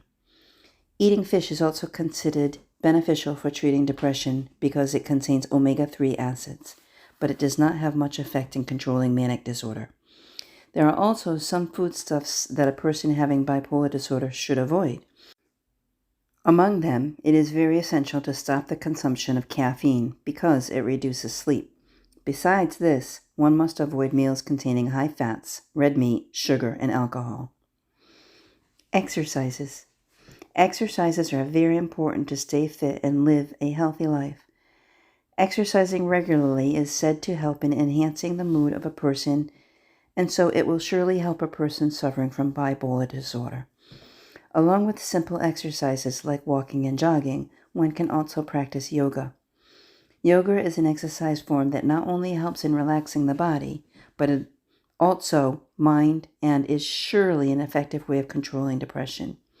One can also try doing meditation, which relieves stress and tension, helping the person to gain their inner peace and calmness. Acupuncture. Recent studies have found that acupuncture is an effective treatment for bipolar disease. In acupuncture therapy, needles are inserted at different pressure points of the body, which helps in balancing the central nervous system. It also helps in regulating heart rate, body temperature, sleep patterns, etc. There are certain natural supplements available in the market that promise in treating bipolar disease. One should be aware of such things as these supplements too have certain side effects. If one is planning in taking any form of them, it is important to consult a physician. Even before adapting any of these natural remedies, it is essential to take the advice of the doctor who determined what type of remedy will be the best for a person. You can't control your nervous system, which literally drives your body. We all have a stress threshold. The heart reacts through your breath, so when in a state of anxiety, breathe out slowly. You'll suppress and calm your mind and heart. Heavy breathing in, out quickly will make you more alert. The thing that you may notice is that the symptoms of bipolar and borderline personality disorder replicate the symptoms one has when involved in a narcissistic relationship. It is okay. Olive figured it out and has learned, first, that her emotions were her worst enemy, as 90% of her decisions were based solely on emotions, as all her decisions were based on how she felt. Today, she's hugging it out and healing her own self-inflicted wounds. Speaking of hugs, did you know that the average length of a hug between two people is 3 seconds? But researchers have discovered something fantastic. When a hug lasts 20 seconds, there is a therapeutic effect on the body and mind. The reason is that a sincere embrace produces a hormone called oxytocin, also known as the love hormone. This substance has many benefits for our physical and mental health. It helps us, among other things, to relax, to feel safe, and calm our fears and anxiety. This wonderful tranquilizer is offered free of charge every time we have a person in our arms, cradle a child, cherish a dog or cat, or dance with our partner. The closer we get to someone and simply hold the shoulders of a friend, the better our bonds are with these people. A famous quote by psychotherapist Virginia Satir goes, "We need 4 hugs a day for survival. We need 8 hugs a day for maintenance. We need 12 hugs a day for growth." Whether those exact numbers have been scientifically proven remains to be seen, but there is a great deal of scientific evidence related to the importance of hugs and physical contact. Here are some reasons why we should hug. Number 1, stimulates oxytocin. Oxytocin is a neurotransmitter that acts on the limbic system, the brain's emotional center, promoting feelings of contentment, reducing anxiety and stress, and even making mammals monogamous. It is the hormone responsible for us all being here today. You see, this little gem is released during childbirth, making our mothers forget about all of the excruciating pain they endured, expelling us from their bodies and making them want to still love and spend time with us. New research from the University of California suggests that it has a similarly civilizing effect on human males, making them more affectionate and better at performing relationships and social bonding. And it dramatically increases the libido and sexual performance of test subjects. When we hug somebody, oxytocin is released into our bodies by our pituitary gland, lowering both our heart rates and our cortisol levels. Cortisol is the hormone responsible for stress, high blood pressure, and heart disease. Number 2, cultivates patience. Connections are fostered when people take the time to appreciate and acknowledge one another. A hug is one of the easiest ways to show appreciation and acknowledgement of another person. The world is a busy, hustle-bustle place, and we're constantly rushing to the next task. By slowing down and taking a moment to offer sincere hugs throughout the day, we're benefiting ourselves, others, and cultivating better patience within ourselves. 3. Prevents disease. Affection also has a direct response on the reduction of stress, which prevents many diseases. The Touch Research Institute at the University of Miami School of Medicine says it has carried out more than 100 studies to touch and found evidence of significant effects, including faster growth in premature babies, reduced pain, decreased autoimmune disease symptoms, lowered glucose levels in children with diabetes, and improved immune systems in people with cancer. 4. Stimulates thymus gland. Hugs strengthen the immune system. The gentle pressure on the sternum and the emotional charge this creates activates the solar plexus chakra. This stimulates the thymus gland, which regulates and balances the body's production of white blood cells, which keeps you healthy and disease-free. 5. Communication without saying a word. Almost 70% of communication is nonverbal. The interpretation of body language can be based on a single gesture, and hugging is an excellent method of expressing yourself nonverbally to another human being or animal. Not only can they feel the love and care in your embrace, but they can actually be receptive enough to pay it forward to others based on your initiative alone. 6. Self-esteem. Hugging boosts self-esteem, especially in children. The tactile sense is all important in infants. A baby recognizes its parents initially by touch. From the time we're born, our family's touch shows us that we're loved and special. The associations of self-worth and tactile sensations from our early years are still embedded in our nervous system as adults. The cuddles we received from our mom and dad while growing up remain imprinted at a cellular level, and the hugs remind us at a somatic level of that. Hugs therefore connect us to our ability to self-love. 7. Stimulates dopamine. Everything everyone does involves protecting and triggering dopamine flow.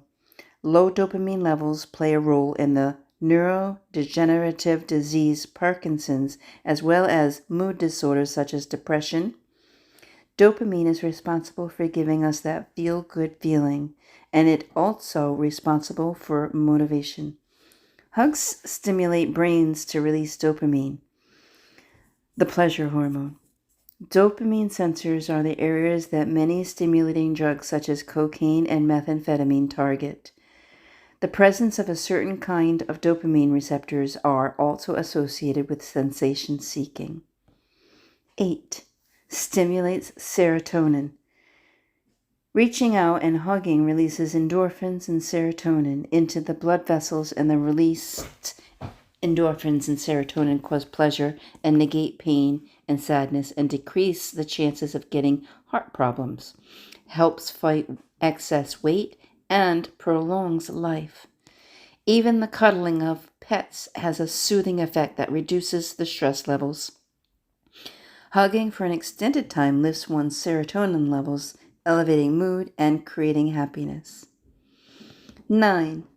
Parasympathetic balance. Hugs balance out the nervous system. The skin contains a network of tiny egg-shaped pressure centers called pasinin corpuscles that can sense touch and which are in contact with the brain through the vagus nerve. The galvanic skin response of someone receiving and giving a hug shows a change in skin conductance. The effects in moisture and electricity in the skin suggests a more balanced state in the nervous system, parasympathetic. Embrace, embrace, embrace with your heart. I have been hospitalized several times for what they label as mood disorders. I had a very difficult time regulating moods all my life, so that is what they do, label it, rather than figuring it out. I smoked cigarettes from 12 years old, 1979, until 2008. Anyways, quitting was difficult, and multiple attempts were made to quit this habit. I was finally successful when I released my excuses that kept me smoking, meaning I used nothing but breath to quit. I also had to be ready to quit before I could quit. I was definitely ready. Who knew, too, that I'm allergic to cigarettes? I didn't know that one habit was what caused my frequent bouts of bronchitis. I will be 100% honest when I tell you all, I am a great human being. Yes, I am. I am actually my best friend, most supportive friend on earth. I am my protector, my nurturer, my caregiver. I love everything about me, so being my best friend is what comes naturally. Creator, energy, entity, I don't care what it's called. I believe in order for attraction to be received from the outside, it must already be secure on the inside. Don't get me wrong. I am broken. Most people are. I'm merely getting to know me, and I do love who I am today very, very much. I'll no longer allow nor accept anyone into my life with one-way, idealized settings. Friends, family, relationships, no difference to me. No is no. I have a confession to make here. I was preparing a gift to help Mom as I sailed because I felt guilty leaving her alone without transportation. Seriously, I truly felt enormous guilt until today, only because I honestly knew she didn't need what I was offering her, and I'm pretty sure I was trying to buy space away from her. I don't think that decision was wise of me, buying space, because I really only want to enjoy and love her.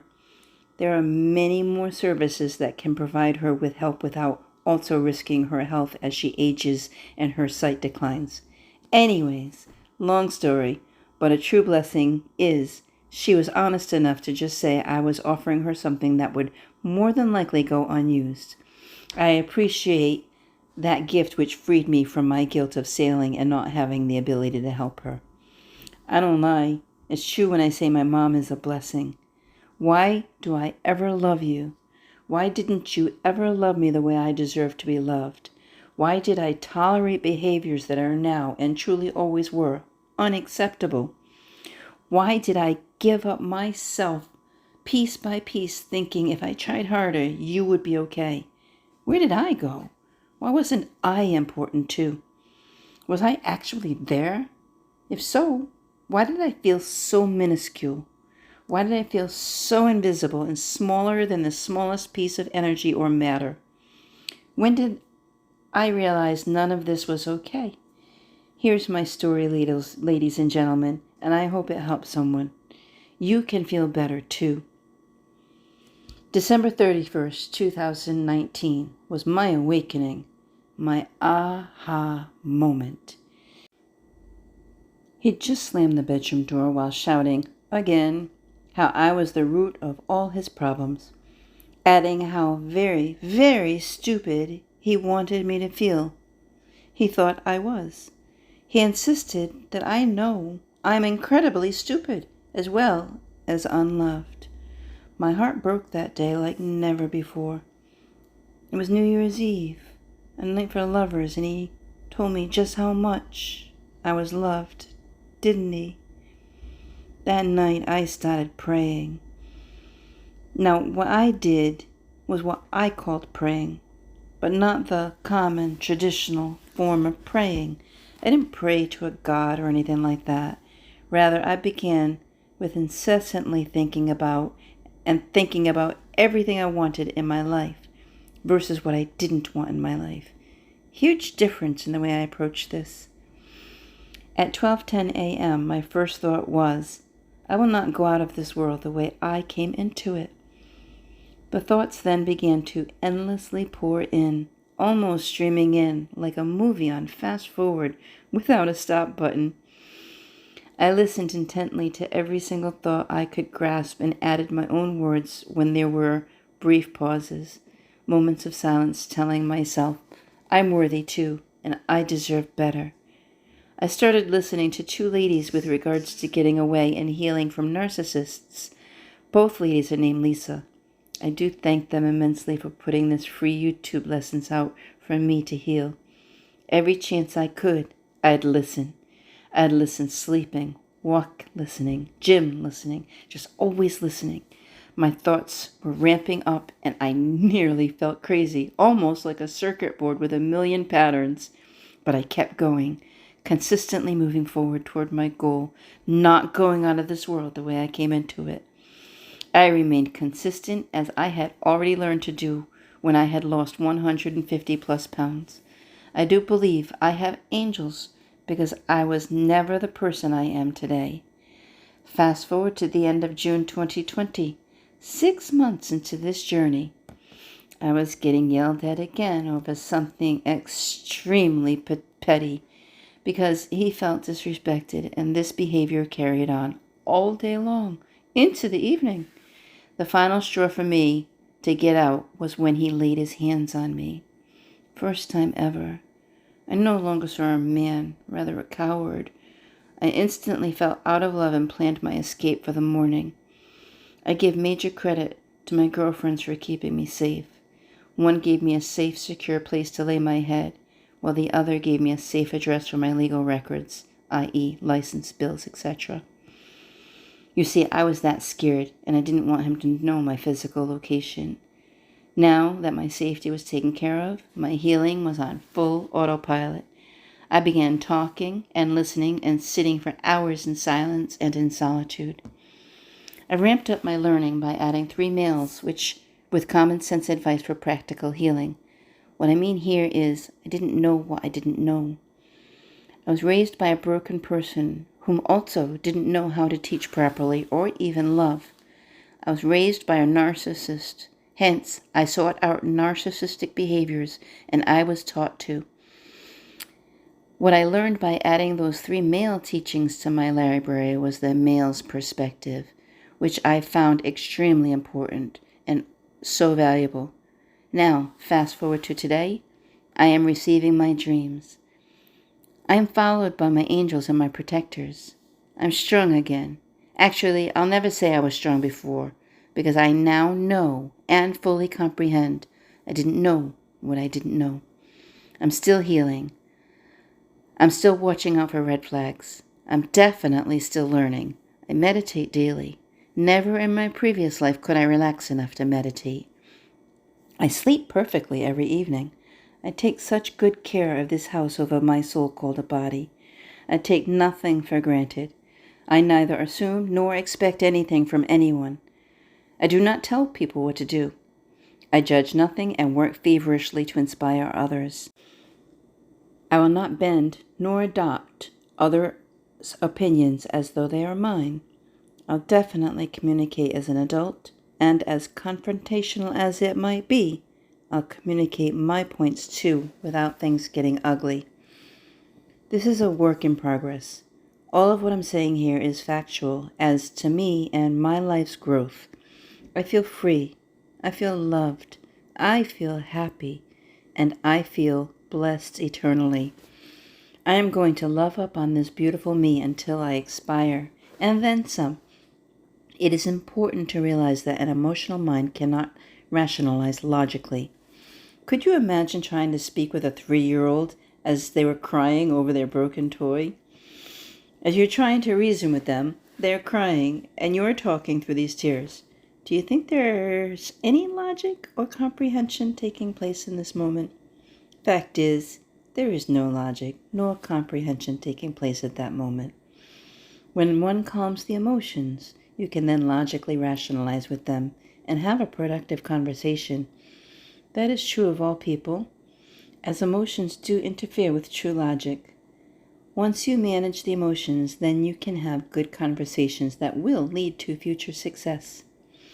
When you are in a mindset where you can make the best choices, you can in the moment, and when you know better, you can do better. This one act of being conscious of your mindset will elevate you by over 50% into a positive direction. The terms people use to keep you stuck. Seriously, what does "don't forget where you come from" mean anyways? Stay obese? Why is everyone so upset with me that I learned to find myself and my voice? This journey is difficult enough without all of the negative assumptions thrown at me every day with every effort. I haven't changed who I am. I haven't changed my integrity. All I do today is ask people not to enable me, as I was there once, and I do not want to be there again, so please don't enable me. I see things much differently than I did in my previous self. Today, unless I'm asking for help, I insist people do not assume I need nor want help. Additionally, I have found my no, and as such, I no longer accept unacceptable, non-integral, malicious, deceptive behavior. Any trickery, manipulation, or convincing by someone after I've said no is now my choice to reaffirm. Additionally, if someone is part of my circle, yet I feel drained around that person, I seriously limit my exposure to them. If they are in the midst of something that is destructive to them, their financial well-being, or any other person, I will not accept it nor enable the continuing of that act. Perpetuating these things by enabling bad, hurtful actions is not helpful for anyone. Pretty fucking simple, I'd say. Olive's frustration stems directly from her own beliefs, thoughts, words, actions, and intentions. Do you know why you think the way you do about things? I'm serious. That is not a rhetorical question. Do you know why you think the way you do about things? Truth is, most of us are aware on a basic level, but there's way more to these thoughts that run around in our minds than most even know. I was a rumination queen. Okay, sometimes I'd still catch myself ruminating, but the key word is catch, as I notice it now, where before I'd ruminate until I exploded. That ruminating was extremely harmful to my health, and I'd love to explain why. I was causing my own drama. I seriously stopped and just recognized what the fuck was going on. I found myself making excuses for my frustration. This shit is real. Whoa! Ladies and gentlemen, my micro win today is I overcame. How? I acknowledged that I was feeling a sense of failure. So from there, I analyzed that feeling and asked myself, why? Why? Until I finally answered me with, why? Geez, I'm a fucking stupid-ass blockhead sometimes. So I'll let that negativity go now. When I was asked a question about something I was to do, the completed product wasn't done. I didn't follow through because I forgot I started something, but I didn't see it through. The fact was, it's my problem and no one else's, as I was proposing. Seriously, when I know I have multitasking issues, what I mean is I must focus on the task at hand until it's done. So, if I'm interrupted and I lose my focus and I respond by answering the interruption instead of completing what I was initially focused on, but I also in the process completely forget what I was initially doing after I lost the focus, that's my story. That's not me. Today, though, that was me being an ass who relies on excuses. I did this by trying to force my disability onto someone else. No, it's my fault. I didn't follow through. My new practice is now to follow the breadcrumbs I leave behind and finish what I started. Then I'll respond, instead of blaming and feeling awful. I'll have answers. Whenever you're happy with an area of your life, it's because right now, your current life experience and the conditions of your life, these conditions in the moment, match or equal your blueprint, your story, your belief about how life should be in that area. We have a story of how we're supposed to be, And if life somehow gets in the way of that story, we feel pain. But if we feel we have no control, that's when we go into suffering. Quote Tony Robbins. Intentions are important, but a real good intention means you will care and you will do the research or the studying to make sure you do what you intend to do. It's all true. I am what I think I am. Others' opinions, decisions, suggestions, whatever the term, please insert, has nothing to do with mine unless, see, I say it's okay. Do you hear this? Stress is strength. I am not broken love. Life ebbs and flows. Constant happiness. Well, once accustomed to that feeling, does one even recognize happiness? Sadness and pain remind us about how great happiness is. See? Strength. SAF. That's a goal. Physically, nutritionally, mentally, emotionally, yes, all of the above. You, everyone, will receive what you put out. Energy, inspiration, spirit, spark, flame. The thoughts in our brains are driving our subconscious automatic reactions. Look that up. Subconscious. Hello. Your body did something you didn't tell it to do, didn't it? As a result, you're getting more and more abundance of whatever you're thinking.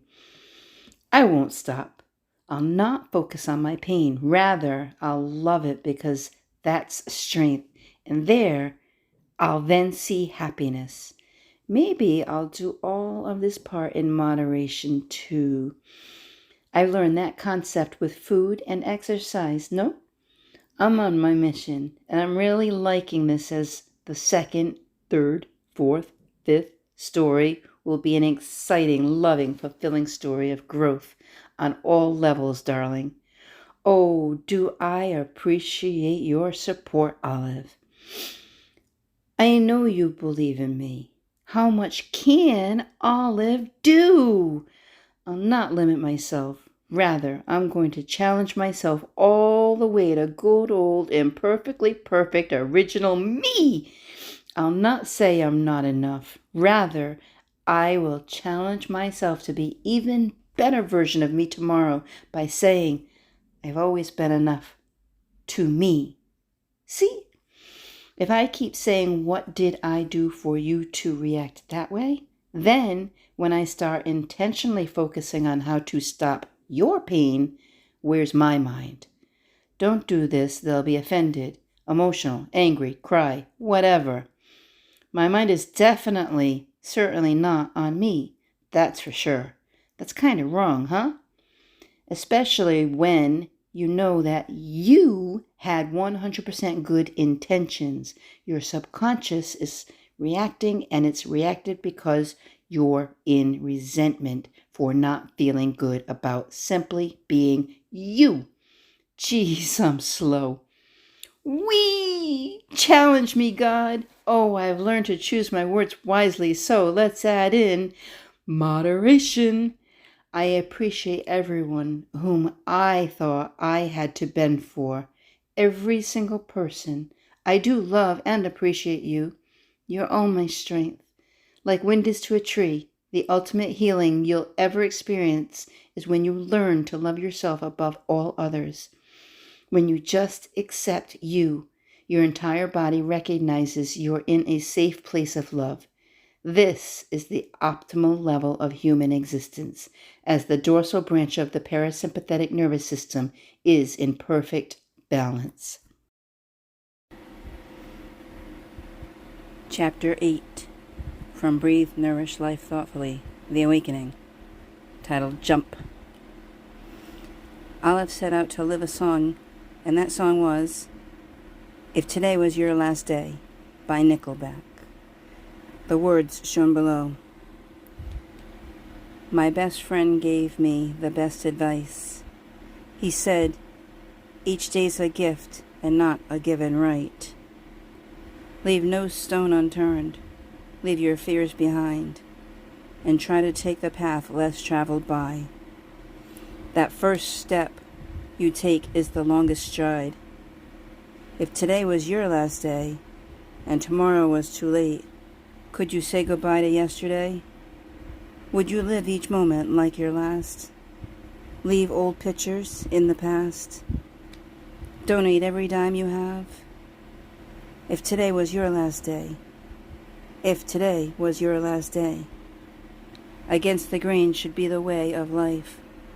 What's worth the prize is always worth the fight. Every second counts, 'cause there's no second try. So live like you'll never live it twice. Don't take the free ride in your own life. If today was your last day, and tomorrow was too late, could you say goodbye to yesterday? Would you live each moment like your last? Leave old pictures in the past. Donate every dime you have. Would you call old friends you never see? Reminisce old memories. Would you forgive your enemies? Would you find that one of you are dreaming of? Swear up and down to God above that you'll finally fall in love if today was your last day. If today was your last day, would you make your mark by mending a broken heart? You know it's never too late to shoot for the stars, regardless of who you are. So do whatever it takes, 'cause you can't rewind a moment in this life. Let nothing stand in your way, 'cause the hands of time are never on your side.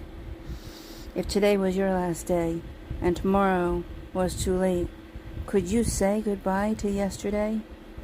Would you live each moment like your last? Leave old pictures in the past?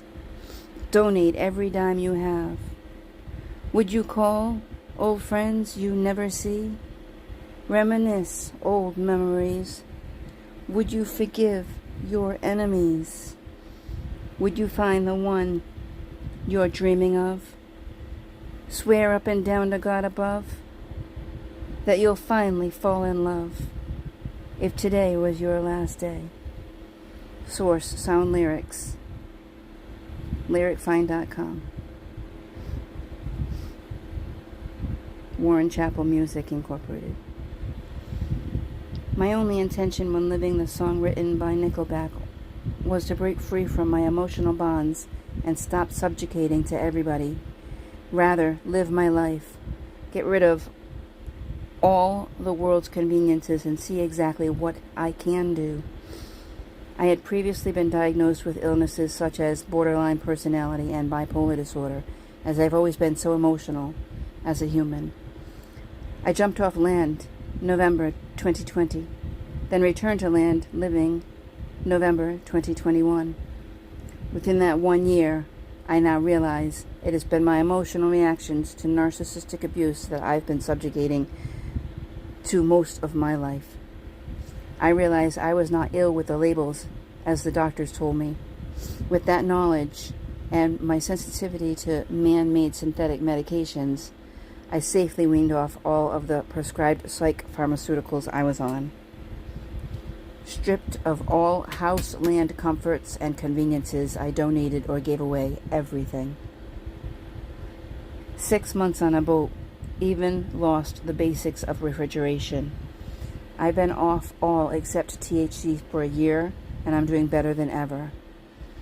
Exercising continued relentlessly. Bought a 1941 Oldsmobile, won first 2 shows Olivia was entered into. Drove Oldsmobile 800 miles at 80 years old, still young. Jumped from a plane. Jump went even better than I had originally anticipated. This I will do again. Thinking I need to remember, bugs can fly this high too. Next life, if there is a next life, I want to come back as a bird. Not just any bird either, but maybe a hummingbird, falcon, hawk, or eagle. I will find irony in coming back as a pigeon, LOL, but I could not shit on others and feel good inside about that. I don't want to be a vulture. That goes against my every fiber. I really will be a hit within a 2x4 if I come back as a bird that cannot fly, like a chicken or a turkey. Ugh. The choices and the fact that we know we must be specific with our requests, LOL. So happy I was able to soar on my 54th birthday, and that my captain was with me all the way. Lisa Romano quotes, "If you grew up like this, first of all, that's not your fault. It's not you. It's what happened to you. If you grew up in a home that was broken or toxic, then you need to know that you were forced to adapt, to cope to situations and experiences you never should have. You need to know that all children are afraid of abandonment, and all children have no other choice but to acclimate to the toxicity of a childhood home. The problem that this creates in our lives is that all of us are born asleep. All of us are born subconscious. All of us have the default mode network operational in the brain, and outside of conscious awareness, we hear our mind saying things, we feel our body experiencing things, and we don't realize that we are not the mind and we are not our emotions. Most people are responding to what they think and what they feel. Most people don't realize they can think about the way they think, and they can think about the way they feel. So the bad news is that if you come from a broken home or a toxic home, and you are forced to cope, as you are forced to adapt to crazy-making situations, you are forced to actually distort reality in order to survive the reality. You might still be doing that today. Your mind still might be doing what it did when you were a child.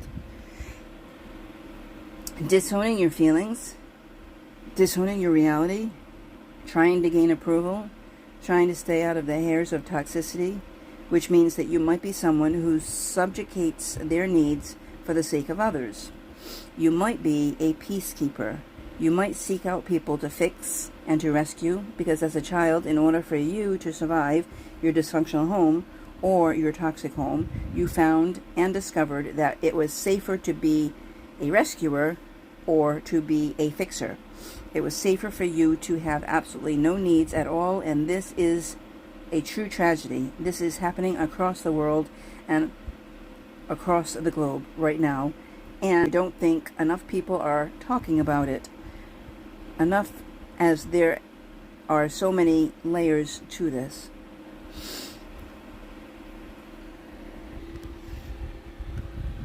There is this, the layer of being born unconscious, being born in a toxic environment, having family members that distort reality, and then absolutely, because of their own denial, force you to distort reality in order to survive the toxic reality. Your parents were erratic. They were involved in their own drama, in their own trauma, and they failed. They failed miserably at being able to honor you. There is a time for forgiveness. There is a time for healing. However, before that time, you, dear one, have to figure out what happened to you. You have to come to terms with how you felt as a child. You have to embrace the times in your life and the feeling that you have that makes you feel unworthy, that has caused you to feel and fear abandonment. You must embrace it because it's not your fault. The inner child inside of you is carrying these wounds, and they're valid. And the only way to access them is by surrendering to them, by accepting them, by not being in denial of them. End quote, Lisa Romano.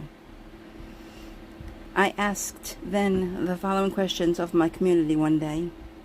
If you see me and I'm smiling or happy or in distress, I mean in any situation, will you protect my heart? Will you help me feel safe in all situations? Can I please feel as safe as possible when I'm out there enjoying Pawtucket? Will you please do this for me and our community? Will you in turn spread and share this infectious attitude? I don't mean share my posts. I don't want that. I mean feel it. Feel the positivity. Show it in your heart, of all hearts. People will recognize and receive your positivity too. This shit is like a bug. A bug you'll not be able to get rid of. If you need one or just simply want to give me one, can you hug me? I love hugs. I will put that out everywhere openly. Unfortunately, there are men out there who will inevitably take that wrong, so I do to add, please do it respectfully. I do love my man. I do not enjoy being groped or disrespected. Finally, please just recognize we are truly all different, unique in our own way. We have to be, don't we? I mean, what kind of world would we live in if we were all exactly alike? I think it'd be pretty boring. Love you, Pawtucket. In all honesty, I could feel a shifting of energy within our planet as COVID-19 was just surfacing as I was asking these questions to my community. As a previous hugger and now being unable to hug randomly to aid others, relief from their pain was not helping me feel better. You see, you become what you hang around, and if everyone around you is afraid, depressed, and confused, well then you have a tendency to become so too. So I kept reaching out to my community, relentlessly, I'll add. My attempt was to help our community to be more close and more compassionate towards each other. I had this overwhelming urgency to do this. I do not know where this passion came from, but it was completely overwhelming for me to get these messages out to our community. All of what I did was just prior to the coronavirus being announced. I had this feeling something was very wrong. I had to post, and I posted relentlessly about positive things and teachings until I was stopped from future postings. With the COVID-19 pandemic forcing its way into the homes of the world with a vengeance, gyms were closing or requiring one to wear a mask while working out. Olive became very upset with this resistance would be added to her newly formed lifestyle change. I cannot believe this. I can't even work out in these conditions. Who can breathe with something over their mouth while exercising? It is already hard enough to breathe as my asthma doesn't help anything. That's it. I'm not going to the gym anymore. Olive decided to quit the gym and to do workouts at home until things with the pandemic could settle down. The other decision she made was to begin recording her own workouts for 3 reasons. 1, to check her form. 2, to look back and have a record of her progression. 3, to share on social media in the hopes of inspiring others to be healthy too during these trying times. Wow, another whirlwind day here in New England yesterday. Today is expected to be much more mellow for me. In fact, I'm resting hard today. I am even going to treat myself to a stretch therapy massage. I do love the blessings life offers. Yesterday I crushed my goal of a killer workout. With the exception of my 1-hour walk that was planned, everything else was completed. I feel so fucking blessed that I can do this stuff. After spending 30 plus years in obesity, though, it's surprising to me that I've been able to get to this level. Onward and upward. That's all, folks. Have a great day and smash your goals. I've been sitting here happily working long days and crushing my workouts. I don't understand all of the commotion. First, COVID weight. Second, I work. Third, I work too much. Well, okay, some may have a valid excuse if their job is already physical, like this guy, Ben, I know, who still crushes his shit almost daily. Monday, 6 hours work, 2 hours exercise. Tuesday, 12 hours work, 30 minutes exercise. Wednesday, 9 hours work, 2 hours exercise. I just do not allow myself excuses. If I did, I'd be 290 pounds again. Not that I was a bad person at 290 pounds, but I kinda liked being able to breathe, move, and actively participate with people. Oh, by the way, anyone who's interested, I killed that hump day workout from last week, yesterday. I'm just going to say it. I'm a fucking beast. Okay, resume with your day, loves. I really did try to just sit still today while at work, but I just cannot. Tiger bounces all day long. I challenged a few people today. I'm waiting for some. For you who did take me up on the challenge, awesome job. This inspired me so much. Tonight's jiu-jitsu class, Sam Shao, was another intense class. Last night was Krav Maga. I learn every day just how much more I can improve. I just have to keep my focus, be mindful, and stay in the moment. You see, the moment is the most peaceful place. The past offers depression. The future offers anxiety. The present offers life. Well, exercising on a boat has really done great things for me, my balance and definitely my core. I've also found a friend in the UK who is incredible, and she's helping me strengthen tone further. I love 2021 so far in a big way. I'm too happy to be 21. Even on vacation. Hola! I'm officially off vacation. It's okay. Life is still grand. Oh, did I not tell you? Oh, did I not tell anyone? Oops, I went on a weekend retreat getaway. Check out the view from our balcony and some of our adventures. Today's workout was mostly getting in those challenges that I've missed because of having too much fun. 5 days rolled into one, and yes, this woman knocked the shit out of those squats and sit-ups. Next. Even added a few more things. Why? Because I could. Have a great night. People and general frustrations. Masks. Why is it that when December comes along, people seem to get less compassionate, rushing along, speeding by, moaning and groaning all over the place? What are you in a rush for? Why can't you let that car out in front of you to stop for a red light anyhow? Why do you have to ride upon the bumper of the car in front of you? Why do you have to wait in line with a puss on your face when trying to check out? What is up with all the insults? What's got you so angry? For many people, religious or not, this time of year is a time to celebrate and be with your loved ones. Compassion is the least expensive thing you can offer another human being. Believe it or not, it literally costs nothing, but means the world to some people. I know that just because it's not December does not mean there is no suffering. Believe me, suffering is all around us. I don't know what you're going through right now, but I offer you compassion.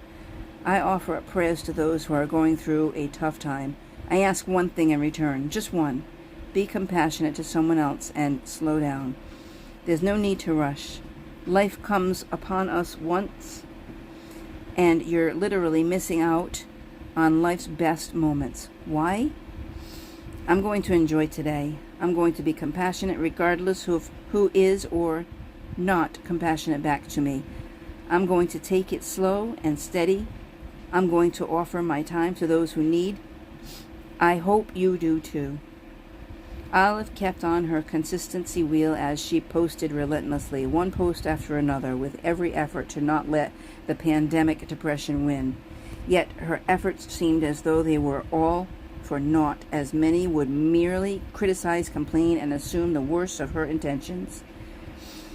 Funniest part of this process to me is 50% of my peeps are watching and waiting to see me fail, and the other 50% will rejoice when I succeed. I know who's who. I don't give a shit though. That's because I'm already a winner, and either way, I am doing the fucking work. #DTFW. I am the one writing this story now. You see, love, and pretty sure you have seen just how creative I can be. LOL.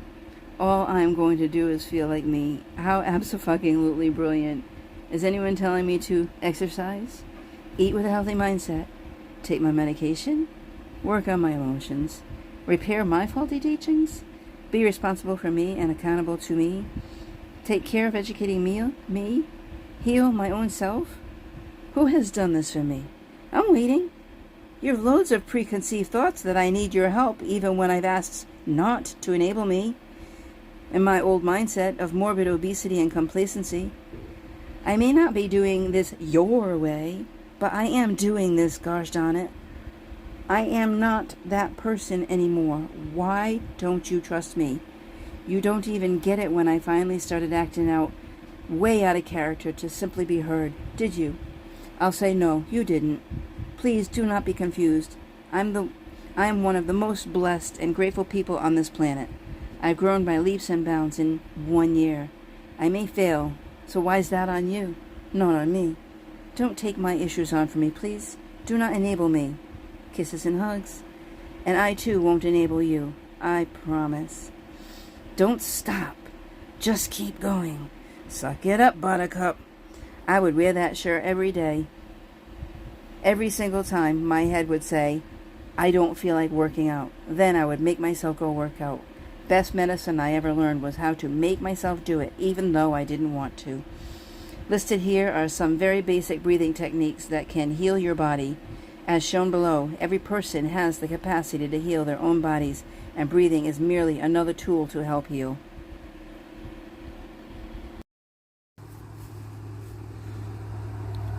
Chapter 9. Breathing Exercises in Education. Abdominal Breathing Technique. Paying attention to how we breathe can often be overlooked because it's completely automatic. However, becoming aware of and incorporating breathing exercises into our daily routine has many benefits, including promoting calmness, increasing focus, and performing your best. This technique can help create a feeling of calm composure, renewed energy, and focus. While sitting with one hand on the chest and the other hand on the belly, take a deep breath in through the nose, ensuring the diaphragm, not the chest, inflates with enough air to create a stretch in the lungs. Exhale slowly through the pursed lips. Initially repeat 3 times. You can work up to 6 to 10 deep, slow breaths per minute for 2 to 3 minutes, several times a day. Take breathing breaks to help refresh your energy, let go of distractions, and increase focus. Breathing breaks.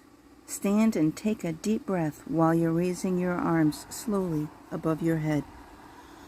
Exhale as you lower your arms, repeating 3 times. Paced breathing. The basic technique is to inhale for a count of 2 to 4 seconds and exhale for a count of 4 to 6 seconds. Find the combination that works for you, making sure to exhale longer than you inhale. Focus your attention on a specific object, image, sound, or even your breath to free your mind from distractions. Begin by taking a normal breath and then take a deep breath. Breathe in slowly through your nose, letting your chest and lower belly expand. Breathe out slowly through your mouth, pursing your lips and making a swoosh sound. If your mind wanders, gently redirect your focus back to the counting and breathing. Using a breathing app in the beginning can help serve as a breathing coach. Eventually, the paced breathing will become second nature. Paced breathing is a technique that can help to activate stress reduction mechanisms in the body by promoting a harmonious state between your respiration system and your heart. Quote uhs.berkeley.edu/bewellatwork. Coronavirus recovery, breathing exercises. The coronavirus that caused COVID-19 attacks the lungs and respiratory system, sometimes resulting in significant damage. This is a quote from hopkinsmedicine.org, Health, Conditions, and Disease, Coronavirus, What Coronavirus Does to the Lungs. COVID-19 often leads to pneumonia and even acute respiratory distress syndrome, ARDS is the acronym. A severe lung injury. Recovering lung function is possible, but can require therapy and exercises for months after the infection is treated. Working toward recovery starts simple, with a focus on breathing, says Johns Hopkins physical therapist Pete Lean. She offers a series of breathing exercises to aid in recovery for those who had COVID-19 or another serious illness. Benefits of breathing exercises. Deep breathing can help restore diaphragm function and increase lung capacity. The goal is to build up the ability to breathe deeply during any activity, not just while at rest, notes Lean. Deep breathing exercises can also lessen the feelings of anxiety and stress, which are common for someone who experienced severe symptoms or was admitted to a hospital. Sleep quality also may improve with these breathing exercises. Anyone can benefit from deep breathing techniques, but they play an especially important role in the COVID-19 recovery process. The exercises can be started at home during self-isolation and easily incorporated into your daily routines. Precautions. Do not begin exercises and contact your doctor if you have a fever, you have any shortness of breath or difficulty breathing while resting, you have any chest pain or palpitations, fluttering of the heart in the chest, you have new swelling in your legs. Stop exercise immediately if you develop any of the following symptoms: dizziness, shortness of breath more than normal, chest pain, cool, clammy skin, excessive fatigue, irregular heartbeat. Any symptoms you consider an emergency, call 911 immediately. If these symptoms don't stop with rest or if you experience any change in mental status from your normal capacity. Phase 1. Deep breathing while you're on your back. Lie on your back and bend your knees so that the bottom of your feet are resting on the bed. Place your hands on top of your stomach or wrap them around the sides of your stomach. Close your lips and place your tongue on the roof of your mouth. Breathe in through the nose and pull air down into your stomach where your hands are. Try to spread your fingers apart with your breath. Slowly exhale your breath through the nose. Repeat deep breaths for 1 minute. Phase 2, deep breathing. While on your stomach, lie on your stomach and rest your head on your hands to allow room to breathe. Close your lips and place your tongue on the roof of your mouth. Breathe in through your nose and pull air down into your stomach. Try to focus on your stomach pushing into the mattress as you breathe. Slowly exhale your breath through your nose. Repeat deep breaths for 1 minute.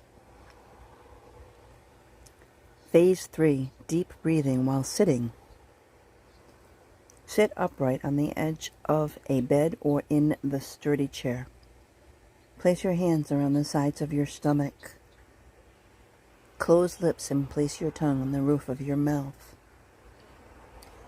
Breathe in through your nose and pull air down into your stomach where your hands are. Try to spread your fingers apart with your breath. Slowly exhale your breath through your nose. Repeat deep breaths for 1 minute.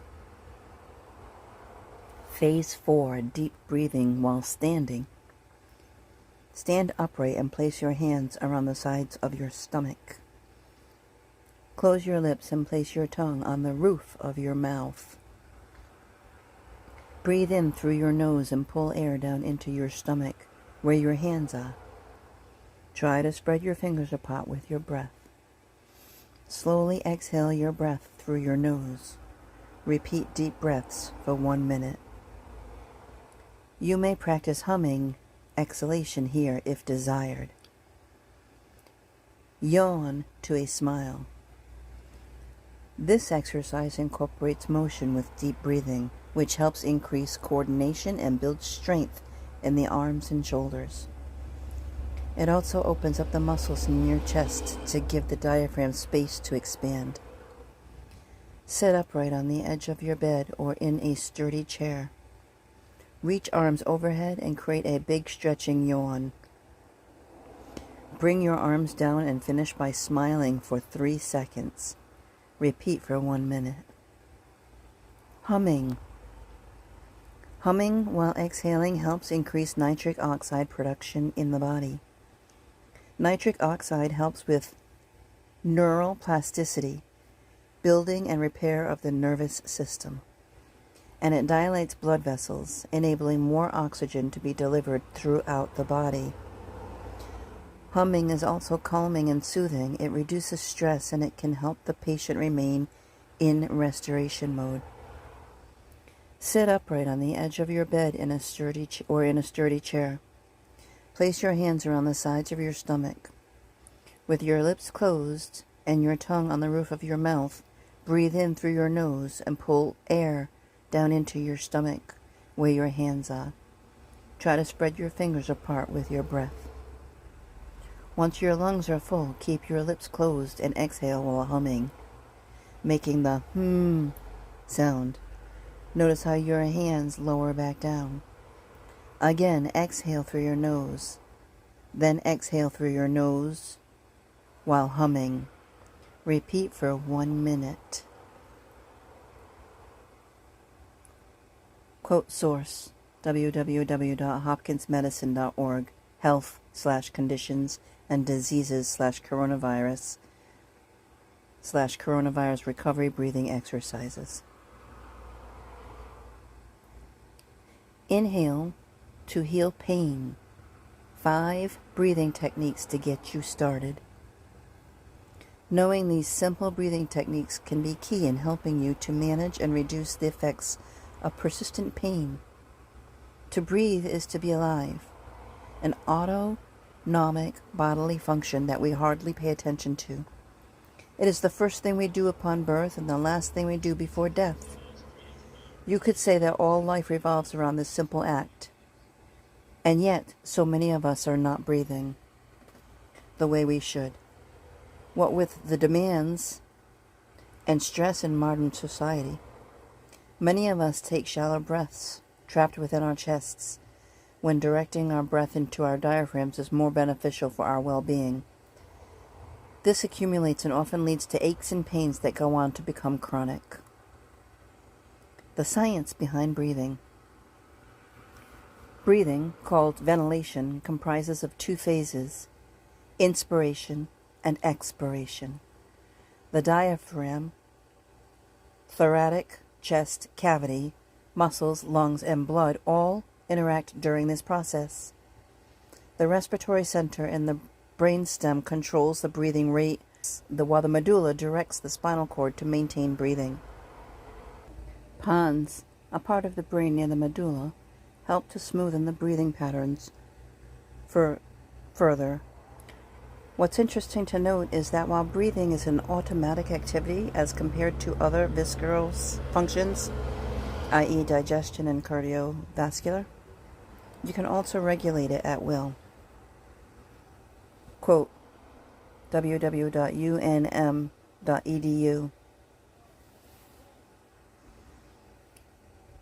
Stress manifests in a wide range of health problems, such as obesity, depression, infertility, hypertension, chronic back pain, a weakened immune system, and so much more. Diaphragmatic breathing, also known as abdominal, belly, or deep breathing, manipulates our breath movement and causes a positive physiological response within our bodies. It decreases oxygen consumption, thus decreasing heart rate and blood pressure. It increases the amplitude of theta waves, which are brain waves that occur during deep sleep or meditation. This leads to an increase in parasympathetic activity, the rest and digest state, which is necessary for healing. Quote, www.semanticschholar.org.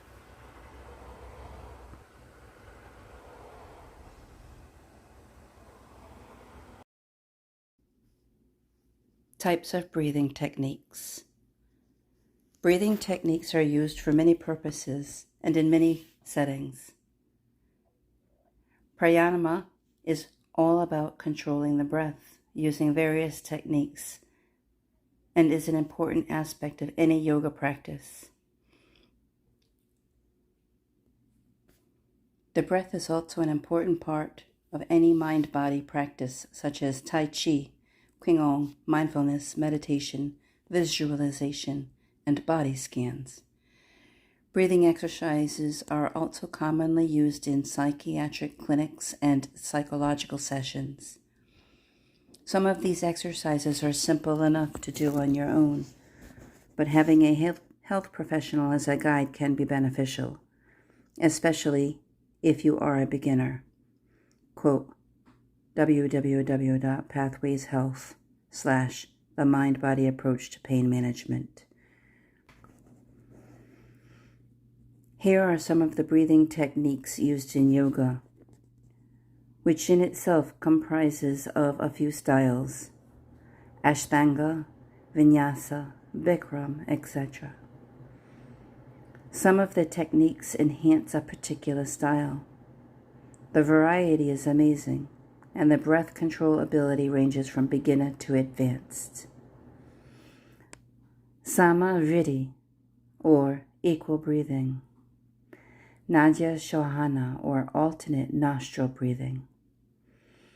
Kapilabhati, or skull shining breath. Jirga, or three-path breath. Ujjayi Pramana Sitai, lion's breath, breath of fire. Bishaka, or bellows breath. Kumbhaka. Other types of popular breathing techniques include 4-7-8, which was developed by Andrew Weil, MD, an integrative medicine guru.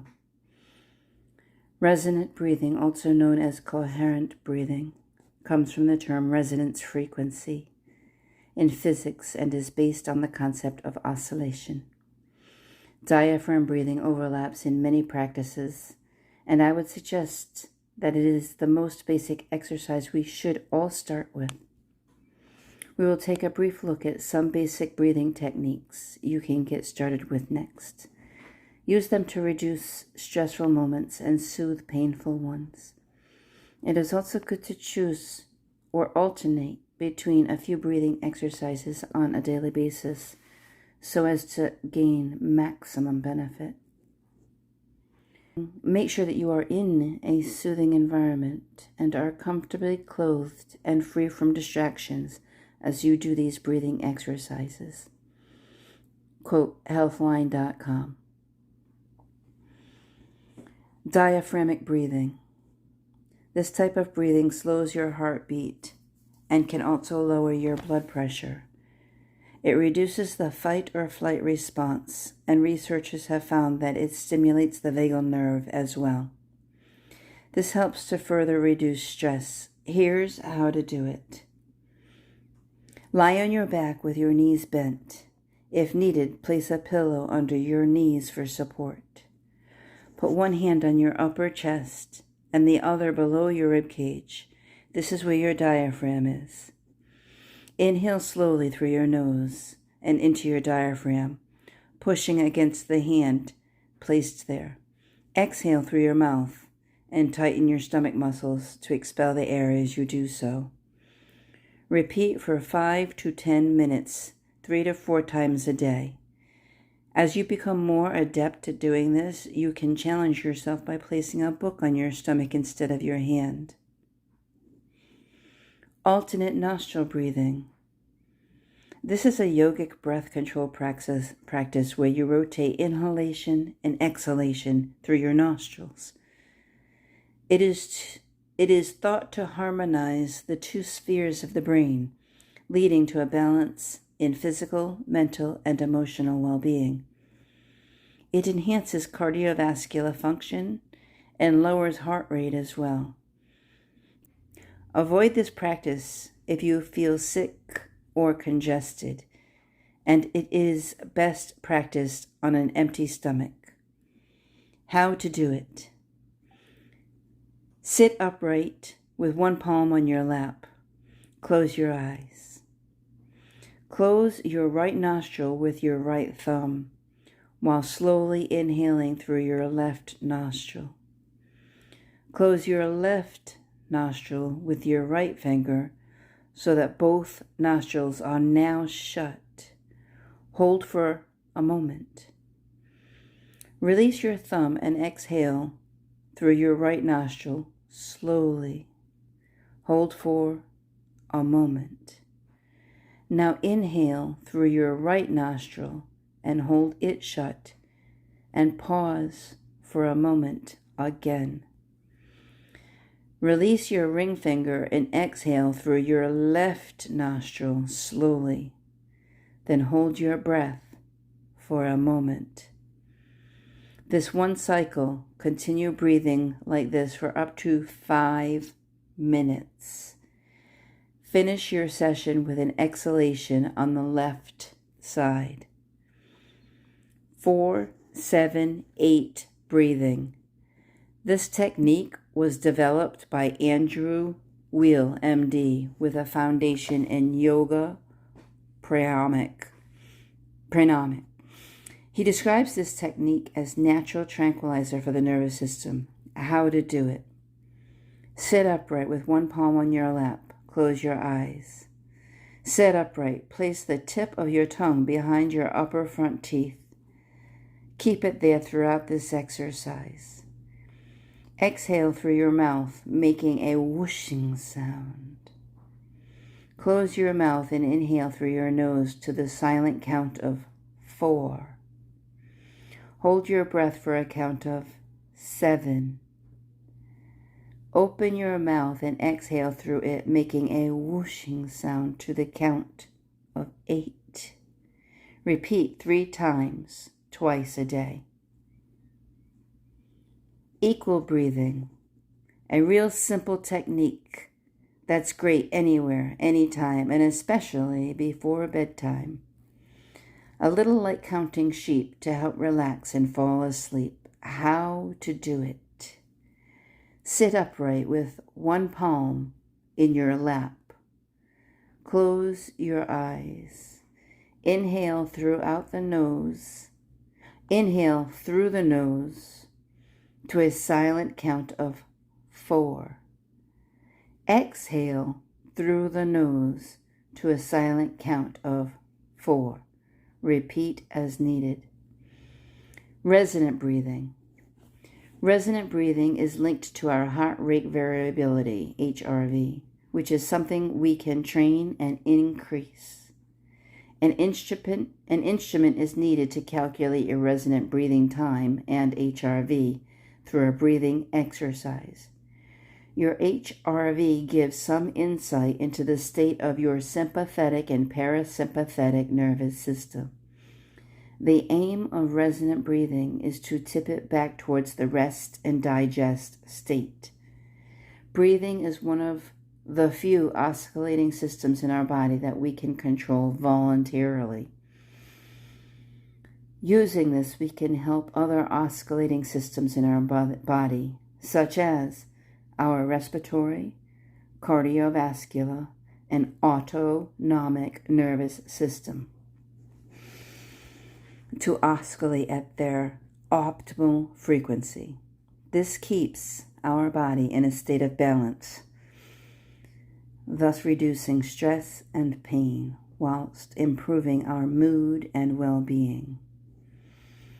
How to practice resonant breathing on your own. Inhale for 4 seconds through your nose, then exhale for 6 seconds. Inhale for 5 seconds through your nose, then exhale for 5 seconds. Inhale for 6 seconds through your nose, then exhale for 6 seconds. This is known as true resonance. Inhale for 5 seconds through your nose, then exhale for 7 seconds.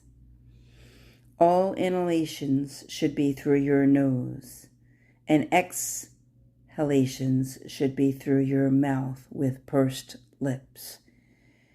Breathe from deep within your gut, feeling your stomach expand and contract with each breath. Quote source found through nhbi.nlm.nih.gov.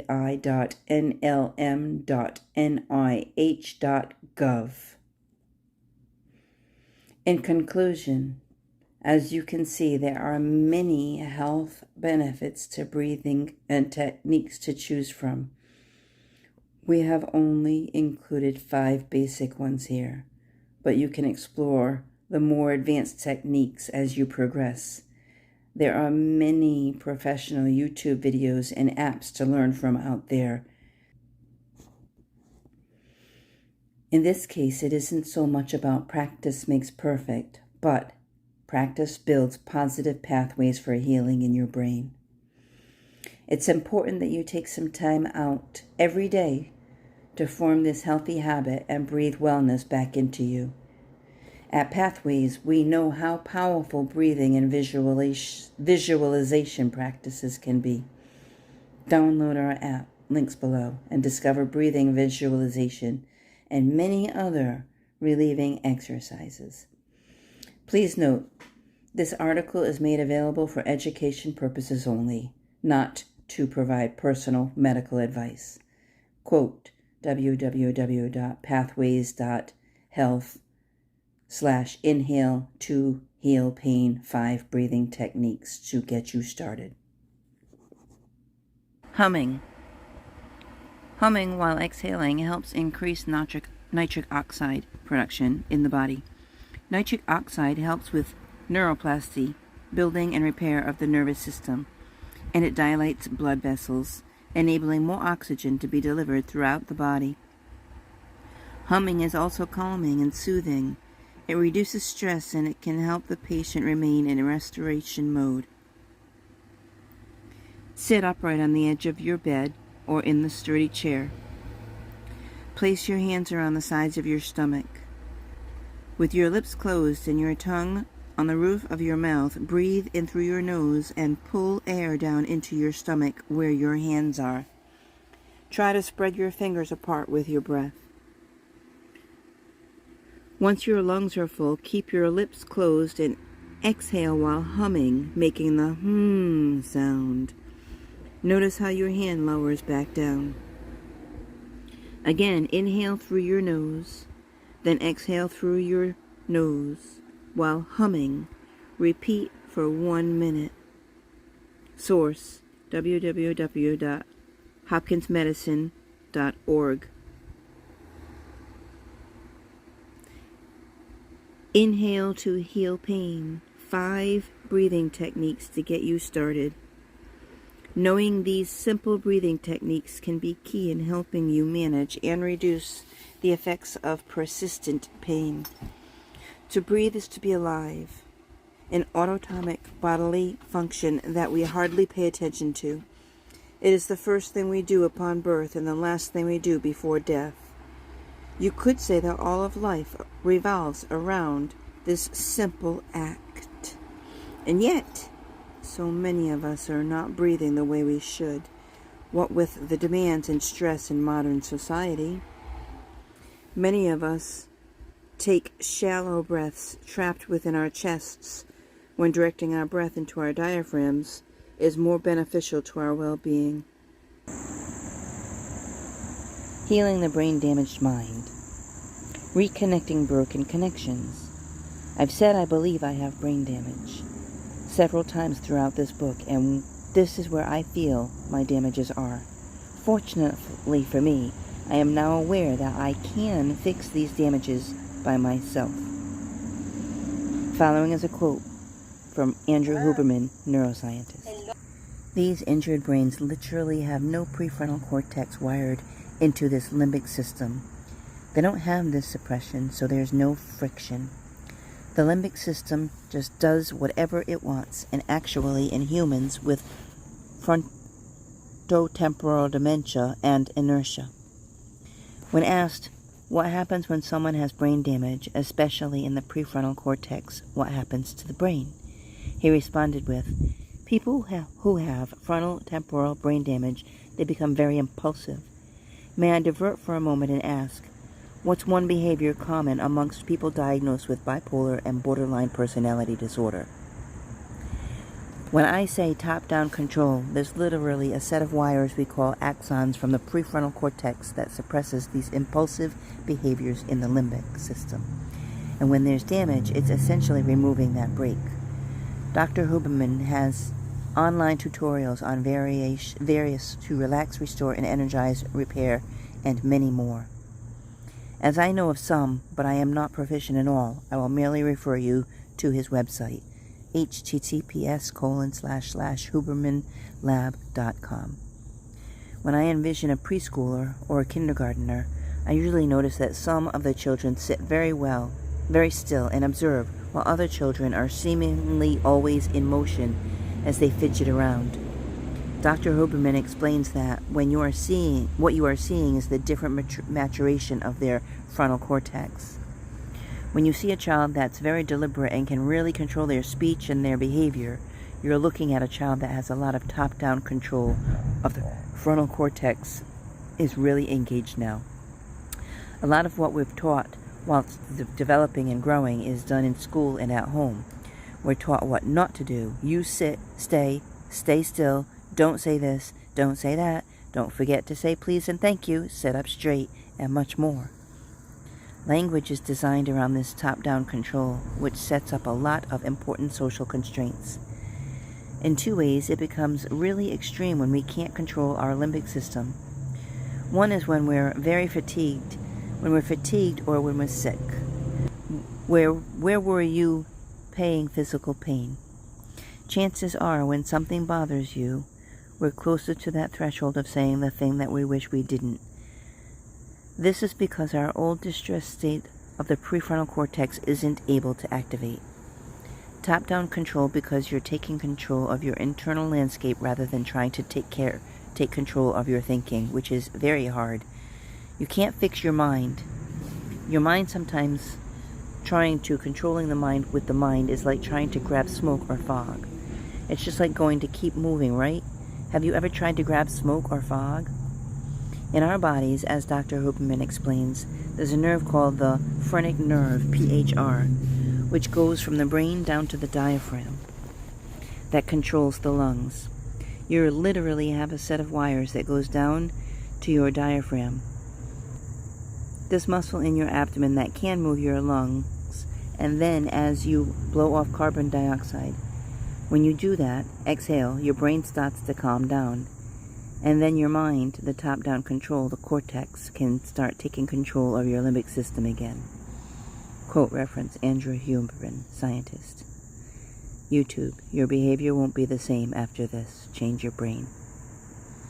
I'll say all of this boils down to an emotional mind and a damaged prefrontal cortex within the mind, which usually responds on impulse, subconscious, automatic responses versus rationalizing logically. With that said, I understand it's clear that if one is emotional, you should not engage in arguing or trying to defend yourself, make any long-term decisions, or try to control the situation as it's all within you to fix your emotional mind. If one does choose to react in those situations, all you're doing is what I term slinging your emotions forward. Others call it slinging drama onto someone else. It's up to you to figure it out. Who's feeling the emotions? The breathing references noted in the above content mentioned several times in most educational resources that breathing can heal basically anything in your entire body. There are specific types of breathing. You can breathe to sleep, repair your body, to wake up, to slow down, to rid anxiety, to rid depression. Your breathing is your mechanism to health. I walked 10 miles today. Yep, I did. I'm okay with that because I got sun-kissed the entire time. Love me for some natural vitamin D. Four of my 10 miles grocery trip baggage, I added a 40-pound load onto my back. I've been trying for some time now to understand why I do not get DOMS the next day anymore. Well, I'm pretty fit, apparently, and I'm maintaining, and I do appreciate this answer. I'm good to me. This pleases me. So super blessed that I still can. I've woken up the goddess within. I've had a journey of finding myself for a bit more than a year, all the while shrinking myself. Well, I'm here to share with all of you that I've succeeded in meeting my goal of weight loss. It's a start. I look forward to many more accomplishments going forward. Here, please enjoy a quote I feel so powerful and inspiring. Hey, so where do I start? When do I start? My answer is simple, here and now. Don't wait till Monday. Don't wait until it's over. Stop waiting, sorry. Look, you want to improve, right? You want to get better? Where do you start? When do you start? Again, you start right here and right fucking now. You put words into action and you go. The idea isn't going to execute itself, and no one's going to do it for you. Miles you're after aren't going to run themselves. The weights you want to lift aren't going to lift themselves. The weight you want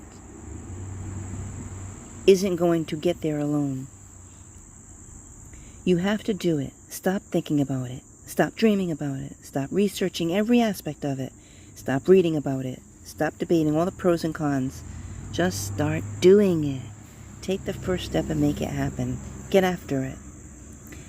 Discipline means taking the hard road, the uphill road to do what's right.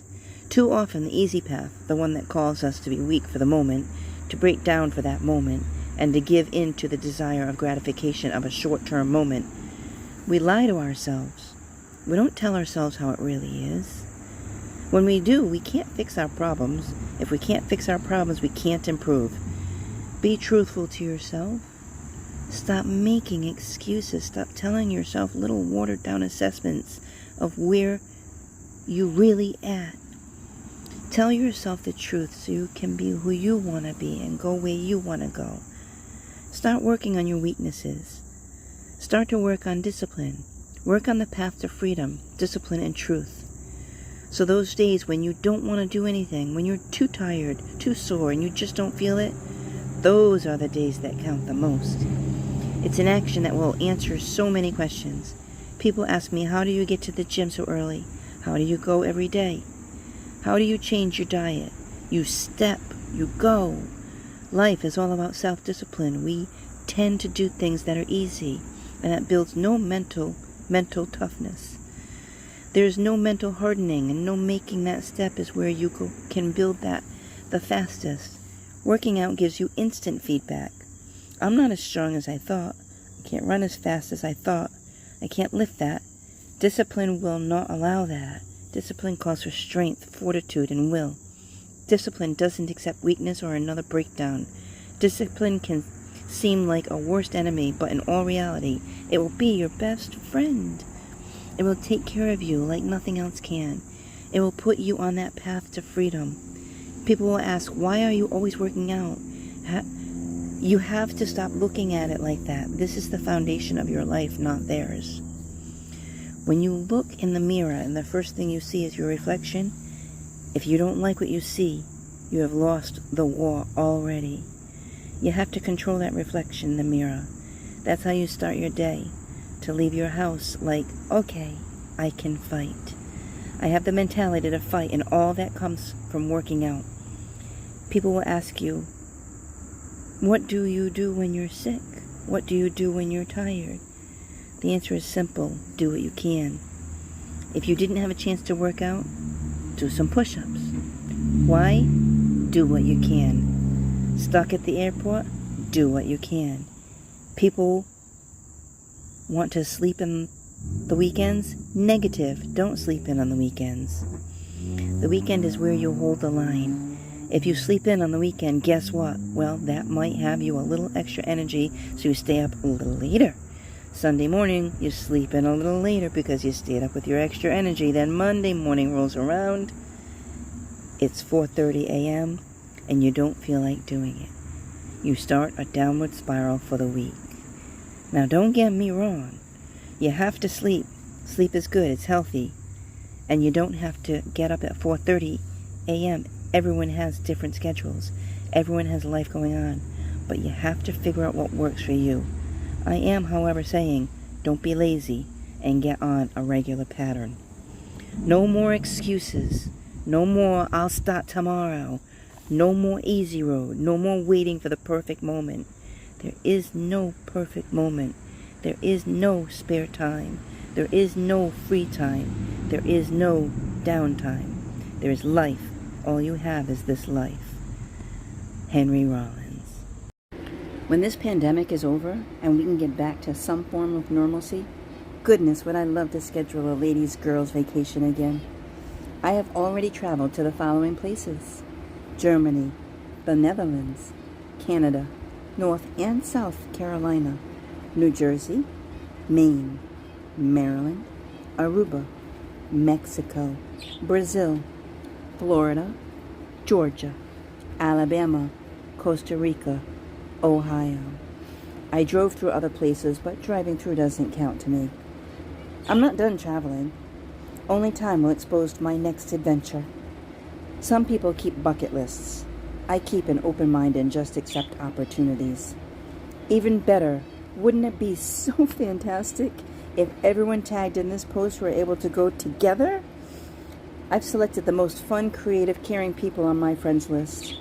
I just know everyone in this group would love one another. Maybe we could all go to Europe, Florida, Texas, California. The possibilities are limitless. Chapter 10. Educate and learn how to heal yourself. Love you. Our lives begin to end the day we become silent about things that matter. Martin Luther King, Jr. I don't know how I would have survived in a family environment similar to my mom's. All I do know is I'm here today and my heart still works. I'll not become a cynic and remove my rose-colored glasses. On January 29th, 2018, I had gastric bypass surgery. I began my exercise regime on February 2nd, 2018, and I haven't stopped. I have learned that breathing can heal any pain in the human body at any time. There are many sites where one can research the various breathing techniques. But I'll assure you, simply breathing the pains away beats any medication or surgery available today, in my opinion. I personally have healed the following: insomnia, lower back pain, sciatica, knee pain, depression, anxiety, frustrating emotions, intensity, length of orgasm. Currently, I'm working on my wrists. Any situation I'm in today, I know I can recover through breathing. Biggest struggle of all to me, this covers a wide variety of topics for me, as I'm in search of learning, healing, and growing in many areas. After years of suffering and not knowing why I believed everyone who I loved was out to hurt me, I set out to find out why. I truly desired to see why was I attracting these people into my life, as I wanted to be seen as exceptional, yet I felt optional. My first healer was Lisa Nichols. Lisa says, awareness plus action equals transformation. When I heard that, I knew I needed more. I was on the search for awareness so I could ultimately act on that productive changes that would help me to heal and grow as a person. I began researching the following list with such a sense of urgency. I learned early on that by listening to recordings, remember my college days, as I taught myself to learn through recordings all night long. Narcissistic abuse, childhood abuse, food and nutrition, exercising, meditation. How can I be a better person to others? How can I gain financial freedom? Is there more for me? So as you can see, I may be a work in progress, but I'm focused, consistent, and motivated to find all of me in the best ways possible. Tony Robbins, what people need, basic needs for your human YouTube. Everybody has different desires, but we all have the same 6 needs, but we don't value these needs equally. The need for certainty. Certainty that you can be comfortable, you can avoid pain, you can survive. The need for uncertainty, also a need for variety or surprise. The need for significance, to feel unique, to feel special, to feel important. The need for connection and love, innate in all humans. The need for growth. If you're not growing, you're dying. The need for contribution. Everyone has a need to feel as though they contribute value too. Certainty is a survival need because we all need to feel certain that we can avoid pain and that ideally we can have some comfort. Why? Because continuous pain would mean continuous damage, and continuous damage eventually means death. So the need for certainty is built into every human being. For some people, certainty is the number one thing they value. And if they're certainty driven, then try to change anything and they freak out. They get fearful, or they get angry, or they get pissed off, because what matters most to them is keeping things the same way, where they feel like they're in control.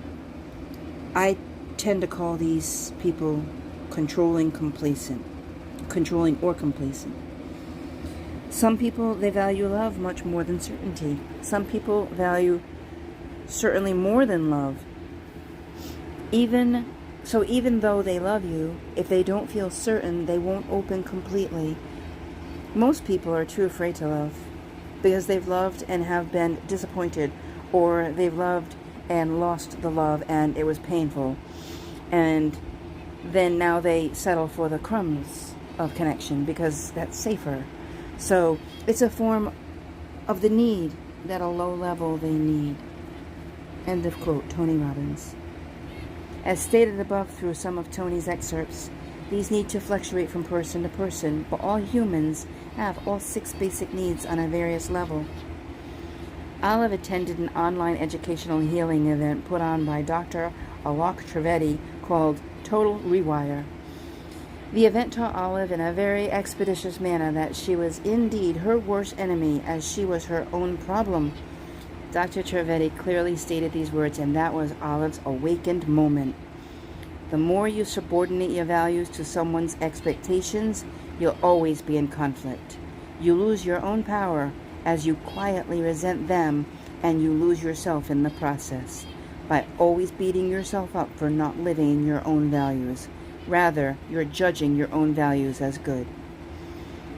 Have you heard of hypothyroid disease? Dr. Trivedi said this disease can be the symptomatic result of a person who has been a subordinate to another person, all the while suppressing themselves. In fact, many of the educational resources I've seen consistently repeat the same education, stating many, if not all, autoimmune diseases today are caused by man-manipulated emotions. If we heal and manage our emotions, if we heal and manage our own emotions rather than subjugating to others, we will be much healthier overall. It's a normal human tendency to want to feel heard, to want to feel seen, to want to feel loved. The power of encouragement is huge. Any and all champions are born through teamwork, through the use of fist pumps, high fives, butt taps. Words are unessential in a motivating situation. Simple touch, high five, fist pump, butt tap means you're saying, I see you. I know this is hard for you. So you feel heard, or even the unintentionally behind it makes one feel affirmed. The energy of celebration is what helps champions feel the positive programming in just that one gesture. I make it a practice to acknowledge my success through high-fiving myself. Oftentimes this is shown on my videos. This one act is my very own internal validation. Plus, as an added benefit, I've noticed that when I do this, I achieve more and I negatively self-talk less. Celebrate yourself more often. I can guarantee you'll find yourself feeling better. I'm doing the best I can. I'm better today than yesterday. I deserve to feel healthy. I'm going to treat myself in a way that supports this. I don't give up. I won't give up. I don't give in. I won't give in. Through it all, I've only gotten louder, so yes, I do feel brave. I truly do feel as though I have found myself, as I find I too have a voice. These years of growing, although painful, were essential for my learning. I needed to learn that I have a light unlike anyone else. This song, written by Alicia Keys, has quickly become one of my favorites. Enjoy her written words. Alicia Keys, Brand New Me, song lyrics. It's been a while. I'm not who I was before. You look surprised. Your words don't hurt. Your words don't burn me anymore. Been meaning to tell you, but I guess it's clear to see. Don't be mad. It's just a brand new kind of me. It's just a brand new kind of me. Can't be bad. I found a brand new kind of free. Careful with your ego. He's the one we should blame. Had to grab my heart back. God knows something had to change. I thought that you'd be happy. I found the one thing I need. Why you mad? It's just a brand new kind of me. It took a long, long time to get here. It took a brave, brave girl to try. It took one too many excuses, one too many lies. Don't be surprised. Don't be surprised. If I talk a little louder, if I speak up when you're wrong, if I walk a little taller, I've been known to you too long. If you notice that I'm different, don't take it personally. Don't be mad. It's just a brand new kind of me. And it ain't bad. I found a brand new kind of free. Oh, it took a long, long road to get here. It took a brave, brave girl to try. I've taken one too many excuses, one too many lies. Don't be surprised. Oh, see, you look surprised. Hey, if you were a friend, you want to get to know me again. If you were worth a while, you'd be happy to see me smile. I'm not expecting sorry. I'm too busy finding myself. I've got this. I found me. I found me, yeah. I don't need your opinion. I'm not waiting for your okay. I'll never be perfect, but at least now I'm brave. Now my heart is open, and I can finally breathe. Don't be mad. It's just a brand new kind of free. That ain't bad. I found a brand new kind of me. Don't be mad. It's just a brand new time for me. Source, Lyric Find. When you don't know what you don't know, that's when you ask questions. Seek advice or educate yourself. Well, Olive truly did not know herself, as she did live her life for everyone else under the disguise of feelings and emotions. Where does one start? But to start, so start I did. I found a coach, Sherry, and she did the most amazing job helping me figure out my strengths. Her coaching abilities to get me into my knowledge was astonishing. Throughout her podcasts, I was continuously reminded, hey, Olive, you know this stuff, and oh, yeah, I remember that.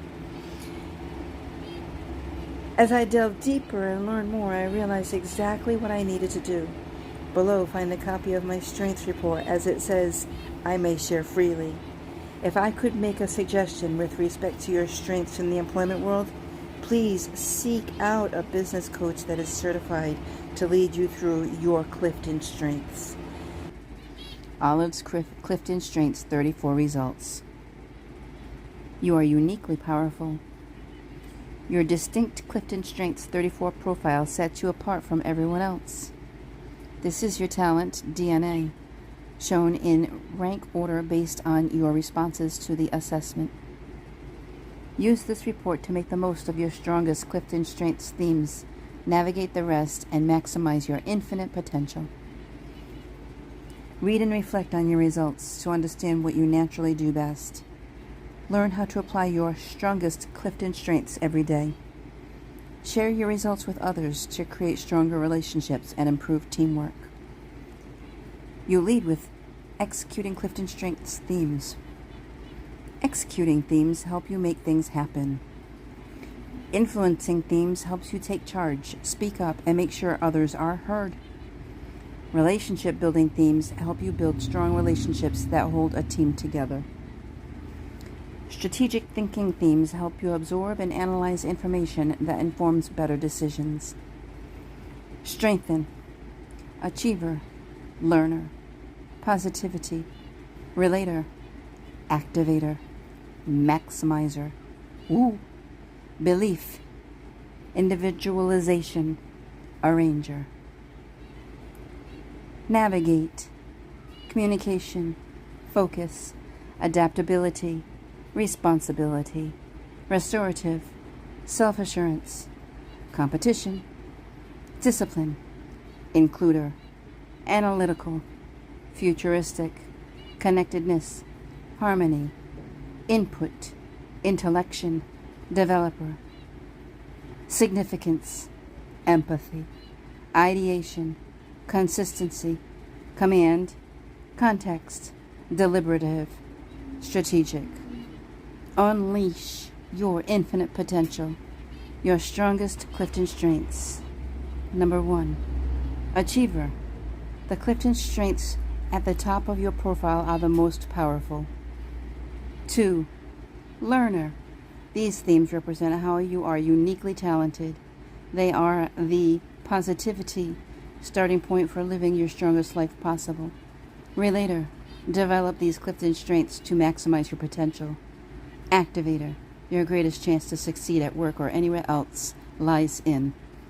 Maximizer. Strengthening what you naturally do best and doing more of it. Woo! Yourself. Love you. Belief. Individualization. Arranger. 1. Read everything about your top Clifton strengths to make the most of your talents. You first need to understand them and how to describe them to others. 2. Reflect on who you are. Think about your experiences, your motivations, and how you see yourself. Then consider how your Clifton strengths shape you. What you do, how you do it, and why. 3. Use these Clifton strengths every day. Start with the suggestions in the report for applying your most powerful Clifton strengths. 4. Watch out for blind spots. Sometimes how you exhibit your strongest Clifton strengths can cause unintended negative misperceptions. Clifton strengths. You will excel and become the absolute best version of yourself when you take a strengths-based approach to your life. Do more of what you do best, and you'll feel more engaged, empowered, and energized. Executing. 1. Achiever. How you can thrive. You work hard and possess a great deal of stamina. You take immense satisfaction in being busy and productive. Why your achiever is unique? These personalized strengths insights are specific to your Clifton strengths results. Driven by your talents, you tend to be a very good advisor to many individuals. When offering suggestions or asking questions, you probably are much more engaged, intense, and involved than usual. Chances are good that you are quite open and transparent with individuals or groups. The level of trust you have for a person dictates how much you reveal about your personal history, innermost thoughts, or deepest feelings. Instinctively, you ordinarily take time and exert extra effort to comprehend what you are reading. You probably refuse to rush through written material. Why? You likely intend to commit to memory as many facts and concepts as possible. Because of your strengths, you often go out of your way to stay informed about newsworthy topics. Numerous people probably count on you to tell them about information updates, due dates, meeting changes, or special assignments. It's very likely that you naturally resist being held back, restrained, or controlled by people or events. You much prefer to be in charge of situations, materials, schedules, budgets, human resources, processes, or decisions. Waiting for someone else to issue orders or level judgments certainly is not your forte. That is your strength. Why you succeed using Achiever? You love to complete tasks and your accomplishments fulfill you. You have a strong inner drive, an innate source of intensity, energy, and power that motivates you to get work hard to get things done. Take action to maximize your potential. Bring intensity and effort to the most important areas of your life. Set challenging goals. Take advantage of your self-motivation with a more ambitious goal every time you finish a project. Take time to celebrate each success before moving on to your next item or task. even for just a few minutes. Limit your commitments to projects or assignments that align with your highest priorities as much as you can. Be sure to take regular breaks, even though you might be naturally equipped to work harder and longer than others. Make sure your to-do lists include tasks and responsibilities beyond work. Watch out for blind spots. You might get frustrated when others don't work as hard as you do, and they might see you as too demanding. Remember that not everyone has the same high expectations for themselves or is driven to work as hard as you are. Your pressing need to get things done might cause you to take on projects or agree to deadlines before you know everything that's involved. Before you commit to something, make sure you have the time and resources you need to do it right. Strategic thinking. Learner. How you can thrive. You have a great desire to learn and want to continuously improve. The process of learning rather than the outcome excites you. Why your learner is unique. These personalized insights are specific to your Clifton Strengths results. Chances are good that you might yearn to be inspired by your work. You might want experience to be your teacher. You might need to feel enthusiastic about your job or studies. Perhaps the acquisition of knowledge and skills is a lifelong activity for you. You might feel most alive when you study facts, ponder concepts, test theories, or sharpen your skills. When you attempt to avoid people and situations that prevent you from expanding your mind. Driven by your talents, you sometimes feel restless when you are not acquiring knowledge or gaining skills. Maintaining a mental status quo may be unacceptable. Perhaps you have excused yourself from more than one boring class, repetitious assignment, or dead-end job. To some degree, the company of certain forward-looking people excites you. You might listen to them brandy, that is, exchange ideas about the future. Maybe later you'll call some of the possibilities they envisioned. It's very likely that you might search for the factors that produce a certain outcome or started a particular chain of events. Sometimes you are frustrated until you figure out why things happened the way they did. By nature, you might register for high-level courses, or honors classes. Why? Perhaps you are attracted to subjects that are not easy to comprehend. Occasionally, you trust yourself enough to test your mental endurance and agility. Because of your strengths, you might enjoy acquiring certain types of knowledge and/or skills. You might want to build on particular abilities you know you already have. When you meet people who value education like you do, perhaps you are interested in hearing about a few of their personal or professional ambitions, intentions, or goals. Understanding what they aim to accomplish may be the beginning of a practical partnership or an enduring friendship. Why you succeed using learner. You love to learn, and you intuitively know you learn best. Your natural ability to pick up and absorb information quickly and to challenge yourself to continually learn more keeps you on the cutting edge. Take action to maximize your potential. Use your passion for learning to add value to your own and others' lives. Become an early adopter of new technology and keep your coworkers, friends, and family informed. You learn quickly and others will appreciate when you share and explain cutting-edge developments to them. Respect your desire to learn. Take advantage of educational opportunities in your community or at work. Discipline yourself to sign up for at least one new course or class each year. Find opportunities to expand your knowledge. Take on increasingly difficult topics, courses, or projects. You love the challenge of steep learning curve, so beware of learning plateaus. Be a catalyst for change. New rules, skills, or circumstances might intimidate others. Your willingness to absorb new and different factors can calm their fears. Keep track of your learning progress. If a skill or topic has distinct levels or stages of learning, celebrate your progression from one level to the next. If not, create them for yourself. For example, set a goal of reading 5 books on a new subject. Watch out for blind spots.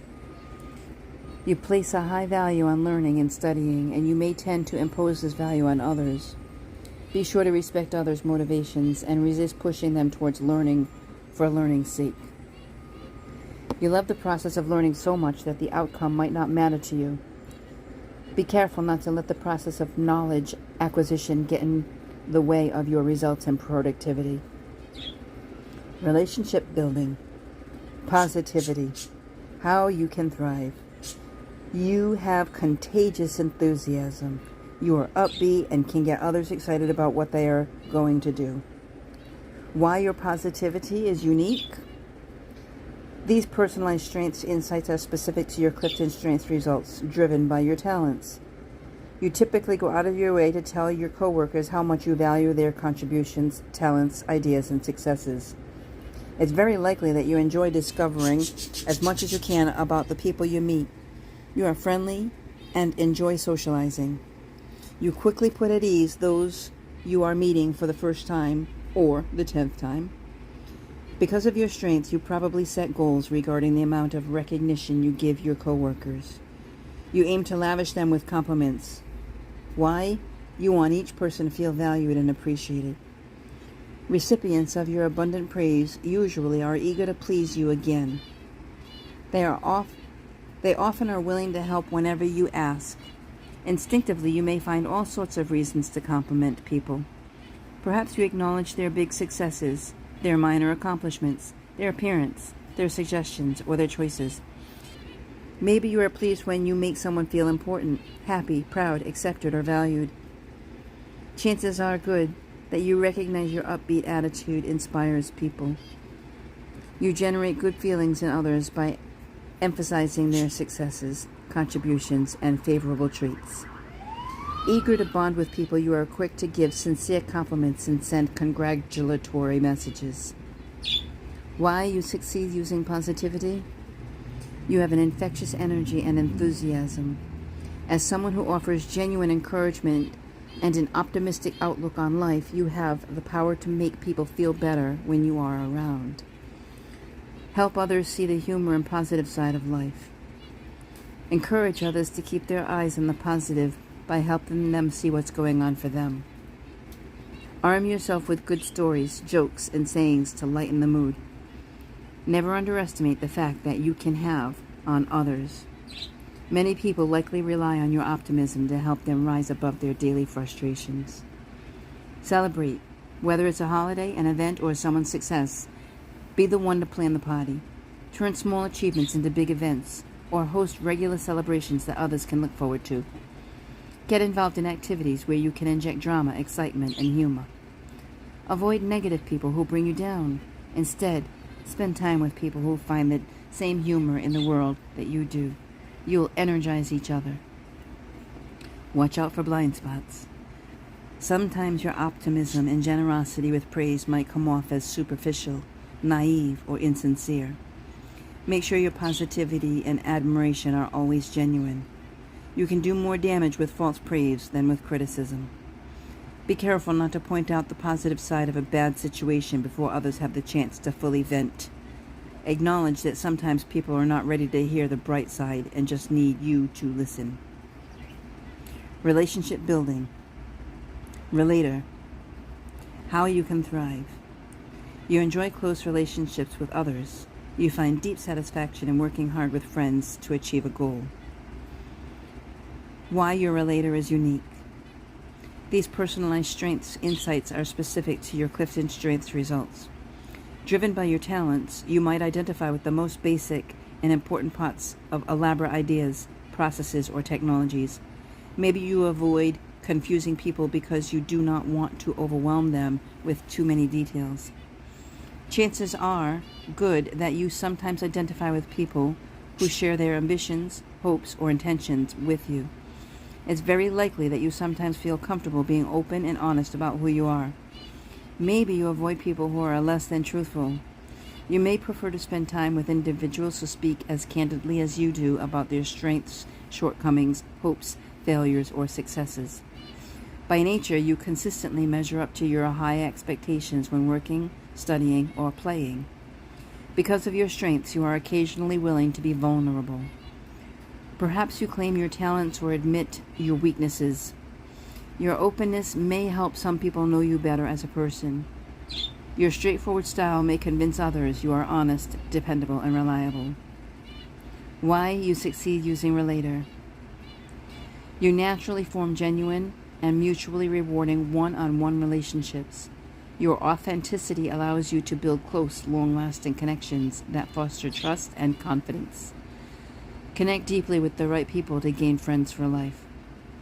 Try to get one-on-one time with people rather than attempting to connect with them in a group. This will help you build the deeper and trusting relationships you value most. Stay in contact with your friends. No matter how busy you are, your closest relationships energize you.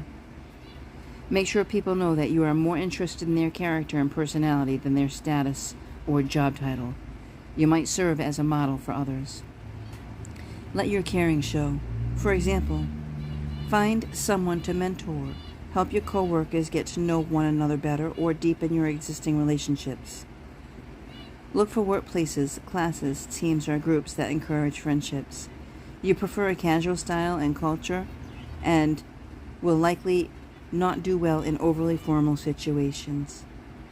Watch out for blind spots. Because relators typically do not trust others implicitly and people have to earn your trust over time, some may think you are hard to get to know. Be aware of this perception with new people you meet as well as with the people you see every day. Your tendency to spend more time with the people you know best might give the impression that you are exclusive or unfriendly to those outside your inner circle. Consider that you might be missing out on the benefits of widening the circle and getting to know more people. Influencing. 4. Activator. How you can thrive. You can make things happen by turning thoughts into action. You want to do things now rather than simply talk about them. Why your activator is unique. These personalized strengths insights are specific to your Clifton Strengths results. By nature, you occasionally throw newcomers or outsiders off balance by pressing them to talk with you. Sometimes you intentionally do this. Other times you may be unaware of how assertive you are. Although you might be eager to get things moving or completed, you might try to soften your demanding style. Perhaps you want certain people to like you as well as do what you tell them to do. Instinctively, you sometimes make choices or judgments when no one else seems willing to do so. Once you take charge, you may be eager to launch initiatives, present proposals, or solve problems. Chances are good that you occasionally feel a surge of energy when you start talking with newcomers. Sometimes you generate such enthusiasm that they participate in activities, join teams, register for classes, or interview for jobs. Driven by your talents, you periodically expend mental energy reviewing detailed facts or precise data. When you have evaluated a sufficient amount of information, not necessarily all of it, you might feel compelled to move forward quickly. Because of your strengths, you periodically issue direct orders to certain individuals. Some may feel you are overstepping the bounds of your authority or are being a bit bossy. Perhaps this is just your way of influencing some people to apply their time or energy to the task at hand. Why you succeed using Activator. You are a catalyst. You naturally know how to turn ideas into action, and you make things happen. Your energy can be contagious and engaging. Be the catalyst when others are stuck. Make a decision and get going. Record your insights or revelations when you have them so you can act on them later. Take responsibility for your intensity. Your drive to make things happen can be the push that people and groups need to move from discussion to action. Put yourself in situations where you can make things happen. Your energy and tempo will engage you and the people you work with. Take on the role of asking for action items in meetings. Be the one who forces the group to commit to next steps before the meeting is over. Find work that allows you to make your own decisions and act on them. In particular, look for startup or turnaround opportunities. Watch out for blind spots. Sometimes you might charge ahead and act without a solid plan. Before making a major decision, think about challenging yourself to consider alternatives and weigh options first. The force of your urging people to take action might make them feel overwhelmed and pressured to act before they are comfortable. Remember that others may not feel the same urgency, and some people will need more time to think before they act. Influencing. 5. Maximizer. How you can thrive. You focus on strengths as a way to stimulate personal and group excellence. You seek to transform something strong into something superb. Why you succeed using Maximizer. You focus on quality and you prefer working with and for the best. By seeing what each person naturally does best and empowering them to do it, you make individuals, teams, and groups better. Take action to maximize your potential. Strive for excellence and encourage others to do the same. Stay focused on your own strengths. Choose one talent you want to maximize each month and invest in building on it. Refine your skills. Acquire new knowledge, practice. Keep working toward mastery. Make your weaknesses irrelevant. Find a partner. Devise a support system or use one of your stronger themes to compensate for your weaker ones. Help your friends and coworkers recognize others' talents and strengths. Watch out for blind spots. Your desire to exhaust all possible outcomes can frustrate those who want to come to a suitable conclusion and move forward. Sometimes you will need to accept that good enough is adequate and appropriate. You might be disappointed when a project or initiative fails short of your definition of excellence. Try not to get discouraged when you have to work on or sign off on something that is acceptable but not ideal in your eyes. Influencing. 7. Woo! How you can thrive. You love the challenge of meeting new people and winning them over. You derive satisfaction from breaking the ice and making a connection with someone. Why you succeed using woo. You have an exceptional ability to win others over. Because you energize social situations and naturally put strangers at ease, you help build networks by connecting people with each other. Take action to maximize your potential. Spend time every day interacting with people. Build and maintain your network of acquaintances by checking in with each person at least once a month. Stay in touch with your peers in professional organizations to broaden your network and increase the number of resources you can contact for help. Use your natural charm to help put reserved people at ease in social situations. Watch out for blind spots. Others may view you as shallow and insincere because you connect with people quickly and then move on. In social situations, when you are talking with someone and have the urge to go meet someone else, try to remember that some people may just be getting comfortable. You may have a tendency to reveal yourself and trust others too quickly. This may cause more reserved people to step back from a relationship. Be aware that people's personal comfort zones differ, and you will need to adjust your approach if you want to win people over. Executing. 8. Belief. How you can thrive. You have certain core values that are unchanging. Out of these values emerges a defined purpose for your life. Why you succeed using belief. Your core values guide you and give you purpose. You provide clarity, conviction, and stability by living your values. Take action to maximize your potential. Honor your values. They keep you on course during tough times. Keep reminders of your personal mission around. In difficult situations, these reminders will help you focus on your objective and the valuable contribution you make. Have courage in your ability to select projects to work on. Ask about their intended outcomes and target audiences. When possible, get involved in ideas and projects that match your values. Try to keep an appropriate balance between your work and personal life. Both areas will benefit when you dedicate enough time and attention to each. Watch out for blind spots. Because you are passionate about your own beliefs, others might view you as stubborn or set in your ways. Keep in mind that everyone has a unique worldview, and often it will not be the same as yours. Be careful not to pass judgment on others' principles and motivations. Their values and belief systems deserve your respect, even when you don't agree with them. Relationship building. 9. Individualization. How you can thrive. You are intrigued with the unique qualities of each person. You have a gift for figuring out how different people can work together productively. Why you succeed using individualization? You notice and appreciate each person's unique characteristics, and you don't treat everyone the same. Because you can see what makes each individual unique, you know how to bring out their best.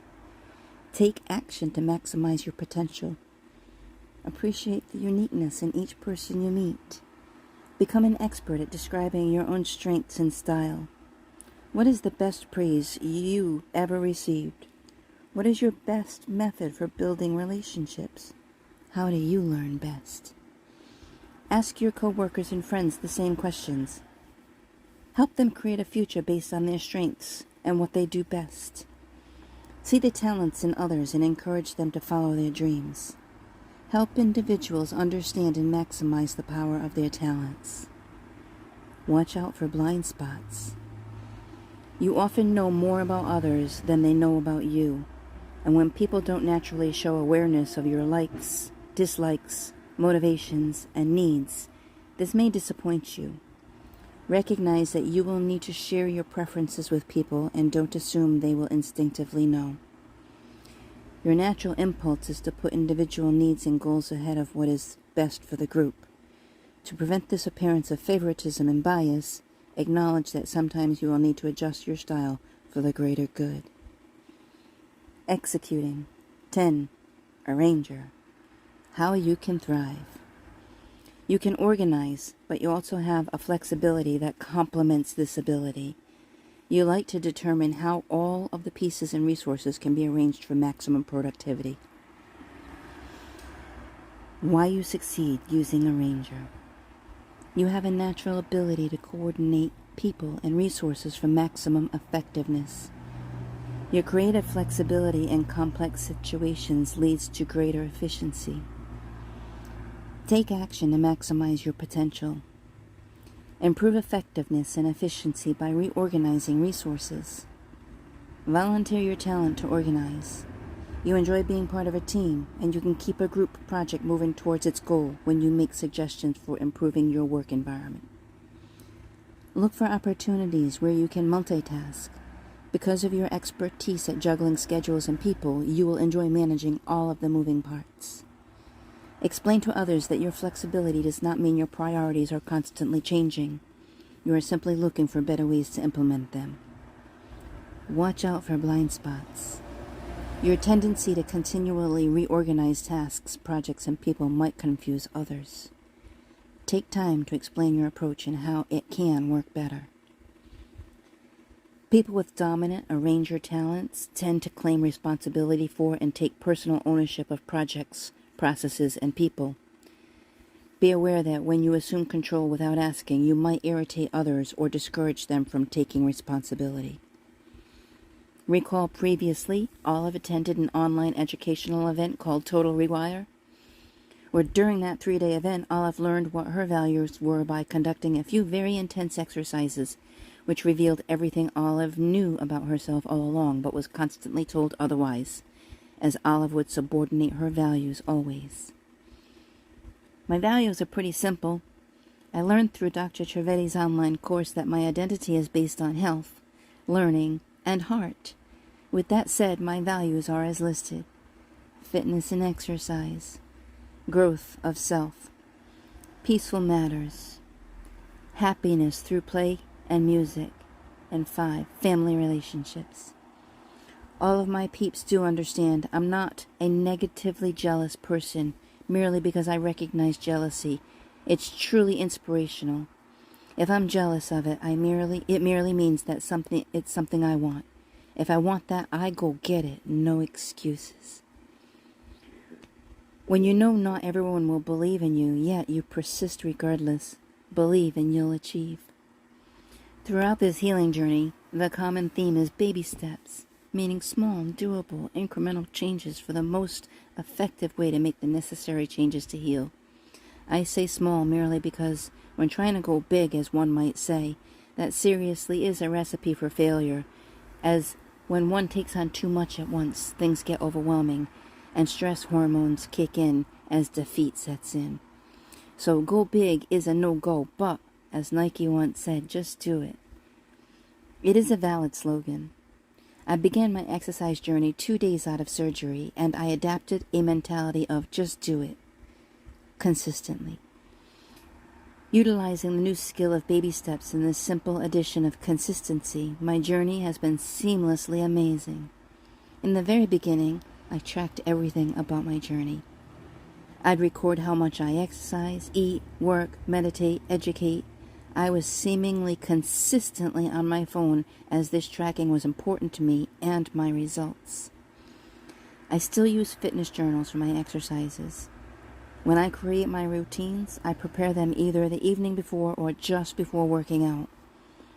I put enough preparation into the structure as required, and everything is based on how my body feels or is expected to feel based off what I've previously worked out. I do not typically work out hard on the same area 2 days in a row, as I understand muscles need to grow, break down, repair, and then grow again, as it's the cycle.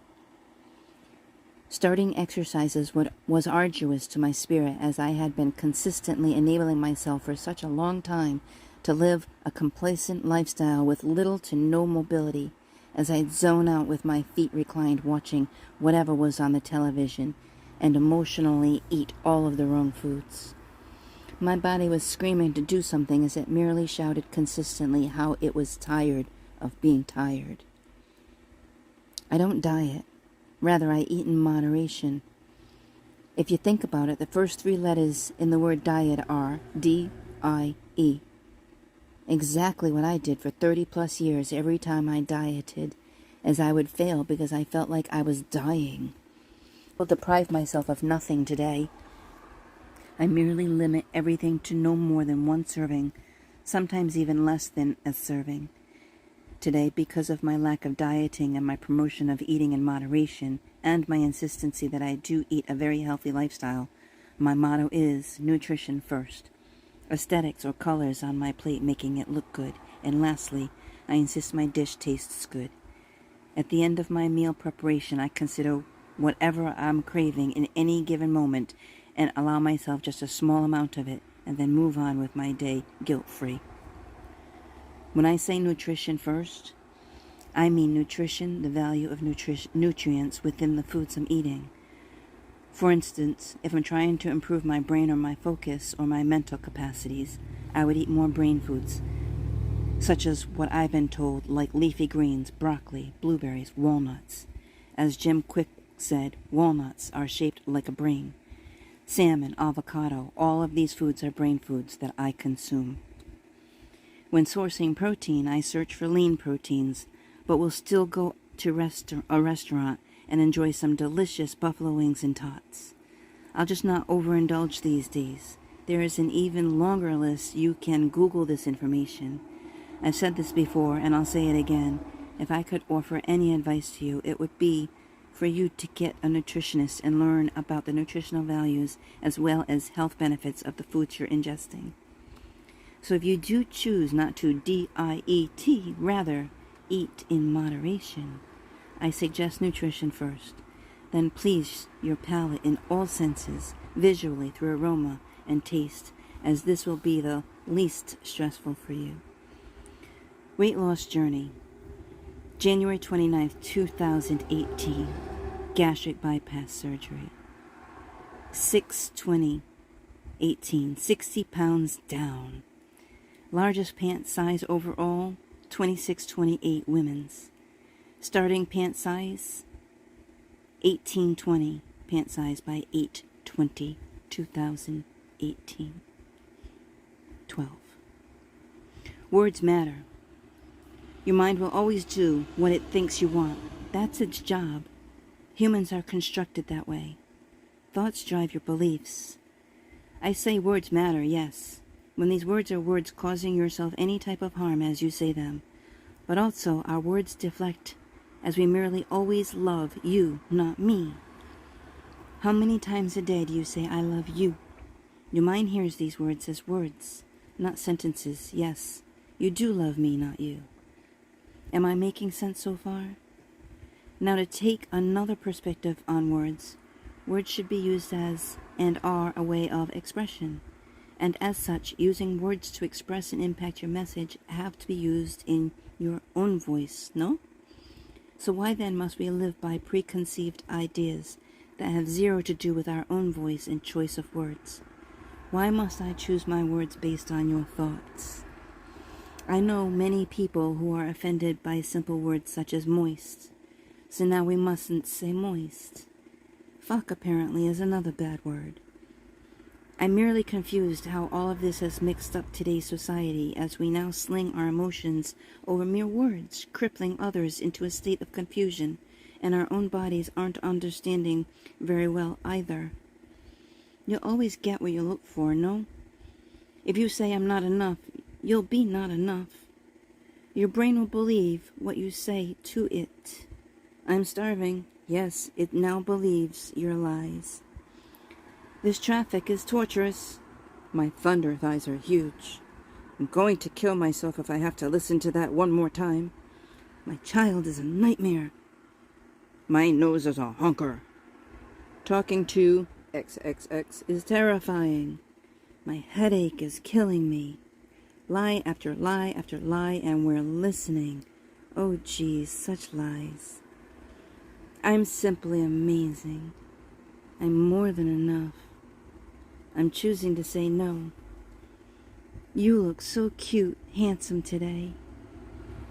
Hey, if you're going to lie, make it a good lie, no? Eventually your brain will catch up. Our bodies are clever at finding ways to make ourselves ill based on our words, thoughts. Every word we say is a blueprint justifying our reality. If you can make your mind feel good about the little things, then when the big things come up, you've strength and resilience to handle the big things. Be kind to you and anyone else struggling with negative self-talk. Select better choices. These are challenges or situations to ponder, and even something to figure out a solution. But nothing is really that drastic, or is it? If it is drastic, what are you going to do about it? There comes a time in life when you realize you're really just not living life. You're living a life. We'll call it that, but it's not your life. You're living the life everybody wants you to live. Isn't that the conundrum everybody has in life? You're living the life they want you to live. What about your life? Olive knew she was not living the life she wanted to live.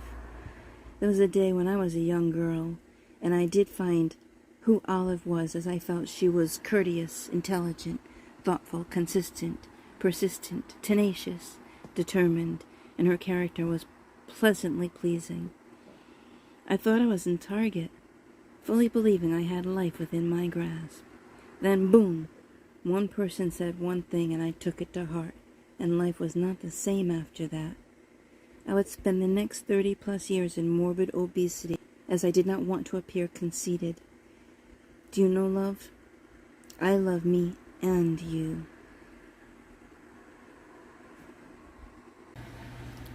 With each moment, I understand I am expiring, as I look at my hands, once filled with enough fat that the wrinkles and veins were absent. When I wake up in the morning today, I always do my best to focus on myself and my immediate mental, emotional, or physical needs. Of course, for many people, the natural waking first activity is to relieve themselves. So of course I do too.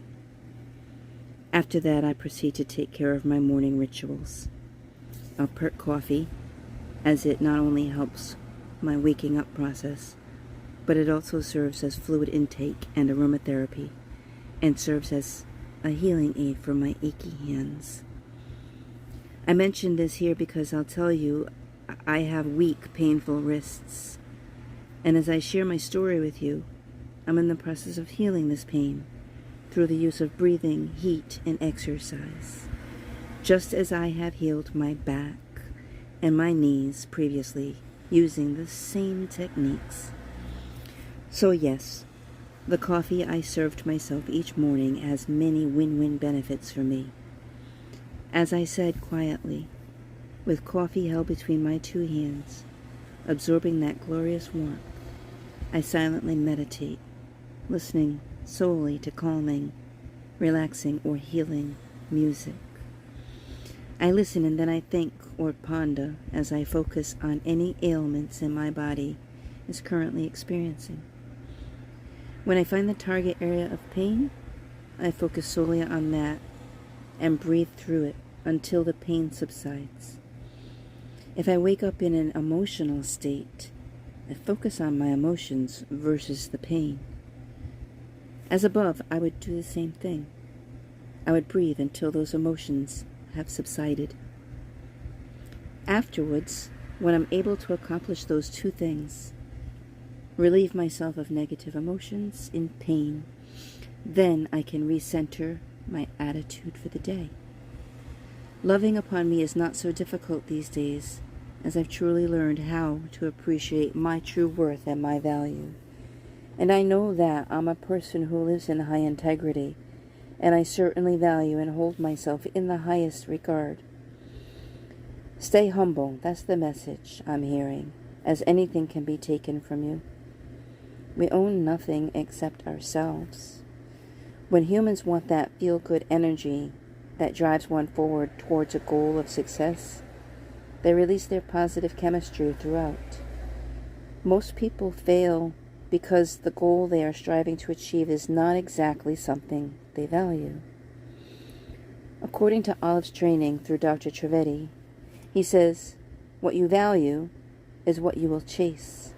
Not to be confused with Tony Robbins' definition of chasing success, as Dr. Trivedi stresses, that if what you're chasing is within your value system, you're more than likely going to achieve whatever your particular goal you're working on. Another reason people fail at achieving their goals is they merely look at the end goal and feel entirely overwhelmed before even starting, which is exactly why everyone working toward a goal might consider breaking the goal down into manageable pieces and then reward themselves in the process for each success. If you're losing weight, reward for non-scale victories such as smaller pants, more energy to climb stairs. Breathing is less labor. Vitality is springing into action more often. We can reward ourselves for anything that'll help keep the progress going, as these rewards continue providing a balance of the right chemicals within the body to want to continue. How many people do we have on this planet that think they are dying, yet they have not even one open wound? Ask yourself this question. What is the root cause of fibromyalgia, MS, lupus, rheumatoid arthritis? Those are autoimmune diseases, correct? What is an autoimmune disease? Recall, as I've mentioned elsewhere in this book, many researchers and educational resources state that emotional wounds can be the leading factor to these autoimmune diseases. Are you releasing your toxicity and preventing any immune issues within your body? We can all heal ourselves. Holding your traumas inside your brain is toxic to your body. These toxicants look like resentment, guilt, blame, shame, anger, fear, hate, jealousy, rage, sadness, or even depression. In a state of stress, the human body gets more acidic, causing inflammation, and that's the issue. The inflammation is trying to put out a physical fire based on a mental issue. It is completely possible to change the way that one's brain focuses on these stressful, toxic situational traumas. After listening for hundreds of hours to scientists, motivational speakers, and psychiatrists, and reading multiple self-help books on traumatic events within the human, educating myself on this subject, I learned that your thoughts are the driver of your life, and every thought that you subconsciously have as a result of a traumatic event can be changed. The power of thought works in every arena of your life, but this book will focus on the power of healing yourself through thoughtful breathing. I've also learned that very small incremental changes are the only way to change subconscious learned responses to my stressful, toxic situations. I'd like to introduce a brief bit of science of the human anatomy here, as it's beneficial to know how your body works. I'll begin with parasympathetic and sympathetic nervous system information, all of which I've learned through my research.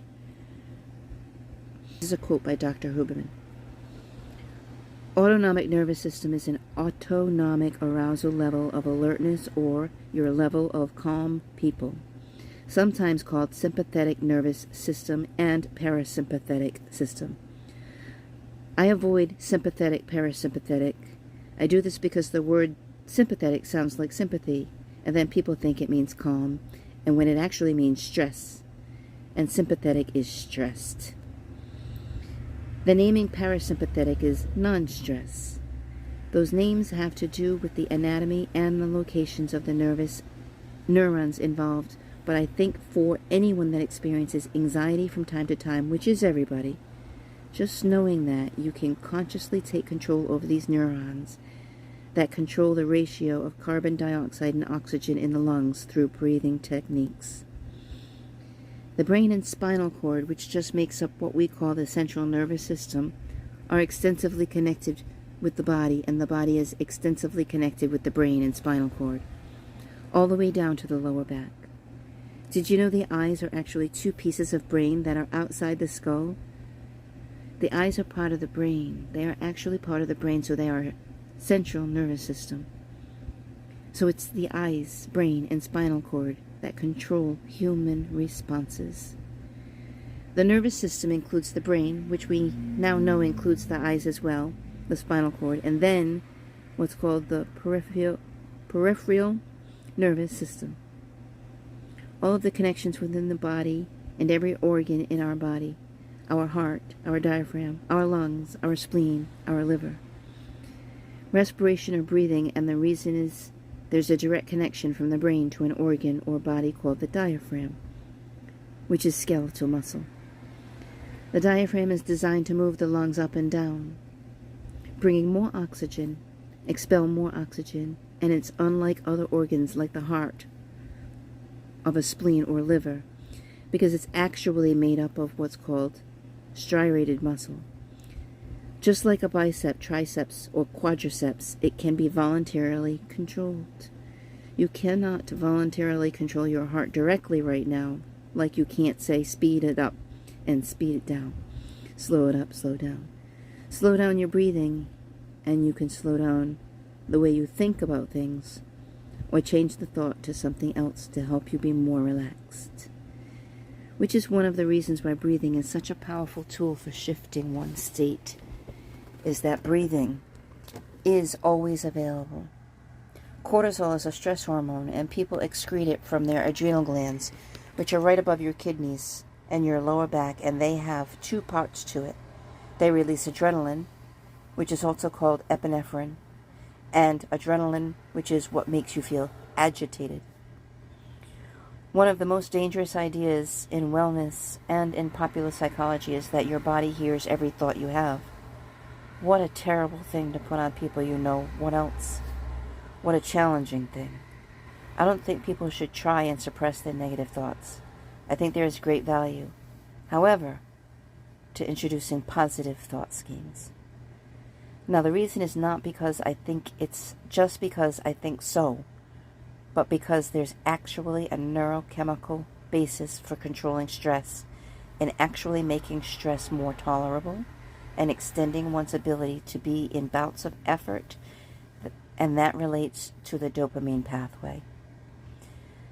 So the molecule dopamine is a reward. It's released in the brain when you win, achieve that desire or success. When we attach the dopamine to the effort process, to the pursuit, to the day-to-day tasks, the growth, the lessons, the losses in every step, then can be some wins along the way. This is referred to as the growth mindset, and it is the academic discovery Carol Dweck at Stanford. The hallmark of growth mindset is really two things. One is, I'm not where I want to be right now, but I will be, but I will as I am capable of getting there eventually. The other is to attach a sense of reward to the effort process itself. Don't reward the result, rather reward the efforts. Consider this. If you look at true high-performance people that are consistently good at what they do, they don't peak and go through the postpartum depression and crash and come back. Their life is a cycle of ups and downs. People who are on that upward trajectory consistently, those are the people who attach dopamine to the effort process. We've come across these people. They love doing math problems that they knew they couldn't get right. Some people love puzzles, even if they knew they couldn't get it right, because they love the process of doing it. It's because they feel some sense of reward from the effort process. Dopamine is a very subjectively controlled meaning. We can all learn to secrete dopamine in our brain in response to things that are in a purely subjective way. Our interpretation of our interpretation, but it has to be attached to reality. The brain circuits that are associated with building subjectivity rewards and dopamine get stronger, so you get better at that process. And second, and most importantly, dopamine has an amazing ability to buffer adrenaline and buffer epinephrine. Too much of this adrenaline and epinephrine eventually lead to burnout. Now, dopamine is able to push back on that burnout and give anyone the feeling that you could continue.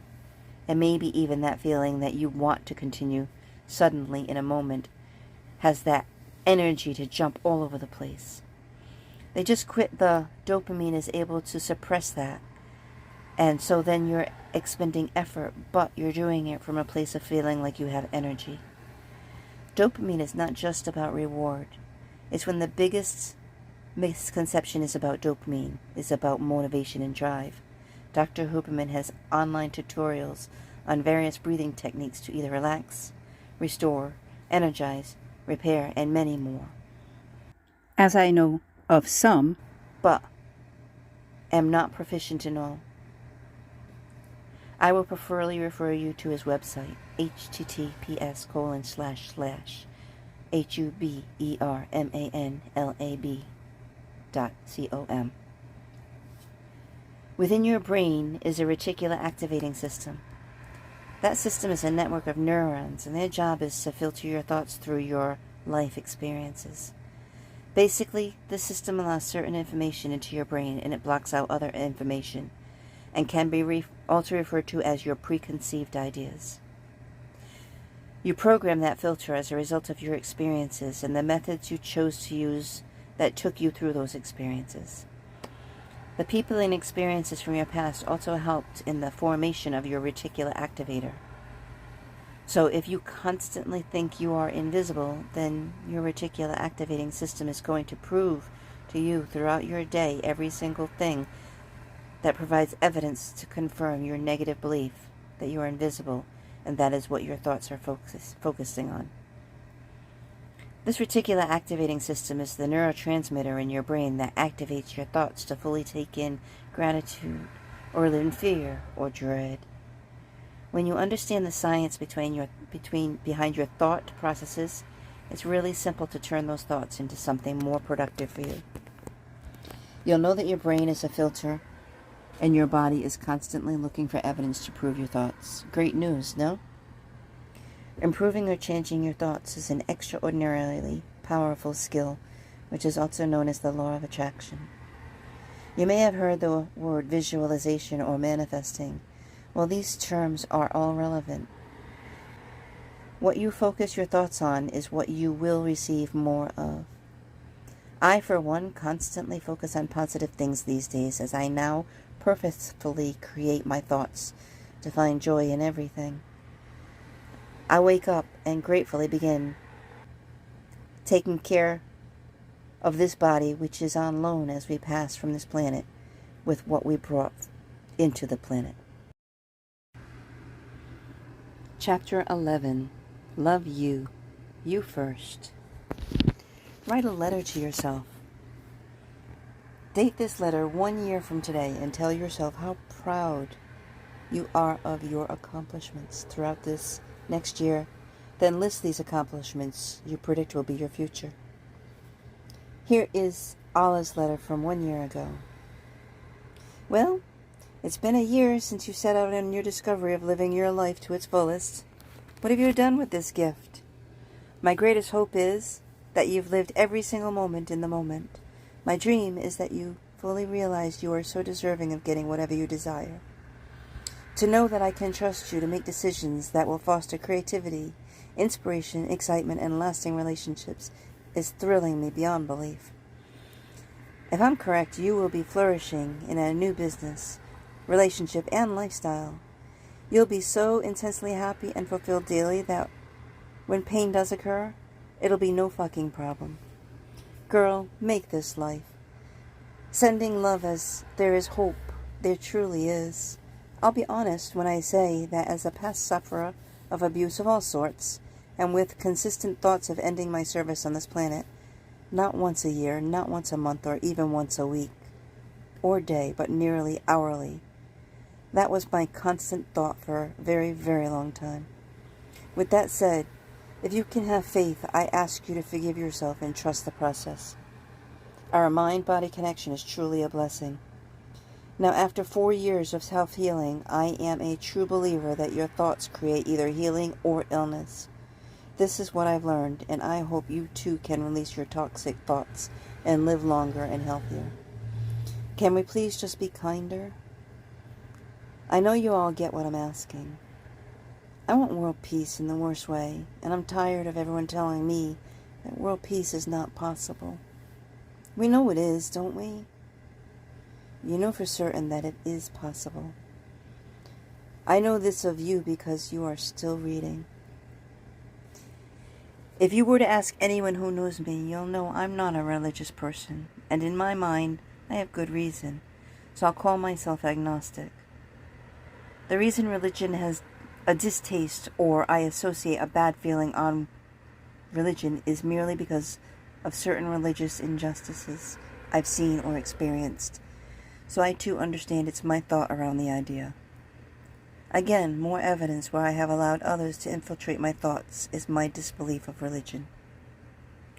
Will I ever be 100% emotionally free? Maybe. It's a goal of mine, and it's important to me, so I'll just be accepting and accountable that I'm not there yet. Basically, though, I'll inform you, as I've informed others previously, I do believe in a creator of all life. I sometimes refer to this as entity or the creator of, or even simply as energy. Nonetheless, whatever word I choose, their song performed by King and Country, Forgiveness, and the words resonate with my thoughts on humans. We need forgiveness from someone, and that someone is yourself. We're all humans, and we're beating each other senseless. It makes no sense to me why humans do these things. Through the use of our slinging emotions of frustration, blame, shame, guilt, anger, rage, sadness. List them all off, and we humans do this as we manipulate everyone too, through feelings, and we use these emotions as weapons against one another. I find us humans weird creatures. Butterflies don't beat other butterflies because one is yellow and one is blue. Humans do. Flowers, they actually lift each other up and share glory. Geese know how to fly in perfect patterns. Do you think maybe they think? Honestly, I don't know. Nor do I care except to say, if they do, then maybe we should think more like them. Ants are beast workhorses, and they just keep on keeping on. Why are there men on this planet who believe it is okay to stone a woman whom is buried up to her neck merely because her wrist is shown? Why is it her responsibility to control his reaction towards seeing her wrist in his arousal? Come on, basics, no? Humans really do have many weird things, in my opinion. Again, another thing about humans. We humans tend to opinionate everything and hold on to those opinions so strongly, don't we? Why are we beating one another through words or manipulation? Are we really that grandiose? I love regardless, okay? So whomever wants holding on and keeping stuck in your own limits, go be you, you're good. I personally know we as humans all can do better. I know that the world can be fixed. For now, I will accept that if for some reason we cannot come to an agreeable consensus and be accepting, this world peace cannot be achieved yet. So very few will do this, those small incremental healing inside themselves first. I'll still hold out for this hope for world peace, as I know I work on the things I think about. I see the light struggling in all its beauty to show the way. Baby steps, one at a time. We've got this. When you begin to practice self-forgiveness, you will then begin to find your love of self. I've mentioned it several times throughout this book, that cortisol levels within the body can be damaging. If a person is consistently reaching highly dangerous levels of cortisol more frequently throughout their day, the body doesn't know how to respond. The suggestion that self-forgiveness can affect your mental health is even stronger, with dozens of studies showing a correlation between the two. Love up on yourself as you think more productive thoughts of yourself by basically not blaming, shaming, or guilting yourself. Improve your self-forgiveness. Forgive yourself often, as everyone makes mistakes. By holding on to those mistakes or holding on to your past grief and suffering, you don't realize it, but your emotions are being recorded into your body, and that recording is now creating havoc throughout the increased cortisol levels being created. Breathe through the emotions. Challenge why you think about things the way you do. And as you do, your body will naturally get better at these levels, as these levels are reduced. Please consider less blame, shame, guilt, and more forgiveness, more patience, more kindness, and you will be fine. The John Templeton Foundation supports philosophical research, poured millions of dollars into studies of forgiveness. According to Everett Worthington, the author of numerous books and academic papers on self-forgiveness, who participated in the Templeton Initiative, when scholars exhausted that line of research, they turned their attention to self-forgiveness, a subject one influential paper identified as the stepchild of forgiveness. After centuries with barely a mention, self-forgiveness today is a thriving area of study with its own specialists, manuals, and intervention techniques. In the past 15 years, there have been some 500 papers on self-forgiveness by Worthington's count, and contrary to Andret's formulation, the prevailing view is that self-forgiveness is not only possible, but also important to humankind. For physical health, the supporting evidence is indirect, tied to the connection between self-blame and the levels of cortisol, a stress hormone, but it's compelling. A 2016 study published in the Journal of Positive Psychology showed that self-forgiveness was connected to a lower heart rate and a better functioning cardiovascular system in healthy college students. An older study of a community in the Midwest from 2003 found better blood pressure readings in high-income whites who practiced self-forgiveness and lower levels of cortisol in low-income whites who did so. And research from 2001 linked self-forgiveness to lower white blood cell counts and higher T helper cells ratios. Referring to guilt, self-blame, and self-condemnation, Worthington notes that all of these things up your cortisol, and if that is continuously elevated, it affects every system in your body.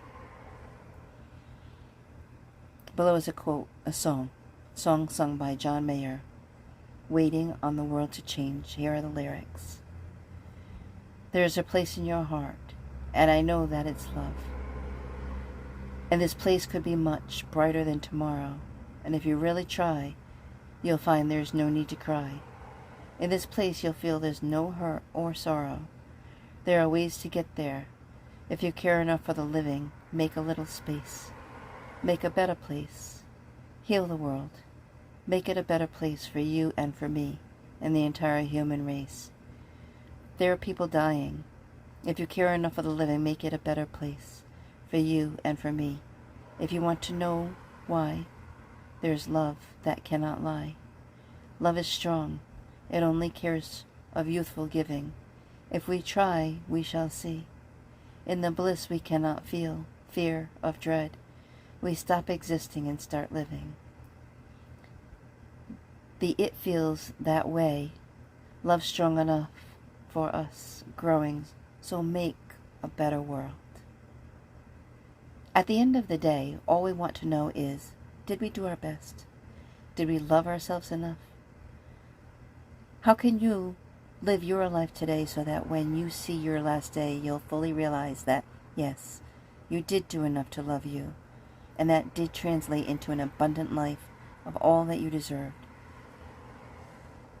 Have you provided all of these services you believe you could? Is there anything left in your heart that is unsettled? What can we learn from Olive's experiences? Do you think perhaps some of this can help you too? Can we all please just agree?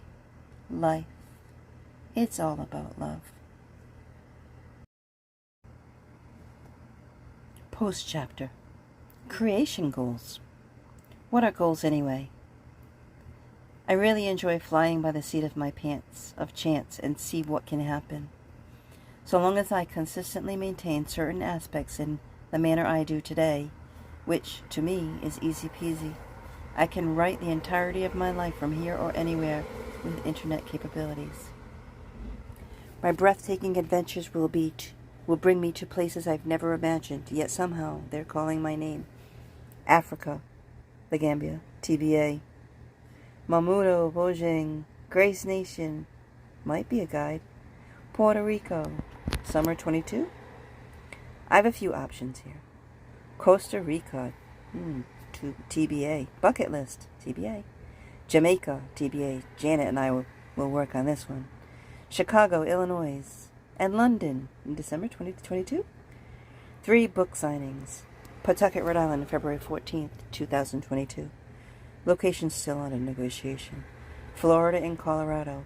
Any local takers looking for a house guest who's rude, crude, and obnoxious? Great news. Creation package approved. Dr. Trivedi sees my vision, and now I've my guide through this buffalo running through the storm. I am allowed one guess. Who will I bring? The value? Priceless.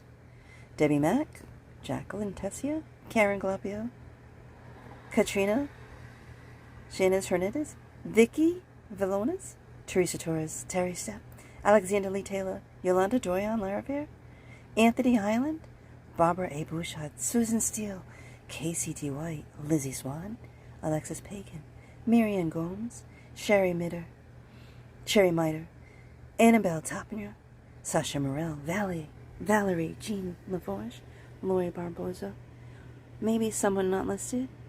I have until at least October to decide. I will pay this forward to the one with the highest interest in doing just as I am, finding their pure, authentic self-love. Dr. T also has this system that shows you how to see your purpose, authentic values, integrity, and all are found with Dr. Trivedi. The way I see this, if Dr. T could help my emotional crybaby blame everyone biatch, he can help anyone. Win-win-win situations are my favorite. Why do you think I post the way I do? I promised I have purely good intentions, and none of these intentions have anything to do with causing harm to anyone. I appreciate all that I have tagged, as you each did have and do believe in me wholeheartedly. I am truly blessed and humbled beyond belief to keep flying. The examples I have provided in my heart, healing, emotions, and behaviors, videos, posts are a variety of ways for me to show what areas of emotional injury you're affected by. If you reacted or resemble tinges from my posts, I ask for you to send me a link of that post through instant messenger with a brief yes or no. The collection of yes and no will be tallied, and then I'll have a guest. I believe this to be the fairest possible way to bridge this self-love paid forward. This will be my tally, as I'd love to bring my heartfelt loves who truly need it most. If you're not for yourself, perhaps a suggested friend. This is open to everyone, not just those listed here. Thank you in advance for dealing with my bullshit. I promise I truly mean zero harm. I also thank you for understanding, as I must continue to post in these ugly manners to give everyone opportunities. Believe me, I do this because I love you. I also truly appreciate that you all see my creativity never ends. I try my best to just figure it out in this silly life of love. I do enjoy how I observe my emotions more today than ever. This truly is the calmest I have ever been. So, my flying plans include visiting the best views of breathtaking proportions all over this earth. I will maintain an impression of each in multiple forms: memory, writing, printing, photos, digital images, drawn portraits, musical reflections, and more memories. If this doesn't sound like magic, well, then I don't know what does to you, because I know heaven, homeostasis, harmony, and peace exist here on earth. Who wants in as travel partners? I'm open to suggestions. I really never had enough confidence in my writing abilities, nor my creativity. This, I too will agree, is a major shock to me. Yes, it's a major blessing of epic proportions with unlimited possibilities. I wonder where Olivia will take me. Maybe I'll drive her 81-year-old tires across Route 66. I know I'll take a motorcycle trip. Maybe to New Hampshire, maybe Vermont. I won't grow older into this aging life. My body will take me to infinity and beyond. Buzz Lightyear voice. Gosh, I love this story. A Harding I will go, a Harding I will go. Hey ho the merry-o, a Harding I will go. Choo choo zee choo.